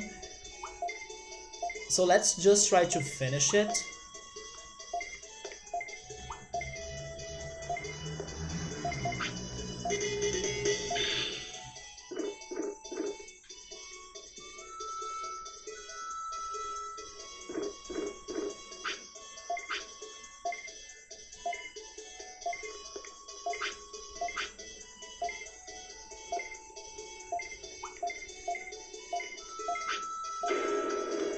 Now Godsumon also gave up. If I want a trick, no, I'm good. And I'm guessing the hint you want to give me is not regarding this minigame, it's probably regarding his Digi-evolution, I'm guessing. So I think it's better for me to not know it.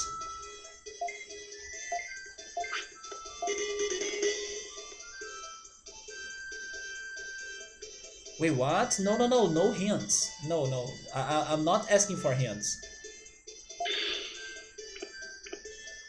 But you can tell me what it is. What is it about? Is it about the minigame? Is it about the Digivolution? I'm guessing it's about his Digivolution. Because it can only be that, right? I taught him all of his attacks, and as he doesn't have like an influence. Wait, it's about this minigame?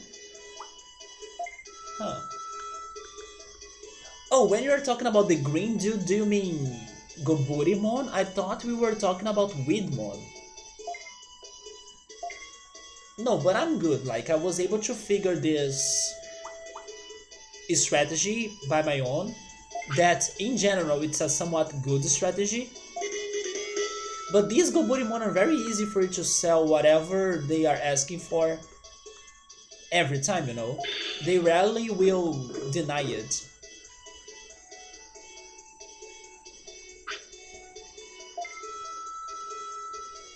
Okay, at least we got to an average.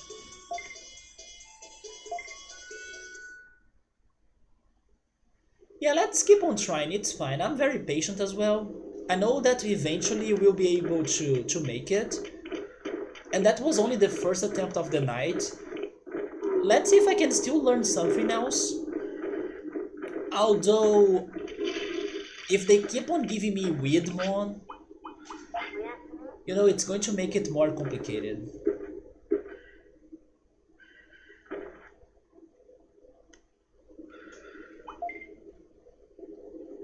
They gave me like 8 Weedmon on the previous attempt.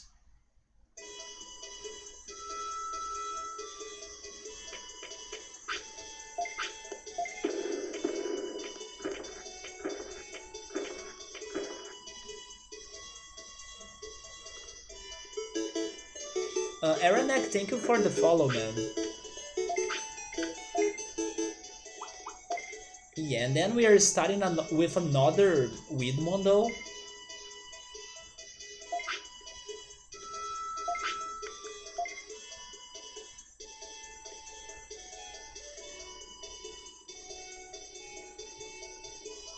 What if I make more experimentations in here? Oh, they can get super happy. I think I tried that before, haven't I? Like, what happens if all of the customers are very happy? Maybe it's more important than what's the profit that I'm making. I could test that out.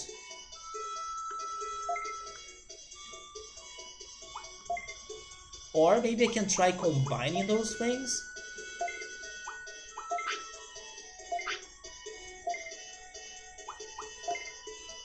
Yeah, when I lower the price, he goes so happy.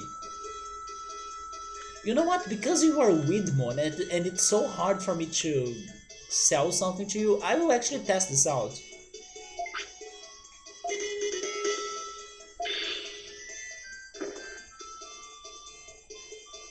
Although Monochromon kind of points out that the profit is important. He even complains like, at this rate you're not getting money or something. So it makes me really wanna believe that raising the price is the way to go.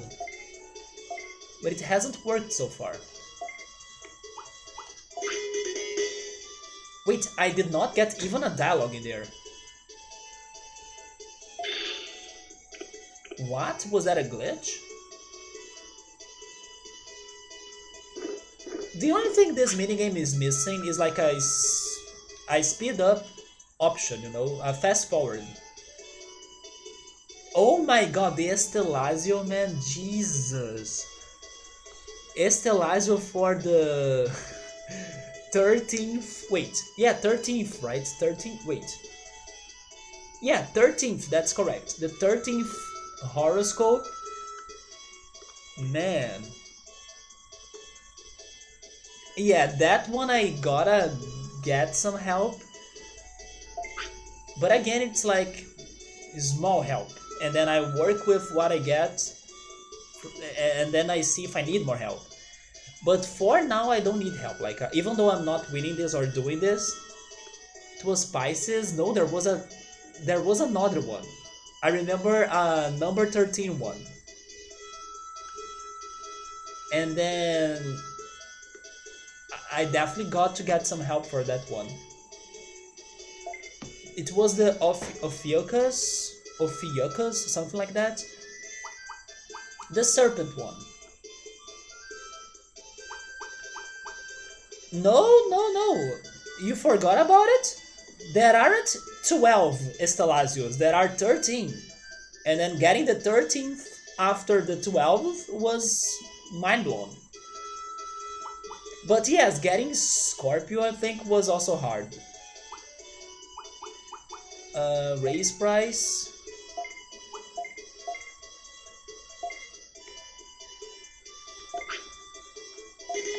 That's what I'm talking about, yes. It's like, yay, we got all of the 12 of them, and then no, there is another one, what? Good days of Final Fantasy IX.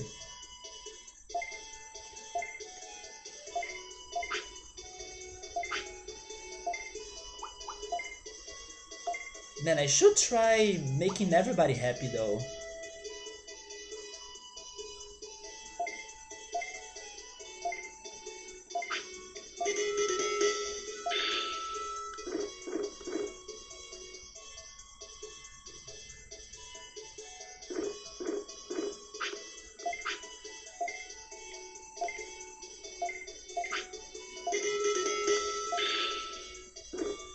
Keep on giving me those Goburimon. Of course they give me a Widmon as soon as I jinx it.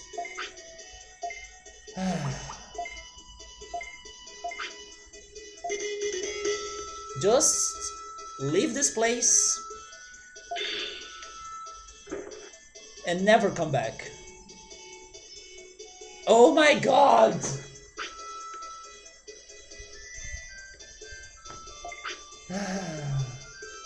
I love how they say I would give anything for a portable potty. Anything, so I raise the price and then I wouldn't give that though. Keep price? Okay. Okay. Maybe instead of lowering the price, you can just sell it for the regular one. Okay, I will try that strategy maybe on the next cycle. Just to get rid of them.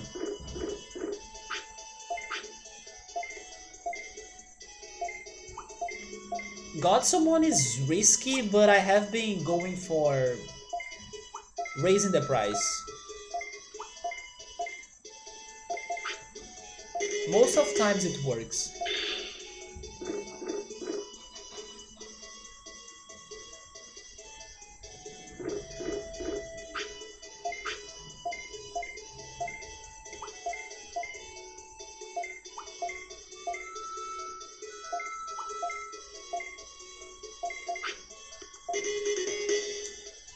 Speaking of Final Fantasy, Godot, are you excited for Final Fantasy 16?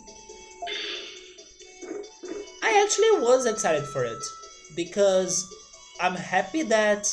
This is something funny for me to say though, because those that know me well will be like, wait, but weren't you the one that didn't like those games? I know, but for some reason, because Final Fantasy 16 is going back to somewhat medieval ideas or themes, I kinda liked it, because it's been a while since they were going for more steampunk slash technological and, you know, modern looking Final Fantasies.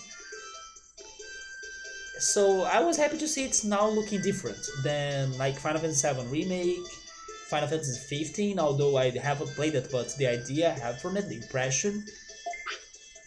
Normally I don't like medieval games, but I really liked Final Fantasy 16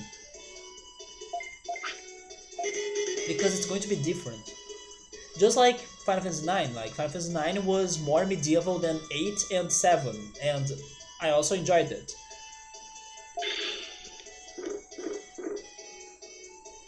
You don't have much hope for modern Final Fantasies?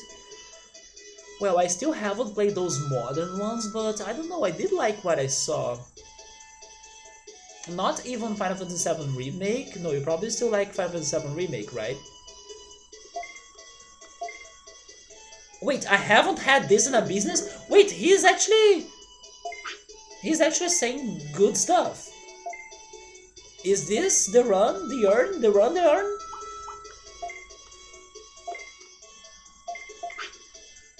Monochromon is happy like never before. Please no Widmons right now.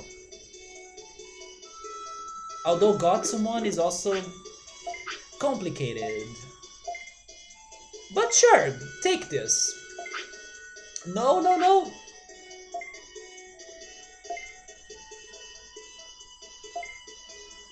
Oh my god, don't ruin it right now.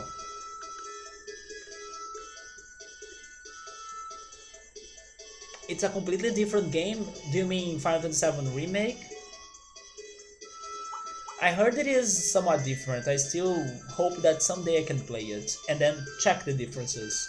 But from the trailers, I really liked what I saw, like the changes.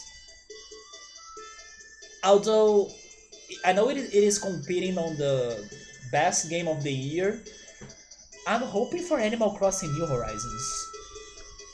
You know what? Also because 2020, in my opinion, was the year of, I don't know, different games to be popular, like Among Us, Fall Guys.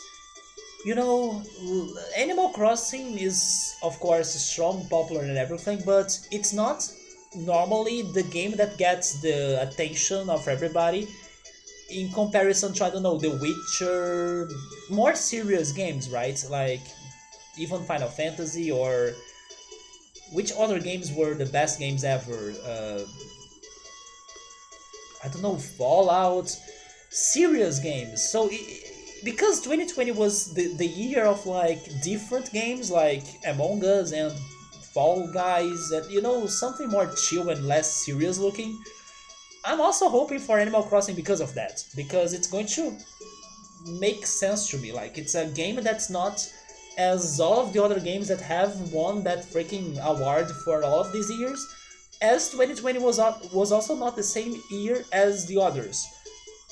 So even though it's not Among Us or Fall Guys winning that, I think that Animal Crossing mixes that idea or blends in that idea, and then I want it to win.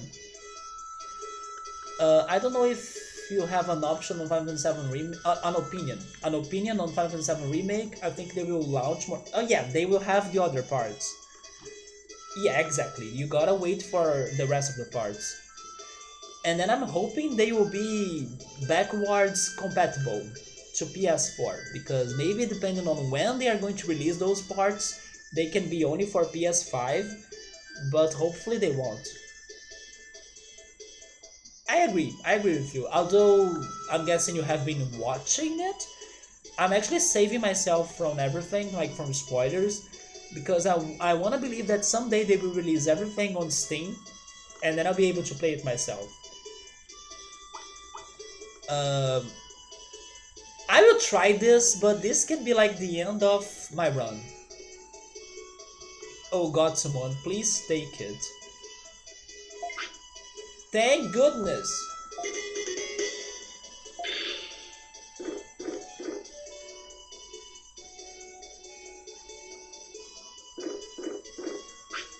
But then there is another one. Okay, take it.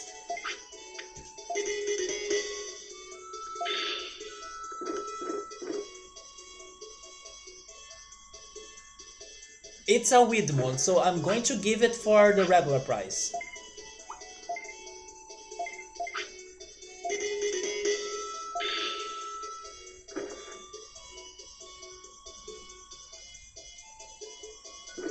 Goburimon is not a big deal, although he's unhappy, huh? Really? No, go back to the standard of all of the Goburimon. Don't. Okay, now maybe. Thank goodness.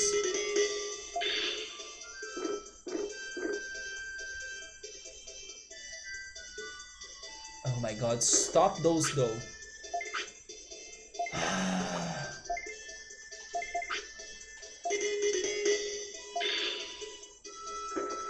Even when you sell the items for Widmon at a regular price, you kinda get a good profit out of that.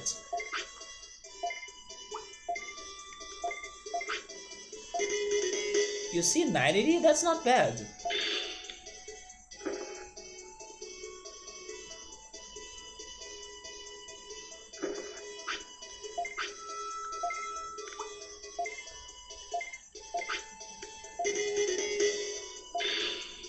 Although that was for the portable potty. Come on, Monochromon, this is the run.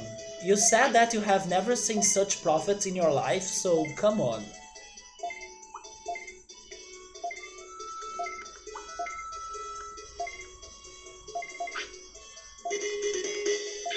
It gotta be this.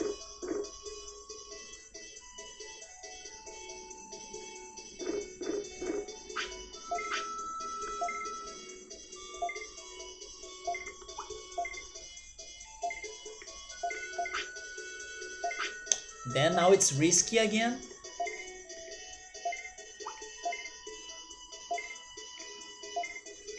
Please? Dang it!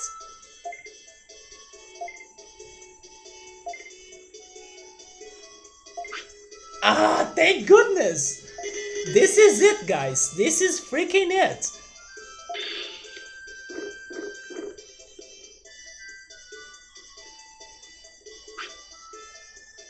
Wait, that's not it? No, are you freaking kidding me?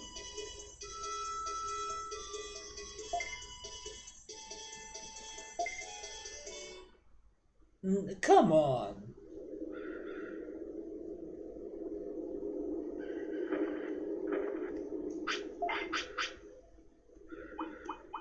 That was the best employee of the year run ever. Everybody was happy, everybody took the items. Wait, you don't know what's happening? Me neither, to be honest, because that Monochromon is greedy AF and he's never satisfied.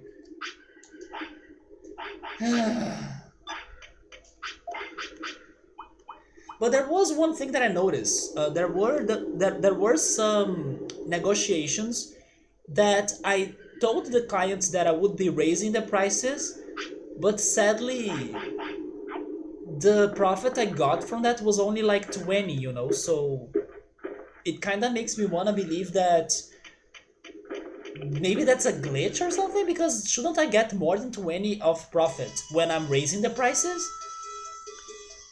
I don't know, that was a bit weird. Also, hey Alza, how are you, man? Just another 90... I can't even say that number. 931,731 runs and then I got this. But man, Monochromon told me the magical words. Haven't you seen that? He said, I have never seen so much money in my life. So I was like, this is it. He kinda never says that.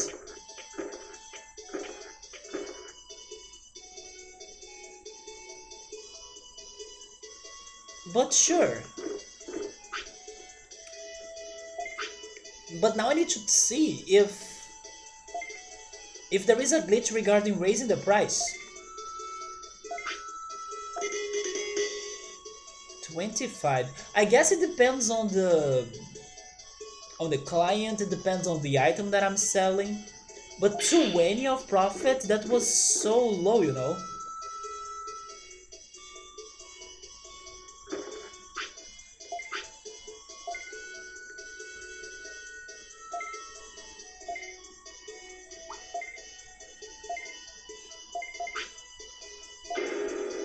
And then that's...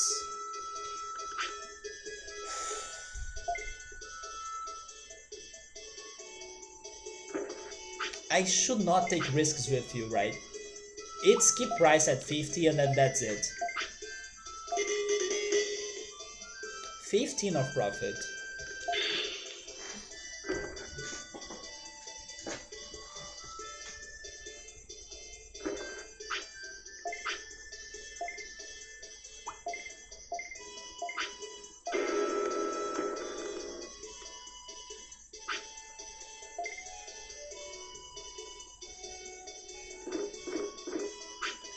I would just rush because this is already lost.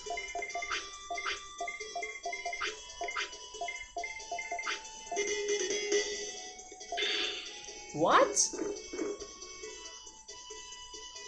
Imagine if there is a run that I just press the... Is it the X button? Yeah, it is the X button. And then we do it. But I doubt it. No customers, how boring. Boring is for us to be doing this for that number right there on the chat.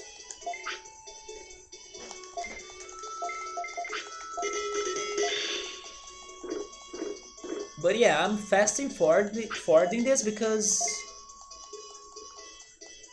it's already over.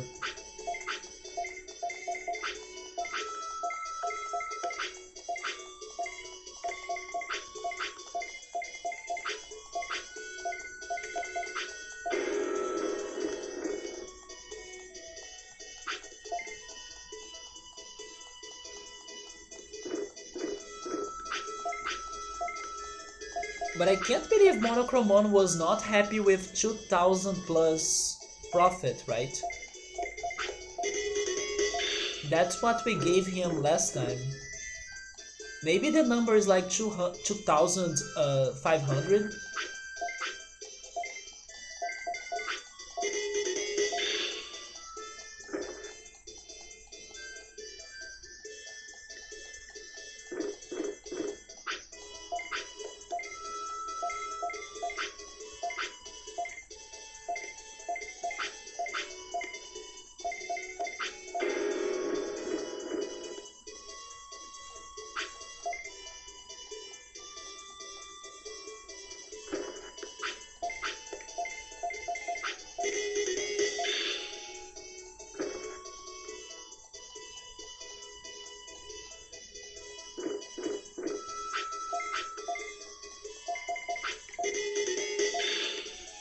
We got a deal when he was super depressed.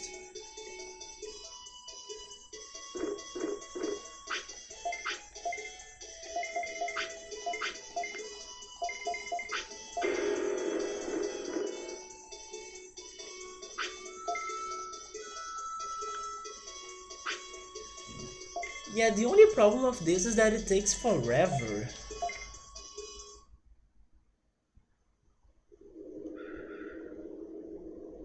It's not even the challenge of it, it's just that it takes forever, you know? So if you have a bad run, you gotta go through it all.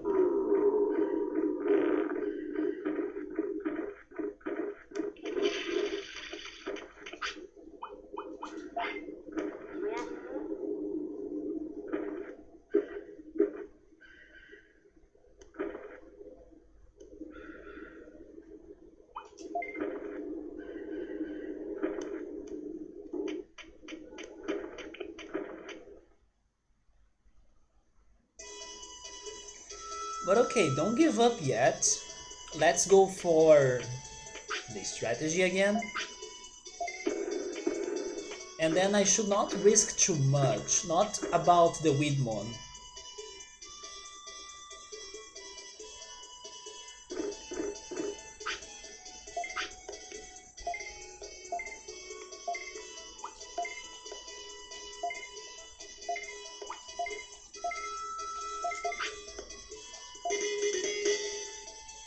That's a very good start, 500 of profit?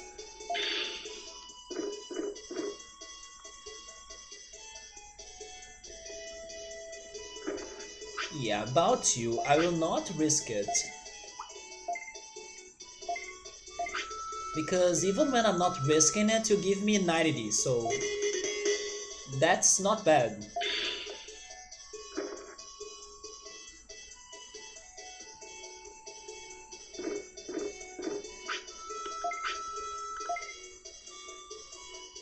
So it's 300 bits. If I raise the price, it goes for 390 bits. So that's 90 of profit, right?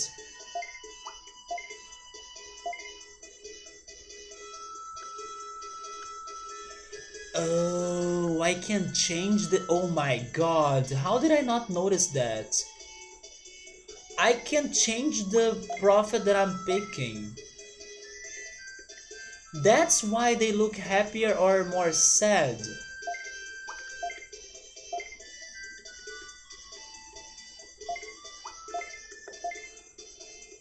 Huh. I get a profit, but it's a profit under their conditions as well. This makes sense. So this Goburimon will only give me 30 of profit. 20? Did I read that wrong?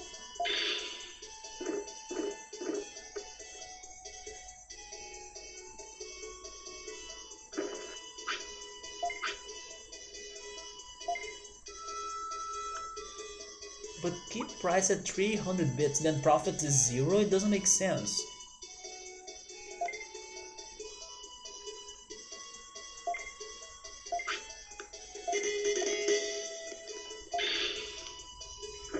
Maybe I should have checked what is the profit for a portable potty.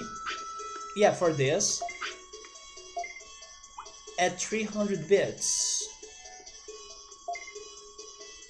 Yeah, what is the profit out of that? Is it like 10?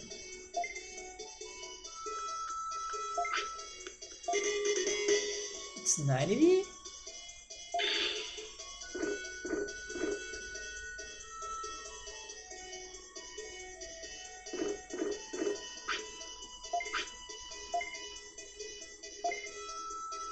75?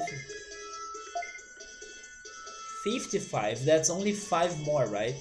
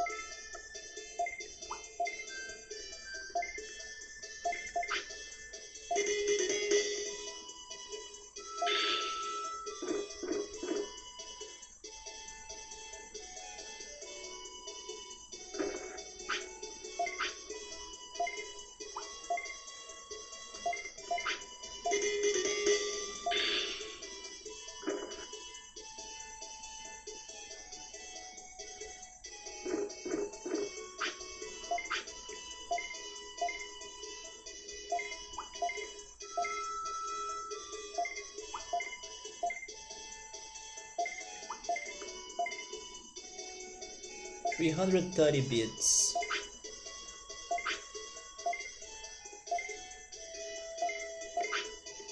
No, but that's the price I want to go for.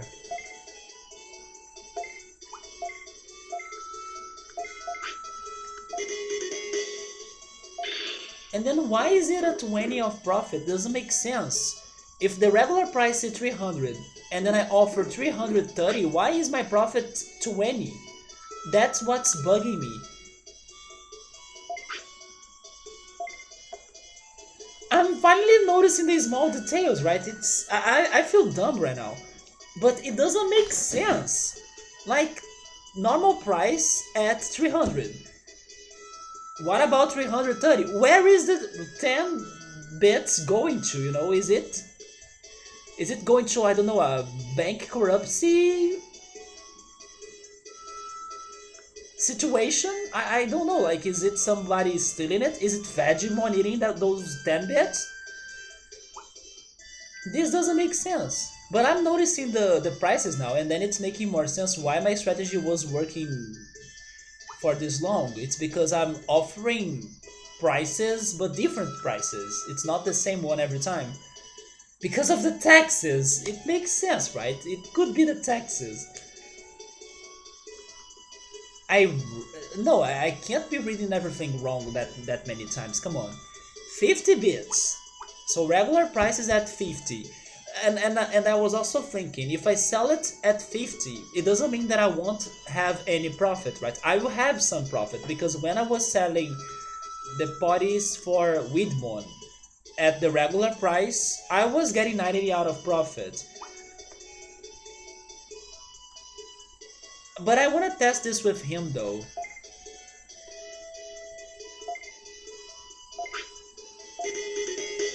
I still get some profit, okay, but then if I put it more expensive, my profit is very, you know, minimum. It's like it goes from 15 to... I should actually track those numbers down. You know what? I'm going to write that down.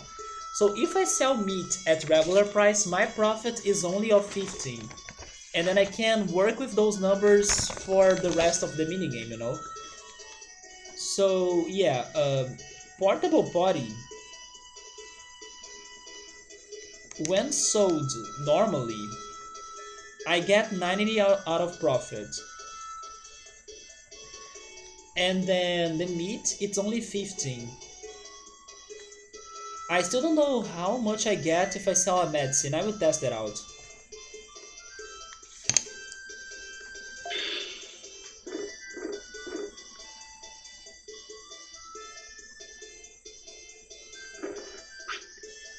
Meat, so you are giving me 15, right?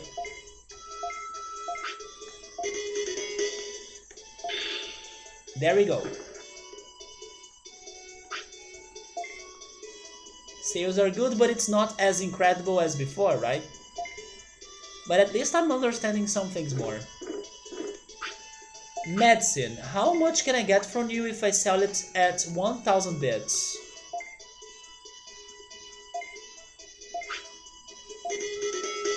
$300. Okay. So medicine is like 300.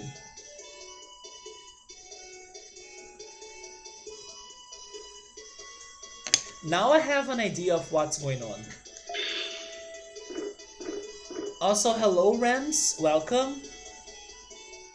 But please no backseating, although I kinda read it. But please no backseating, as I'm working out the information in here. But I'm not surprised. I'm not surprised that this ends at 2,500. I was expecting that number. What did he ask for though? Portable potty. So the regular profit is like 90. I will try raising it. No, but you are going to buy it when I raise it.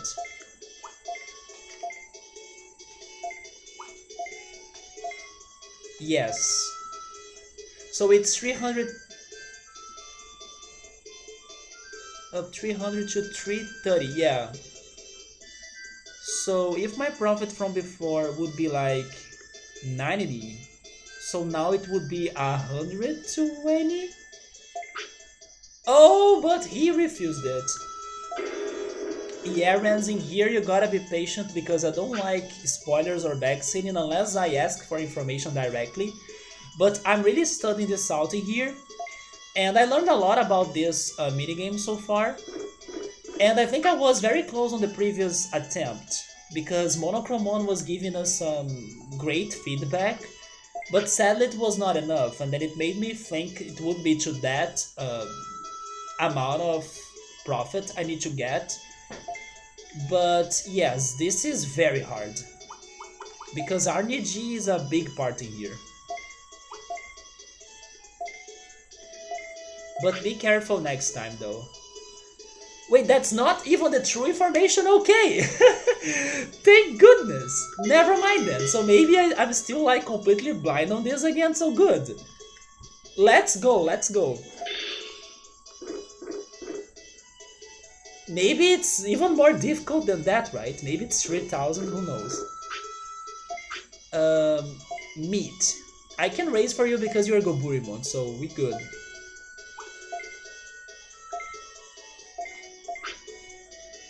Really? You are not getting that? No, I want you to get that. 25. So it was like 10 more.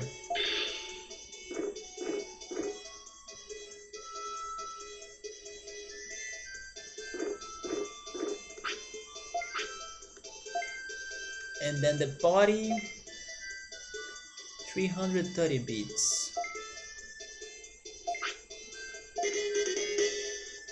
130, yes. Wait. Never mind, no, that's wrong, because if the regular price is like for 90 of profit, why when I add...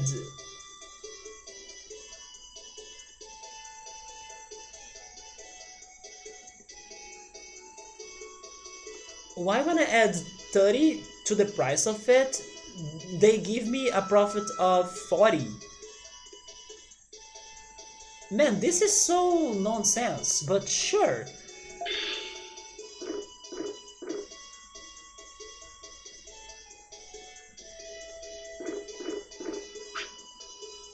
Medicine. How much was that again? 1100 bits, and the medicine price is 300. I mean, never mind, 300 is what I earned from that. So for selling it for 1100, I'm expecting 400 of profit. 400. This one made sense to me. We got to 2020, which is this year, which may be a bad thing though. Another medicine, that's good. But as you are a Widmon, let me just see what would be the price. 1200 bits. So that would be like 200 more of the regular price, which is 1,000. So I would earn those 200 more plus the 300 I would normally get, which means 500. And if that really happens, I would be able to achieve the 2,500 that I still couldn't. That's risky AF because you are a freaking Widmoon, although you're happy, but I know that happy face is also happy because you're going to jinx me, destroy me, and ruin my dreams. Right? That's why you're happy, because you're going to say, yeah, offer me that price. Go to the hell, I'm going to buy it on another shop. I know that's what you're going to do, freaking Widmon. You think that I don't know? It's like your devilish,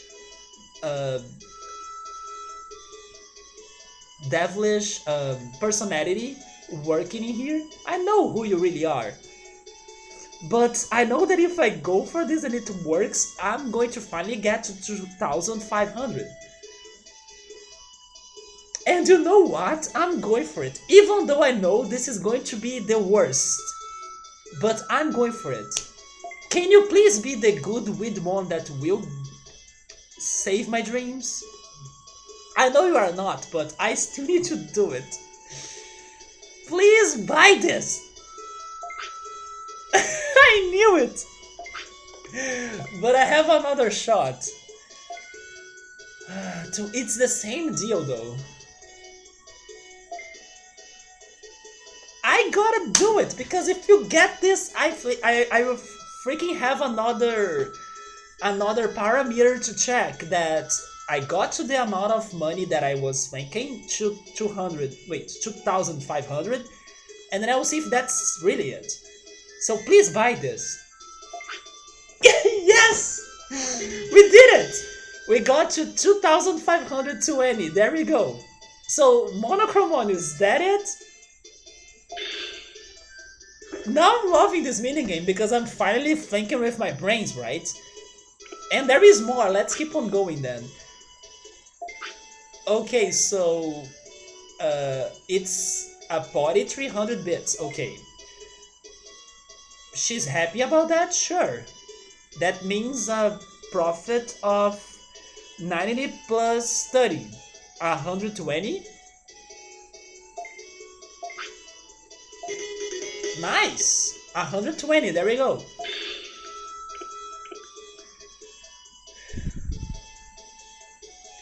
Another Widmon, Jesus. And a potty again, okay. What happens if I... Okay, he's not happy. But if I give that to him at regular price, it's going to only be 90 of profit. But I can't really get much from him because it's either 90 or 120, right? So, or something around those lines. It's not going to be a big deal to me either. So you know what? Just to make you happy and not risk this, keep price at 300 bits. Give me the 90. I take it. It's better for me to risk it when I have a medicine, because then my profit is like crazy, you know, in case I can make that selling.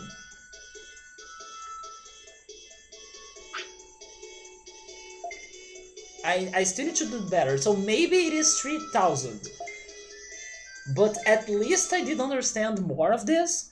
I could see how much I would be getting, and I think I will risk it harder for the medicine, because then the gain from it is much more than just like, I don't know, 40 bits when you are selling a potty. You know, the medicine is the one that I go crazy because it's what I really need to sell. Hey, give me iPhone. Okay, how about I sell you a 1,000 iPhone for 1,500? Does it sound good? So I think that this game, it kind of simplifies the negotiations, because yeah, it sounds dumb like that, but Of course, the sellers and like people in real life, they will have strategies to make that price higher when you are not noticing that, you know. So yeah, but this game simplifies all of that, and then it sounds dumb like that. No, it's not good, but how about 1,000 iPhone for 1,200? Does it sound good too? Yeah, this game doesn't make sense, at least for those prices.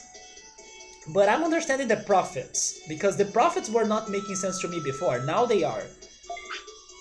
So let's do this again and let's go. We are getting results. But now I think it is 3,000. Okay, we are starting with Muchomon. Medicine. Okay, I will risk it. Medicine is worth risking it. Raise price. She's happy. 1,100 bits. 1,100.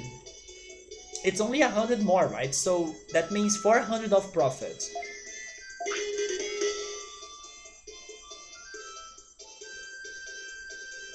That's the glitch, right?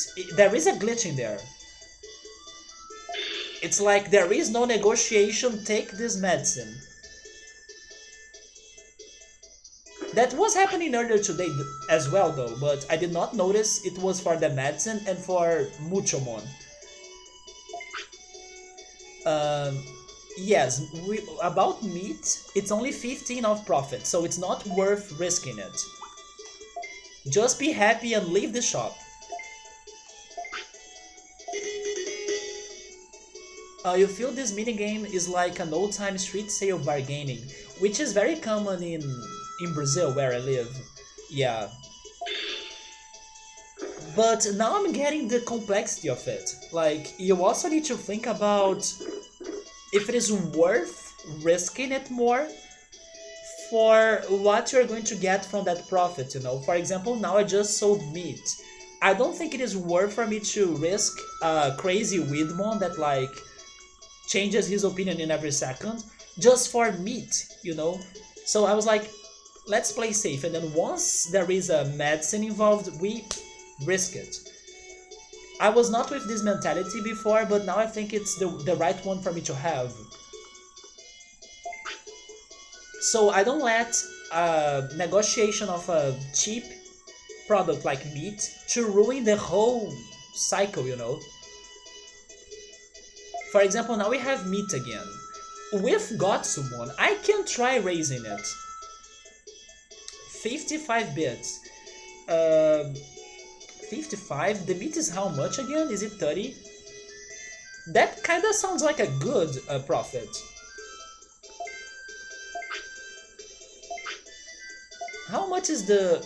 Oh, it is 50, never mind. I was only raising it for 5 bits.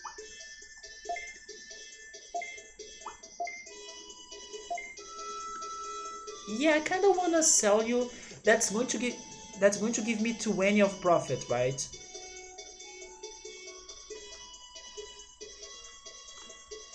I mean, it is not worth it, but as it is Gotsumon, I think he is not too crazy. But he's not taking it. I'm not risking it anymore. I tried 2 times. Just take this meat. Yes. What?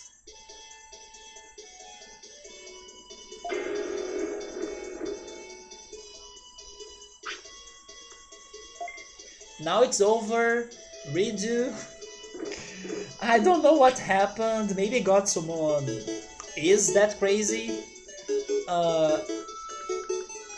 F. Phalas, thank you so much for the follow. How are you? Especially this typical customer, right? This typical customer like Widmon. It's those damn Widmon with their crazy demand plus Gotsumon this time. That sounds so dirty. Take this meat. The dirtiness is on your brains, not on mine.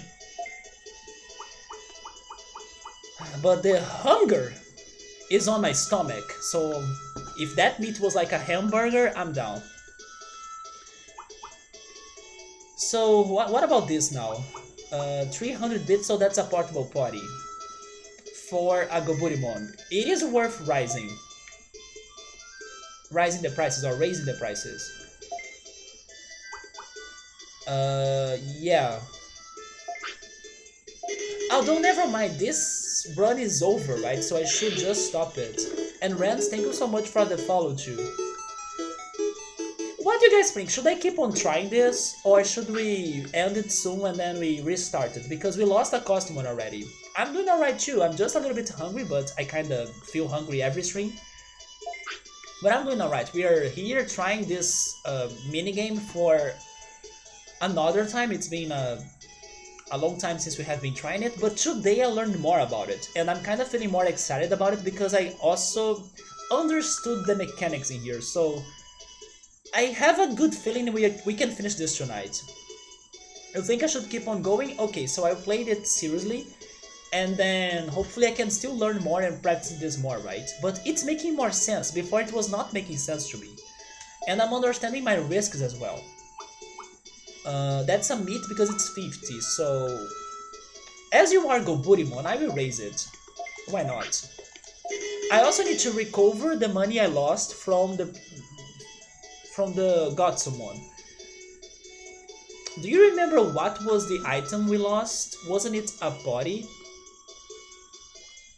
No, it was a meat, right? So wait a second. As we lost a meat, we didn't lose too much. Because a meat only gives us like 20-25 of profit. We can recover that. What we could have lost though is if another customer would be coming up to the shop after him and then he's not. And then that could be a problem, but because it was a meat, that's not too bad. And speaking on Godsumon wanting meat, rethink that. 55, it's the same situation, but when I offered that to you at the regular price, you gave up. So you know what? There we go. Make up for the Godsumon name, because that other friend of yours ruined it to me. Now it's another Widmon wanting meat. It's not worth risking it for you. So I'm going to keep it. Yeah?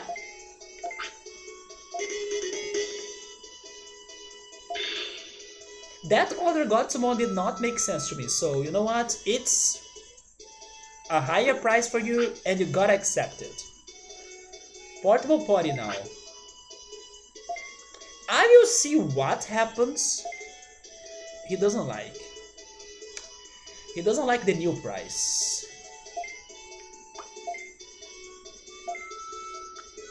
But he's okay about 360 bits. 360 bits. That means 60 plus 90, which is can't do math, but isn't it 150? Yes, 150 bits. Which could be good. Risky AF, but good.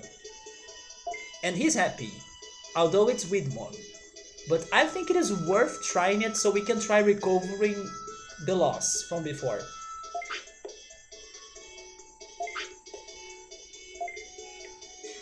After that, I give up.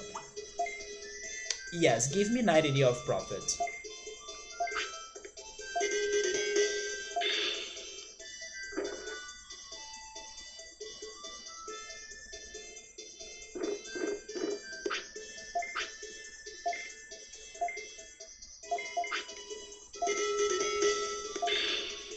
Man, that freaking Godsumon.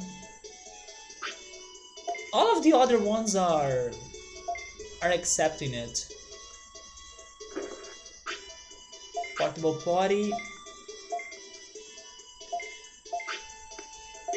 Yeah, now I need to take more risks. We got to the half or second half part of it. We are far from the objective. I gotta risk everything. Medicine, that's good. But she's unhappy though. Very unhappy.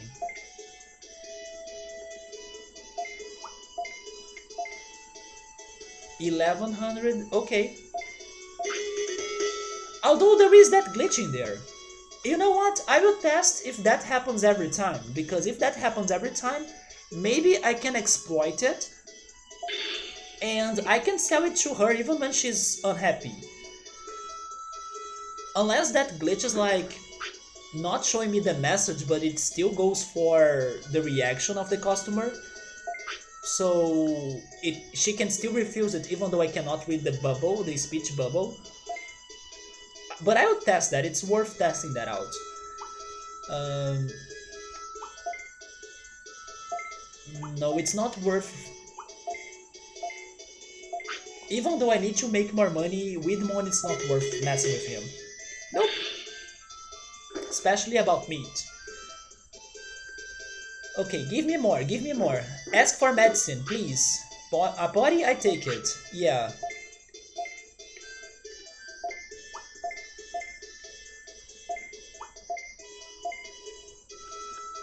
That's good. 150.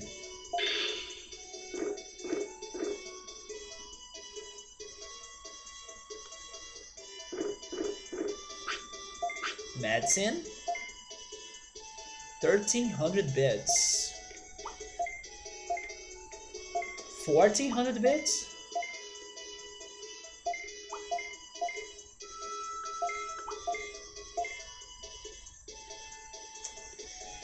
He's not going to take it.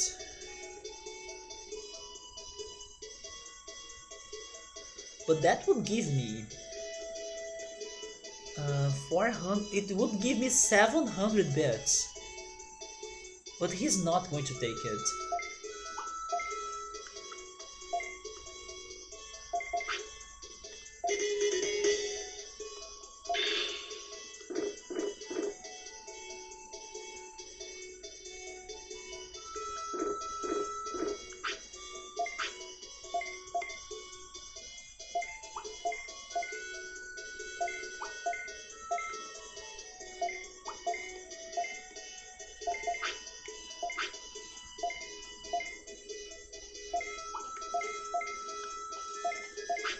So is this really everybody's least favorite minigame?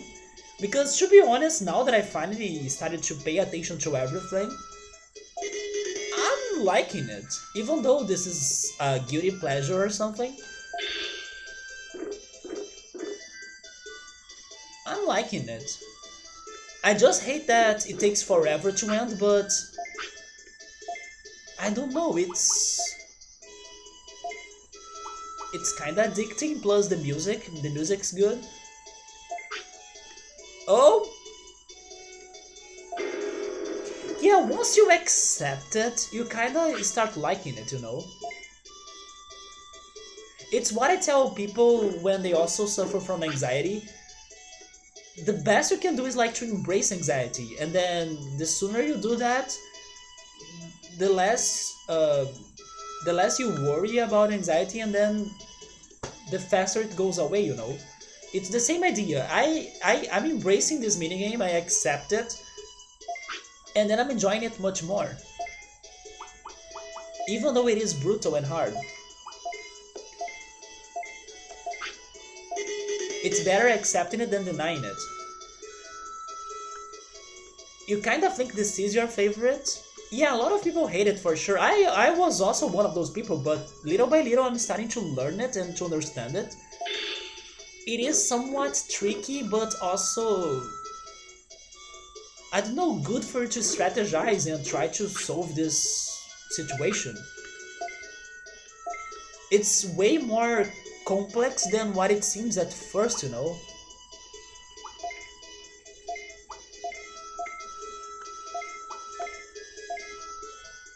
It's like playing poker even.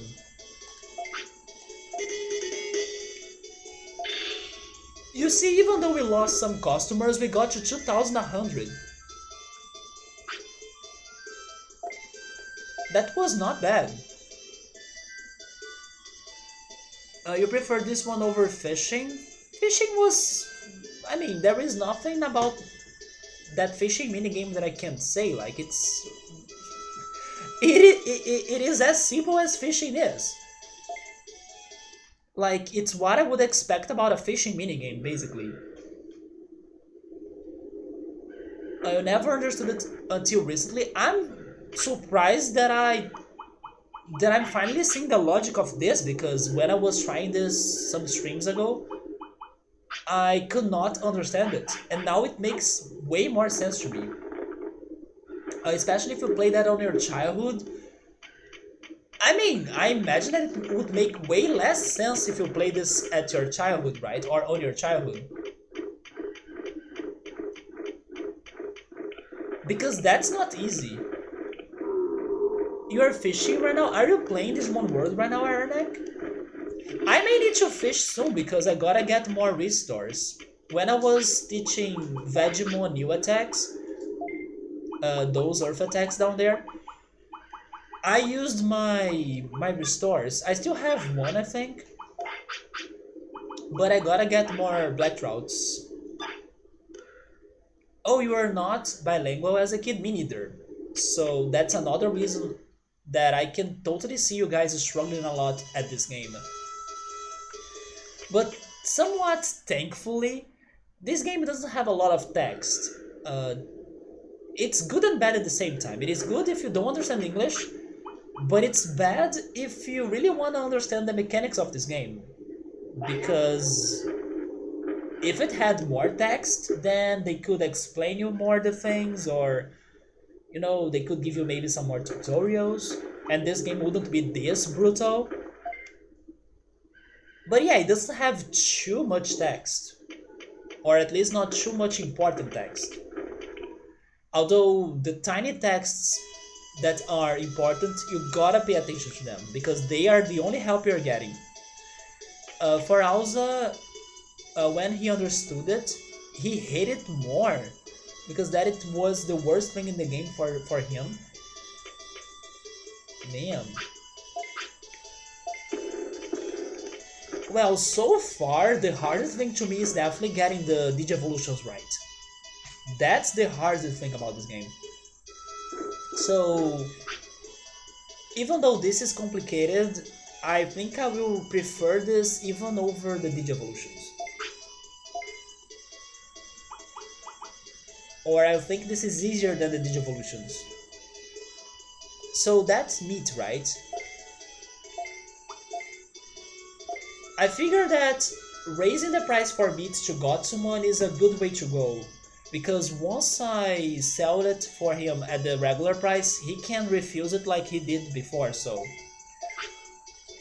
I will keep on raising meat, or the price of meat, to Gotsumon. I don't even understand how you beat it as a kid. Aranek, congrats, because I wonder... No, I should not make that question because maybe it would be spoiling me.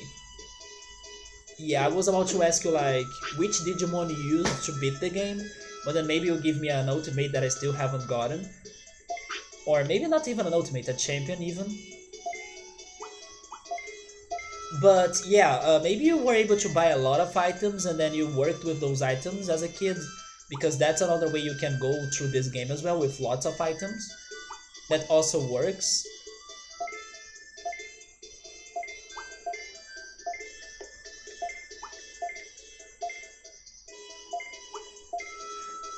What a Gotsumon does with meat? Oh my god!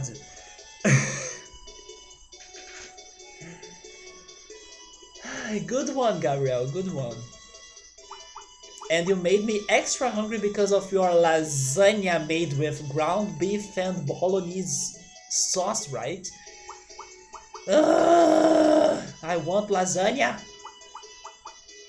But I will have my grilled sandwiches with mortadella, cheese, ketchup, oregano, green peppers, and tomatoes after this stream. Barry, thank you so much for the follow. How are you? Just try to get cool Digimon. So far, my favorite Digimon was Sidramon. Sidramon was like a beast. Not only he looked cool, but he helped me through some mini bosses. Sidramon was fantastic. But the Digimon that made like the most work of this game done Monzaimon. Yeah, without Monzaimon, I would not be here at the shop. Monzaimon was the one that carried the most of the game, and then he built the city and gave me the strategies and the items and the locations that I would need in order for me to get other good Digimon. But before Monzaimon, I was all ruined. This is your favorite game? Favorite game of Digimon or favorite game of all? Because if this is actually your favorite game of all, that's insane. Like, man, it's surprising. But this has been most people's favorite Digimon game. I'm enjoying it a lot, actually. It's been like forever since we have been playing it. We are still working with some minor side quests or minor details of it. I'm still hoping that I can get some things done, like every Digimon to File City. Of Digimon, I see. Yeah, if this is your favorite game of all, I would be a bit surprised. But out of the Digimon ones, I'm not surprised because even though this is my first time playing a Digimon game, from what I have heard of people saying about the other Digimon games in the future, or like the ones that I may be playing in the future, this one seems to be the most special, the one that has a lot of attention to the details, the one that has this unique formula of JRPG with Tamagotchi that the others may differ. So regarding the surprises this game is getting to me or giving to me, I don't think I'll be that surprised on the other ones when I get to them. And that's the thing I have been liking about this game the most, that it's so unexpected, like things are so hard for you to predict, right? Unpredictable. You may have a Numemon and then on the next second it digivolves into Monzaimon. Or you may have a very good ultimate and then he loses because of a crazy fight that showed up out of nowhere.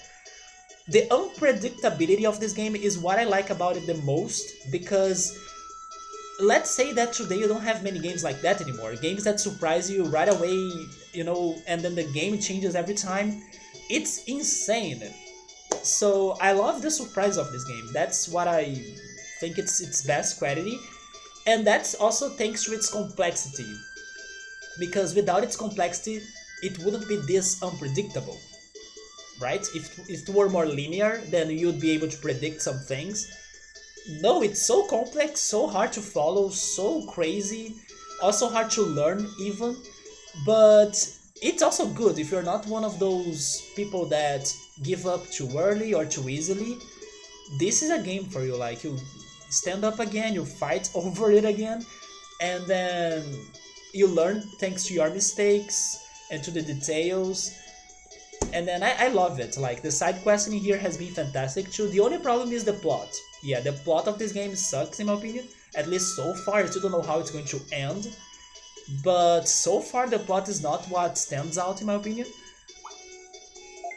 But yeah, this is a fantastic game. And then because of those surprises, maybe when I go to the other Digimon games, I hardly think they will surprise me or impact me on the same amount as this one is doing it. Also because this is the first one I'm playing, so maybe if I were playing another Digimon game first, then I would get that impact from those games. But from what people said, from what I heard from people, it seems that the other games go on different directions that may not be this unpredictable, or they may not be this surprising even. I'm not saying that they won't be good games, but this one I can kinda already say that it's probably going to be my favorite out of all of them. But it's not my favorite game, of course. My favorite game is Super Mario RPG so far. That's the one game, or one of the first RPG games I grew up playing. And it's also very complex. If you have never played Super Mario RPG, highly recommended because it has so many Easter eggs, so many secrets, so many details. It's such a rich game. It's even surprising, or it even happens when you check spoilers, you get trolled. I actually heard some people mentioning something about that, like I followed the recipe to get a certain Digimon and then I still couldn't get that Digimon. So maybe there is also that. Even when you are following a guide or something, or you know what you need to do, the game can still like, haha, you thought I would be giving you that? Try again. I can see that happening too. But that's definitely the best of this game, like, Today games are so predictable, they give you so many tutorials. I'm not saying that it's also bad when a game give you tutorials, it depends on the game, but maybe let's say that it's good to alternate sometimes, you know, you play a game that's so straightforward and then everything is there for you to understand, and then at other moments you are more like, let's play a game that I don't know anything that's going on. It's like watching a series as well that's so complicated and then you need to like crack the puzzle or understand the details. I'm thinking of Dark, Netflix Dark, by the way. Go watch that series because it's the best one. It's going to blow your mind like crazy, like it did to me. It's one of those shows that you start watching it and then what the heck is going on, and then you only understand it later, and then you need to really think about it. It's so good. So sometimes it's good to exercise your brain on those games or on those shows, you know, or movies even. So I like this game because of that. It's not for everybody, but if you give it a shot and if you don't give up at first or like at the first hours of it, because you'll be getting Numemon, you don't know what's happening and you're going to die a lot. It's so worth making progress in here. So worth. There are no good games anymore. I disagree about that though, but they are different. Yeah, because most of them they teach you everything, but then there are situations that it's not a big deal. For example, Persona 5 in my opinion. Persona 5 has like the longest tutorial ever, but I think it's so well done. Like the way they give you the tutorials, it's like short and quickly, even though it does last forever. And it still allows you to have a lot of choices and options to go for as you are playing the game. It's not like the tutorial will tell you what to do. The tutorial will only tell you that you could be doing something, and then it's up to you to decide what you're going to be doing in the end, you know. But I agree that we don't have many games that are more open regarding the tutorials, and then you kind of start playing it and then you need to figure everything by your own. Maybe some indie games are like that.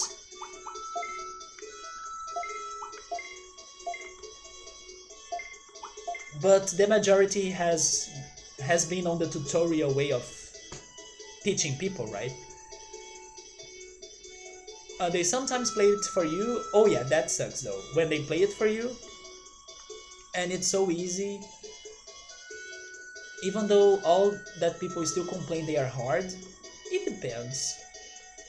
The only problem why the plot sucks is is because of the translation. Really, Digimon World Next Order on the PS3 is similar. Yeah, it seems to be the sequel, right? Or as Alza wants me to say, the sequel quotation marks. But most of the others are different. There is an RPG one, which is Digimon Story, I think. There is a strategy one as well, which I believe is the sequel to this one, if I'm not mistaken, which is like Digimon World 2. But I will try those games at some point. And it's okay if they are different, I just need to not be comparing those games to this one that much. So I don't raise expectations, you know, oh yes, I love Digimon World 1, so give me another one so I will love it too. No, let's like analyze it as a different game for what it is, and then maybe I'll have a better time by doing or by playing it on that way. You also like in this game you can't just grind to level up without the risk of your Digimon dying. That's true, that Tamagotchi mechanic is like so unique and crazy, so you gotta always be prepared for anything. But to be honest, it's going to take you a long time for you to finally get used to that. So you'll be dying a lot even when you are trying to not die because of the surprises and random mini bosses.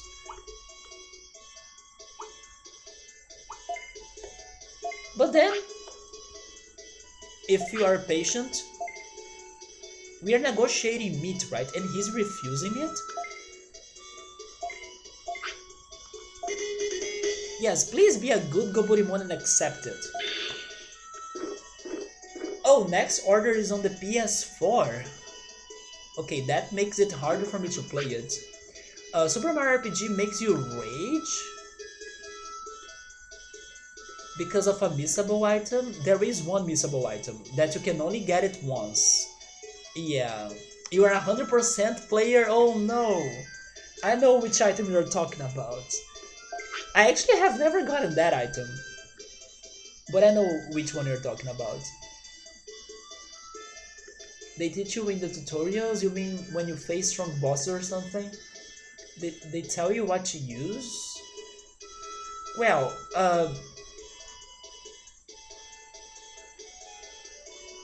but isn't it optional in some games? Like there are some games that can provide you some help during a boss fight, but it's up to you to not use it sometimes. The game that got to my mind right now is like Paper Mario the Origami King, because I was watching a Paper Mario video yesterday, and it was actually surprising to see the person that was on that video complimenting the game, because I kind of didn't like what I saw. But that person was like a OG Paper Mario player, and then he was pointing out some aspects of Origami King that I probably did not think too much about them. So I could get his opinion on why he did like it when I kind of didn't. But yes, on Origami King, for example, during the boss fights there are like notes that you can collect if you want, with help and hints for you to have that fight. So I imagine that some other games may have help as an option. Some may not, of course, but I don't know, I can't really remember many recent games that could be helping you during a boss fight. Although I have been mostly playing old games. So there is also that. I haven't been too much, I don't know, aware of the recent games. You like this game a lot because nobody understands. Yes! And then maybe everybody's going to play it differently, right? That's true. And then you can always be learning something new that you didn't know about it. That's the magic of this. Oh, it's a Widmon for meat. Keep price. Keep price. Exactly. I knew it was the frog coin at the first Mushroom Kingdom castle, right? I could never. I maybe have tried it once, but I could never get it. Options? What's that? It's something that I hope some games have. It's good to have options. We are selling a potty for Goburimon. We are raising the price. Yeah, but you are going to take it because you never say no. Goburimon never says no.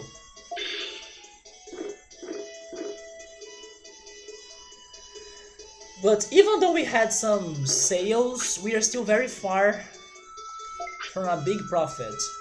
Where are the people looking for medicine? This is a potty for Widmon. So 390 makes him sad. 400, of course, it's worse. I will just play safe.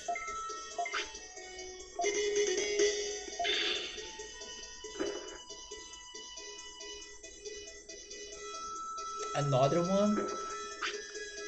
Meat, playing safe. Give me medicine, come on.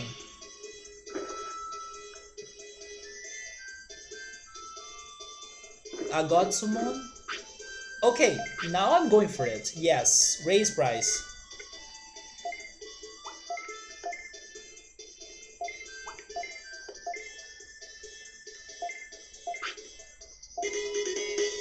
So 400 now, there we go.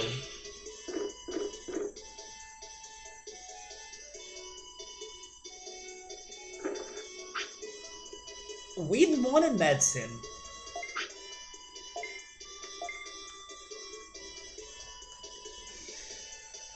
That sounds like a big trap, but because it is a medicine and because I do need to make more profit, I'm going for it. Please buy it. Nope, maybe next time. A lot of reload saving. Also, hello X5, what's up, man? He's your least favorite recruit. He's probably most people's least favorite. But today I was telling everybody that I'm kind of liking this minigame more because I'm understanding it. I'm finally understanding it. The sales are good, so we still have chances in here. Although Widmon went away, right?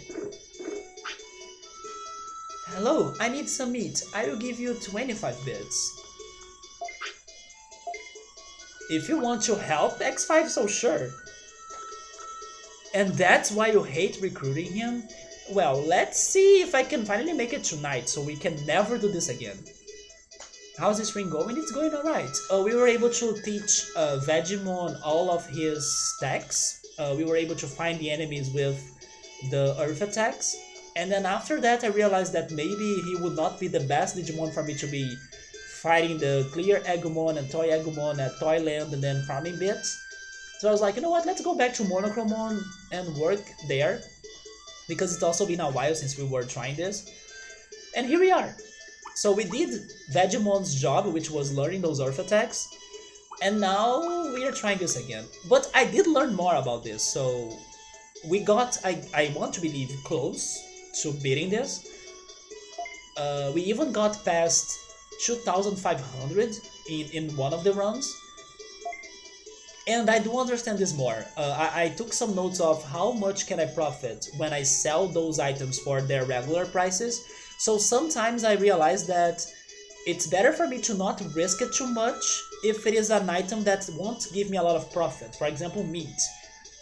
And when it is the medicine, then I risk it a lot, you know, because if in case that works, it's worth the price I'm getting. Or it's worth like the money that I'm getting. And of course it depends on the client or the customer. If it is a Guburimon, I can do anything I want. But if it is Widmon, then it's not worth. As it is Gotsumon, I will see what happens if I raise the price. He's happy, so I'm going for it. If he were not happy, then I would just sell it for the regular price because it is just meat. Yes, my prosperity rate is at 85, that's true. Portable potty? No, I'm not risking it.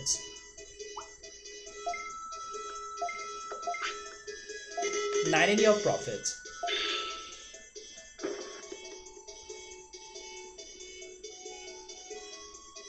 Please ask for a medicine. I take that. Although he's unhappy.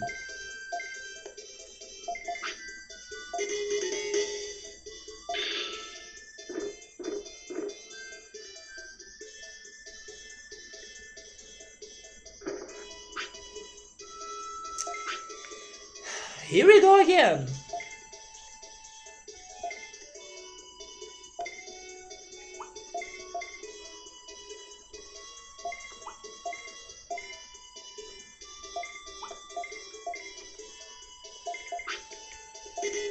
So this Widmon helped us. But I think we are not going to make it. Right now we are fighting the glitch of the game. Do you mean the clear Agumon? Clear Agumon has a glitch. Raise price.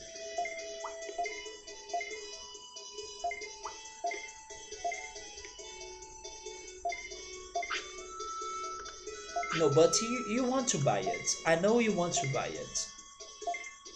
You just don't know it yet, but I know for you that you want to buy it. Yeah, you see? I know everything.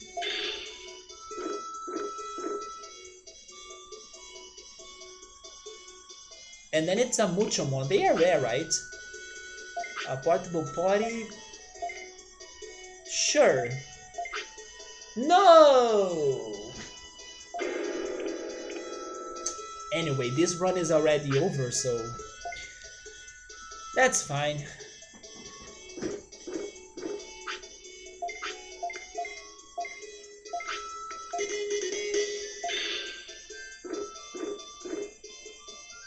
Wait, so Aranek, be careful to not spoil me. I don't know which glitch you are talking about. Hopefully you're not talking about the final boss. Are you talking about the thing that happens in the Grey Lord's mansion? If it's that what you're talking about, I know what you're talking about. But be careful to not give me information that I'm not aware of. Hopefully you're talking about the one in the Grey Lord's mansion. Okay, so I'm not keeping that conversation because I have no idea what you're talking about.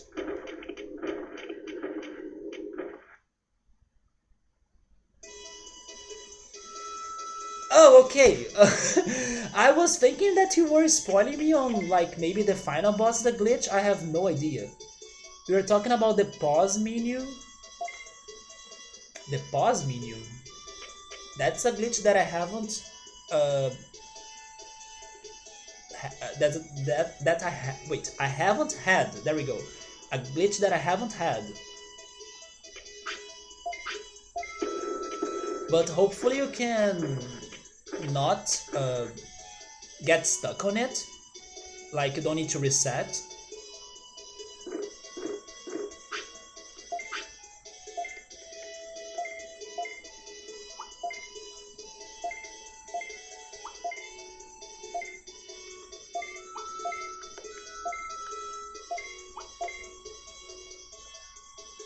Yeah, I'm like, what? I know of the jukebox. I know of Mojamon because people were telling me about that. I know about the the card chart when you are checking the cards. People told me about that too. And I know about Clear Agumon because I got that glitch to work. And if we mention that day that we were able to cancel a Sukamon evolution out of nowhere, there is also that day.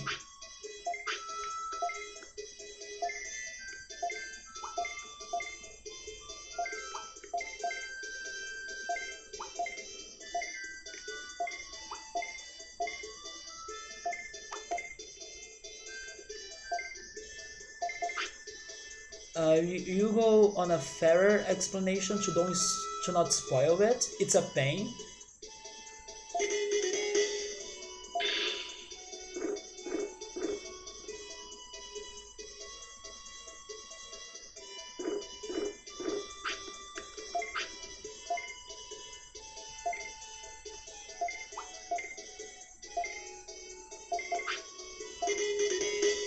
I mean, if it is not a glitch connected to Mount Infinity or connected to this side quest or the Beetle Lands arena or something that's like very late game, you can tell us about it.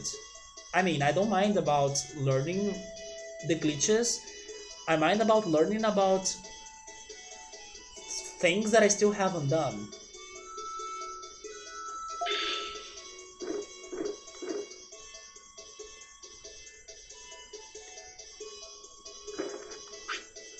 Medicine. Oh, it is related to 100% in? Okay, so it's better for me to not know it.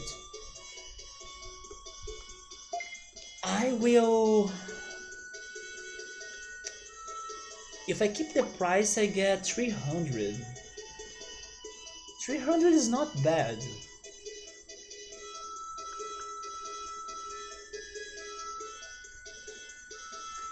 $300 is not bad.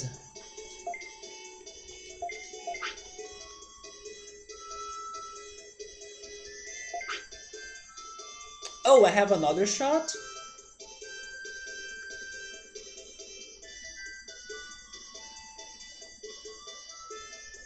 But... Get it for 300, come on.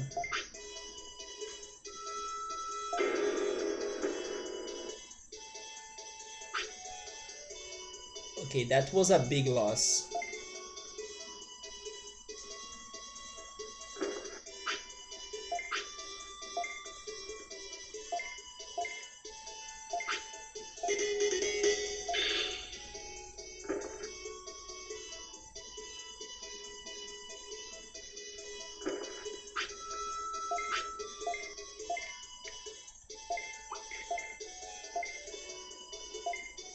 Yeah.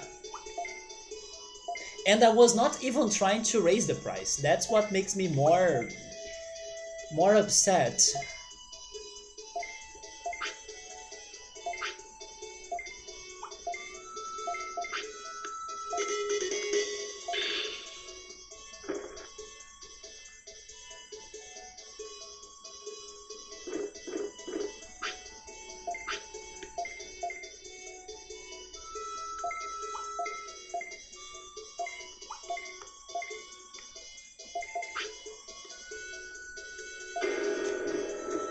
Okay, now it's over. Skip everything. Ah. I imagine it depends on the customer, what they ask for, if they will accept it. It's about luck, but you can also work a little bit with your chances and your odds, right?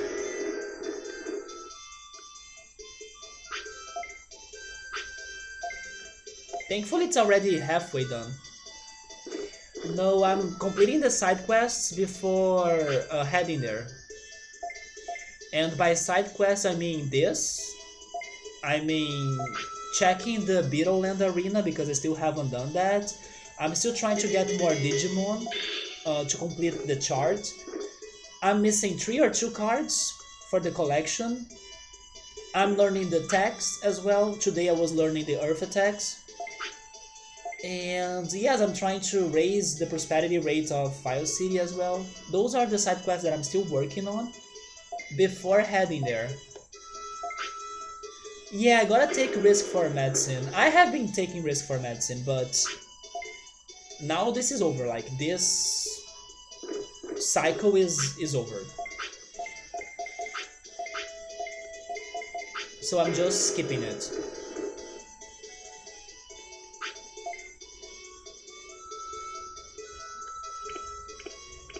After 2 customers leaving it, there is no way.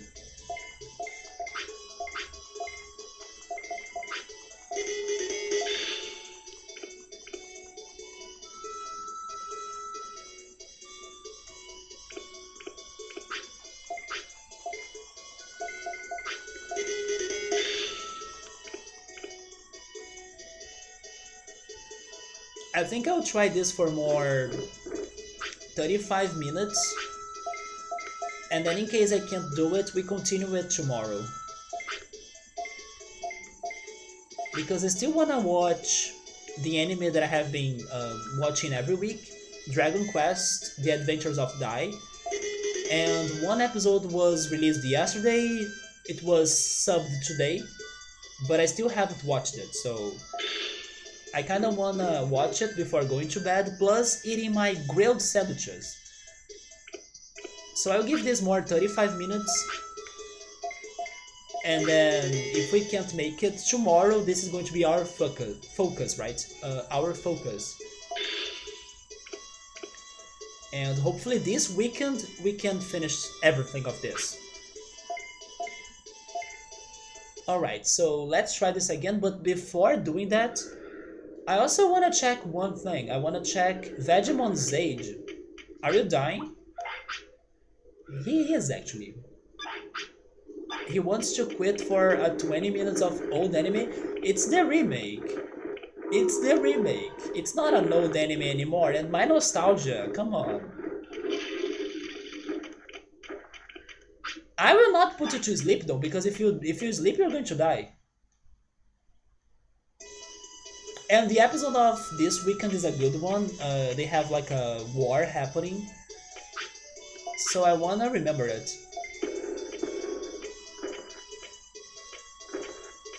Well, let's see. Maybe we can finish this in the last or in the following 30 minutes. Medicine, that's a good start. She's sad though. But you know what? This is the moment for me to test this out. Is that a glitch that will be getting any medicine I offer to you?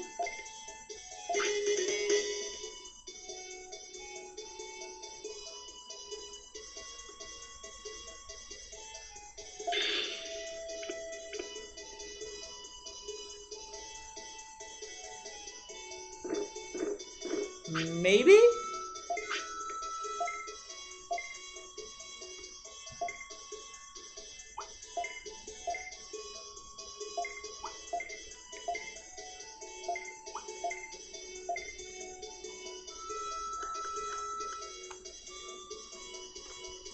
What did you do?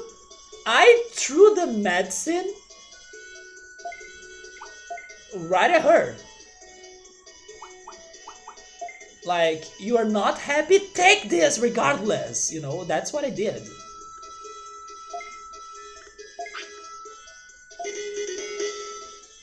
You went and finished the manga? Oh, you have read the manga? But you did not enjoy it as much? Seriously? Does it not have a good ending or something? But I had to do that with Sensei The Lost Canvas. Sadly, they did not complete the anime or the animation, and I could only check the ending of the story by going to the mangas. And then I agree, it's not as great as watching the show with the visuals, but it was a good story, kind of very convoluted, but still good.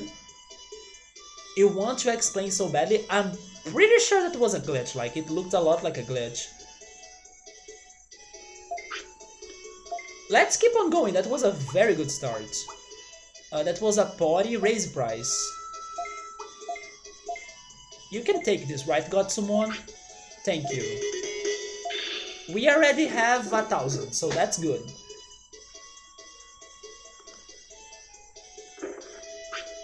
Oh my god, okay,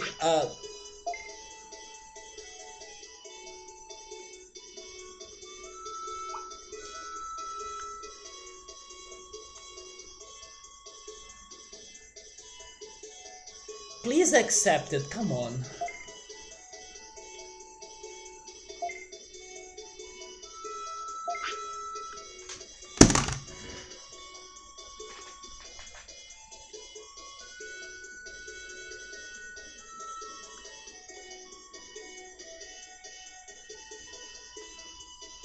And I considered lowering the price for this guy. But okay, Widmon.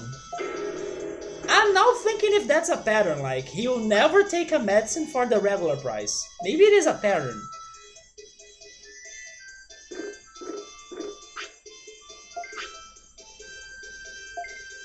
But for you, I can raise the price.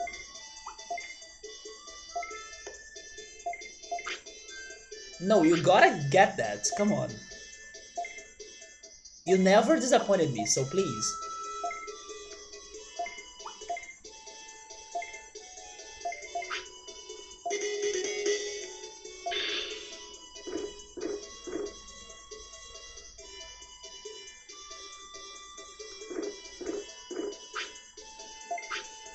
Although they are asking for meat now. It is 100% a glitch, yeah, right? It's not a bad ending, it just wasn't what you wished or you expected. So, Alza, I think that Dragon Quest The Adventures of Dai is somewhat simple as well. There is this friend of mine that he has been curious to start watching it, and then he hasn't watched the original anime back in the day. So even though I have been hyped and excited for it, I'm kind of telling him that, like, lower your expectations a little bit because maybe it's not as fantastic as, I don't know, some other animes. It's kind of simple, you know, so maybe that's why you had an issue regarding the way that story ends, because I thought it's, now that I'm rewatching it, it's a very simple story. It's not like anything that big. But I'm enjoying it because first, the animation has been beautiful, second, the soundtrack of it has been surprising me a lot, especially in the episode of last week. Third, it's a way for me to finally get into Dragon Quest and then someday play a game or stream a Dragon Quest game. It's something that I'm planning to do in the future. And yeah, it's nostalgic AF to me because I used it to watch the original on Saturday mornings, having breakfast as a kid, you know, so it's super nostalgic. You have never seen that glitch before? I mean, Lost Canvas premise is that everyone but 3 will die. But that's not what I felt like regarding, I don't know, the story.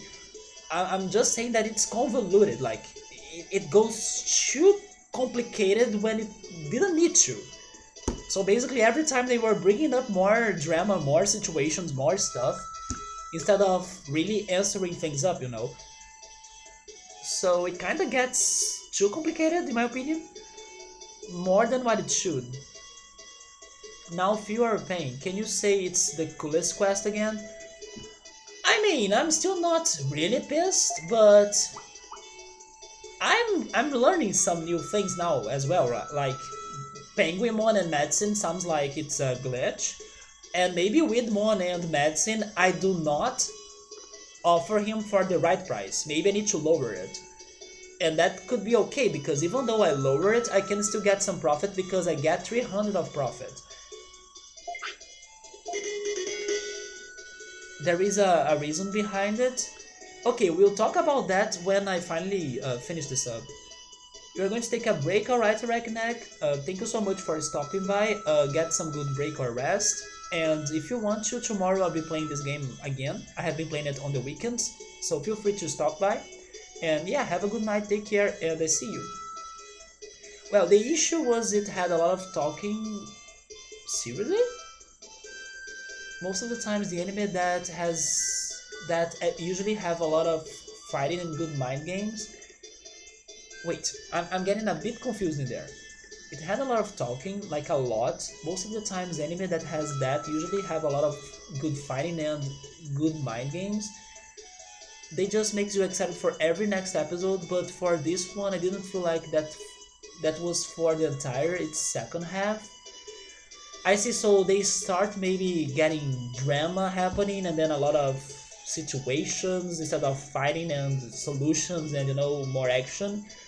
Kind of what I felt about Sensei of the Lost Canvas as well. They started bringing up topics and drama and things out of nowhere, and maybe it's the same feeling. Yeah, the first half is more like adventurous. I remember the show a little bit up to Freezard, which by the way I think it's such a good name for a character, Freezard. After Freezard, I don't remember almost anything. Actually, I don't remember a lot, but I remember a couple scenes up to Freezard. This Dragon Quest anime has the best names actually. I also love the name of the other general that's called Zaboera. I love that name so much. Zaboera and Freezard. I wanna name my Pokemon like them. Let's see. Raise price.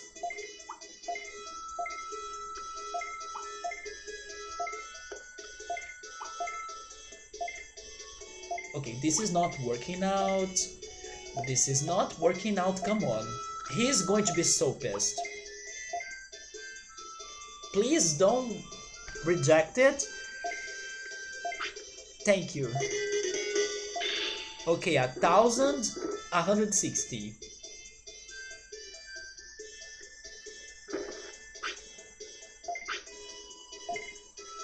Keep price.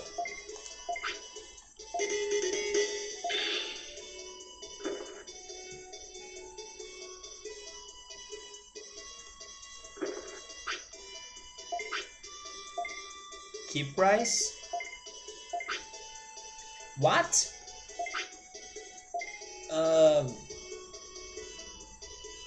I'm not risking it.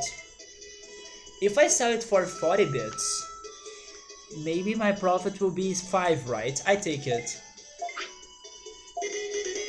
That's okay because it's just meat.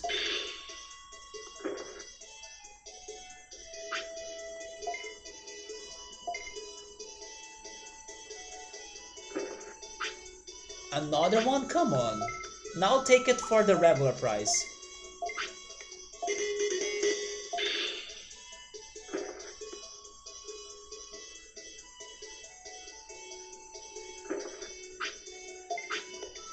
And stop giving me those Widmon, come on. Give me Goburimon and Medicine. Or Muchomon and Medicine, I take both.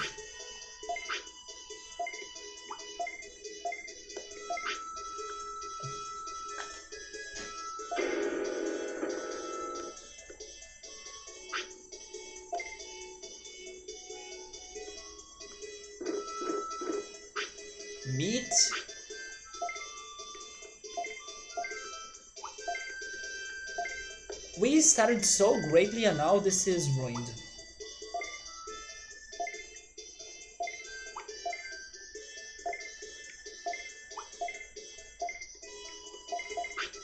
Uh,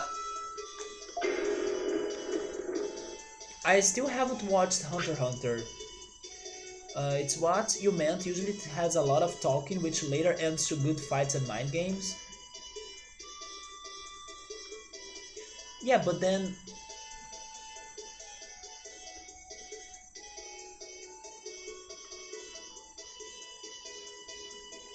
Wait, do you mean that it doesn't have the mind games or the good fights, but it has the amount of talking? Is that what you mean? Yeah, this one was BS. And another meat, you see?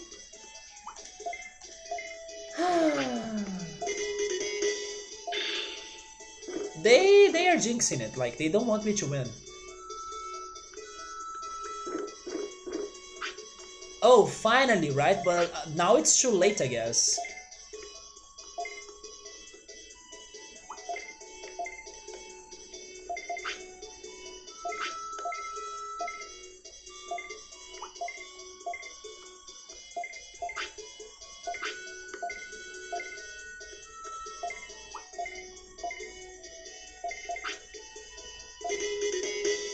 Yeah, now it's too late.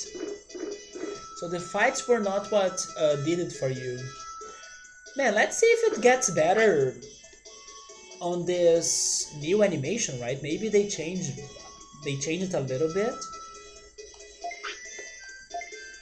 At least I have been enjoying these early fights.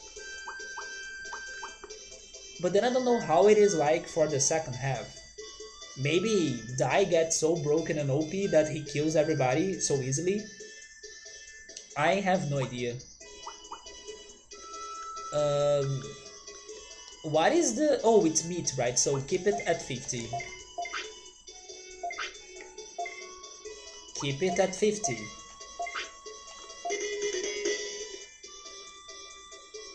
You think they have some stalling going on?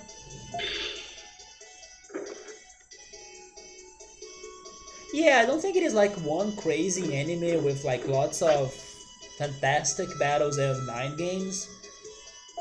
It's a more adventure slash simple story. Wait, I can raise the price. Although it's already over. You have only enjoyed the first half.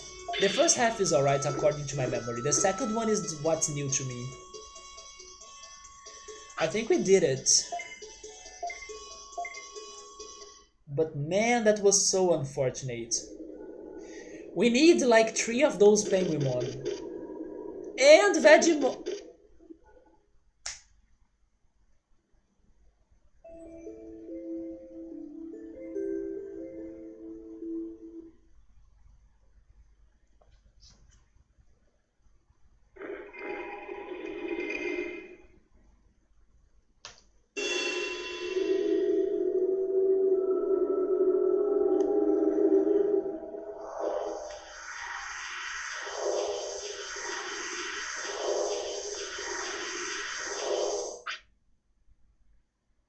But thank you, Vegemon. I know that dealing with so many Widmon is not an easy task. But thanks to your sacrifice, I could get the Earth attacks. I could farm some bits too, I think. And I could learn more about the side quests. So next cycle is up ahead. I think I kind of want another Koromon because I still want to get Greymon.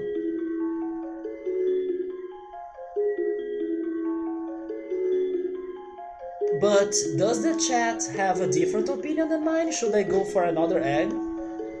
I kinda wanna go for the green egg again to try getting Greymon. The first anime didn't reach the first half. Really? Man, so it's kinda long. If the entire series is 400 episodes, then you won't enjoy the first 200. I kinda thought that the anime got, like, or or at least started the second half, because I'm basing my opinion on the amount of generals. I would say that they fought 4 or 5. The episode that I'm watching after the stream today, they are fighting the first one,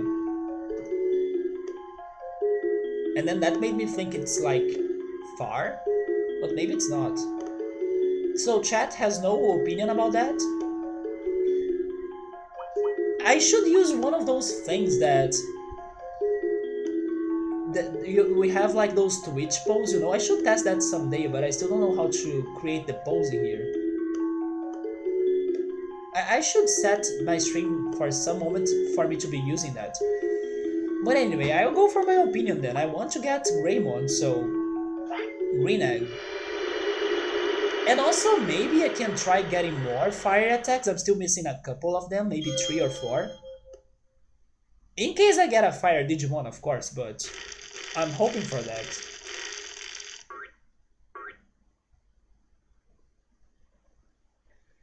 But this cycle is going to happen only tomorrow. I will go do some shopping and get the meat, but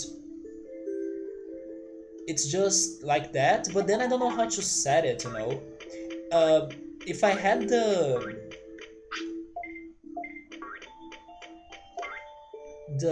pop out uh, window open here, maybe I could use it, but I kind of don't. But that's okay.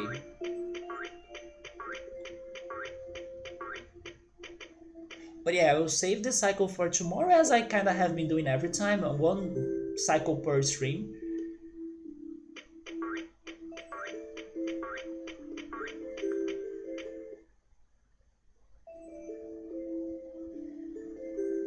Who did I get last time I went for Koromon? Oh yeah, it was Maramon, right? Maramon.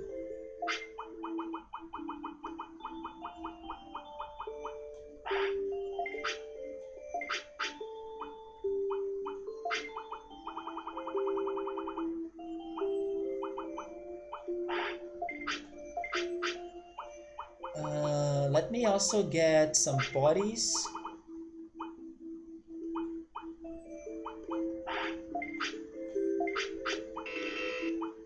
And that's it.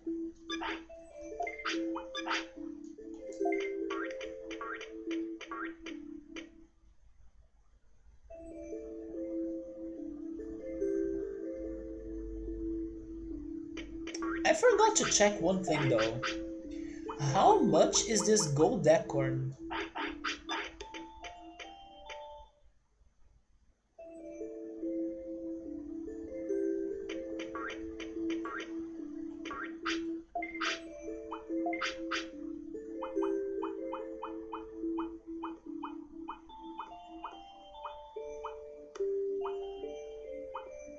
$4,000 bits?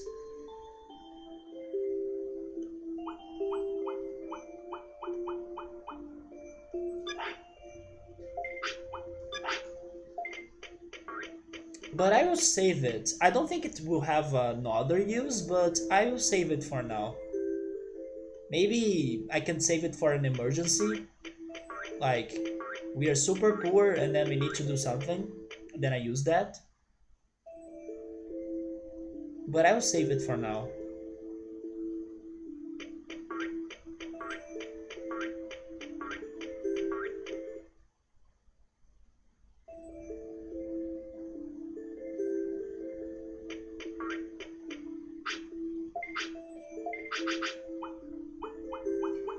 Let's store some of those floppies. Some of the recoveries.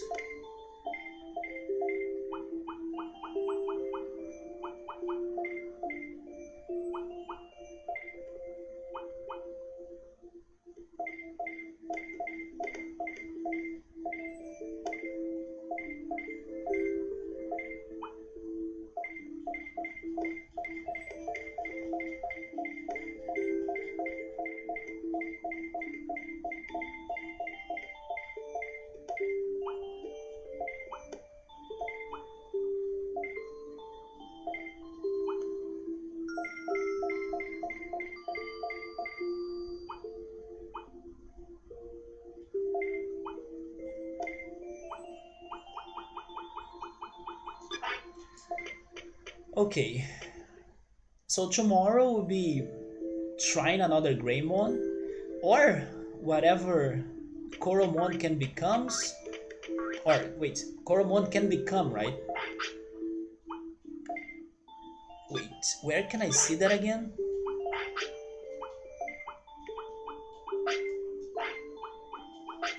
Agumon actually. Agumon he still has 3 more Digivolutions.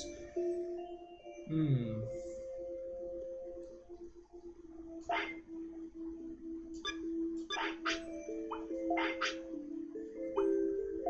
And then I have. Oh, never mind. I only have 1 more fire attack to learn. Oh yeah, right. Because Maramon could learn attacks after studying. That's true.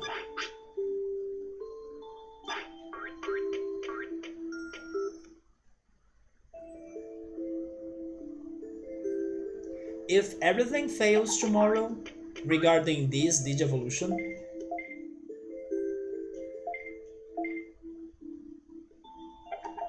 we go back to Monochromon. I kind of want to finish that because it was exciting to have those attempts tonight. So I'm kind of wanting to invest more time on that, even though it's frustrating. But now that I feel that I'm so close of doing it, I kind of want to complete that. But then at the same time, I have other things to be doing, like learning those attacks and trying new Digimon. So let's see how that goes. Maybe I can divide the Digimon's lifetime, just like what I did with Vegemon. And once he's done with the other things, like learning the attacks, mostly learning the attacks, we go there again. Let's see how that goes. But guys, thank you so much for stopping by. Tomorrow I'll be playing more of Digimon World with this new cycle, hoping for a Greymon or any other new Digimon of their chart. So thank you for coming. Take care, have a good night, or get some good snack before going to bed. And I see you then, and goodbye.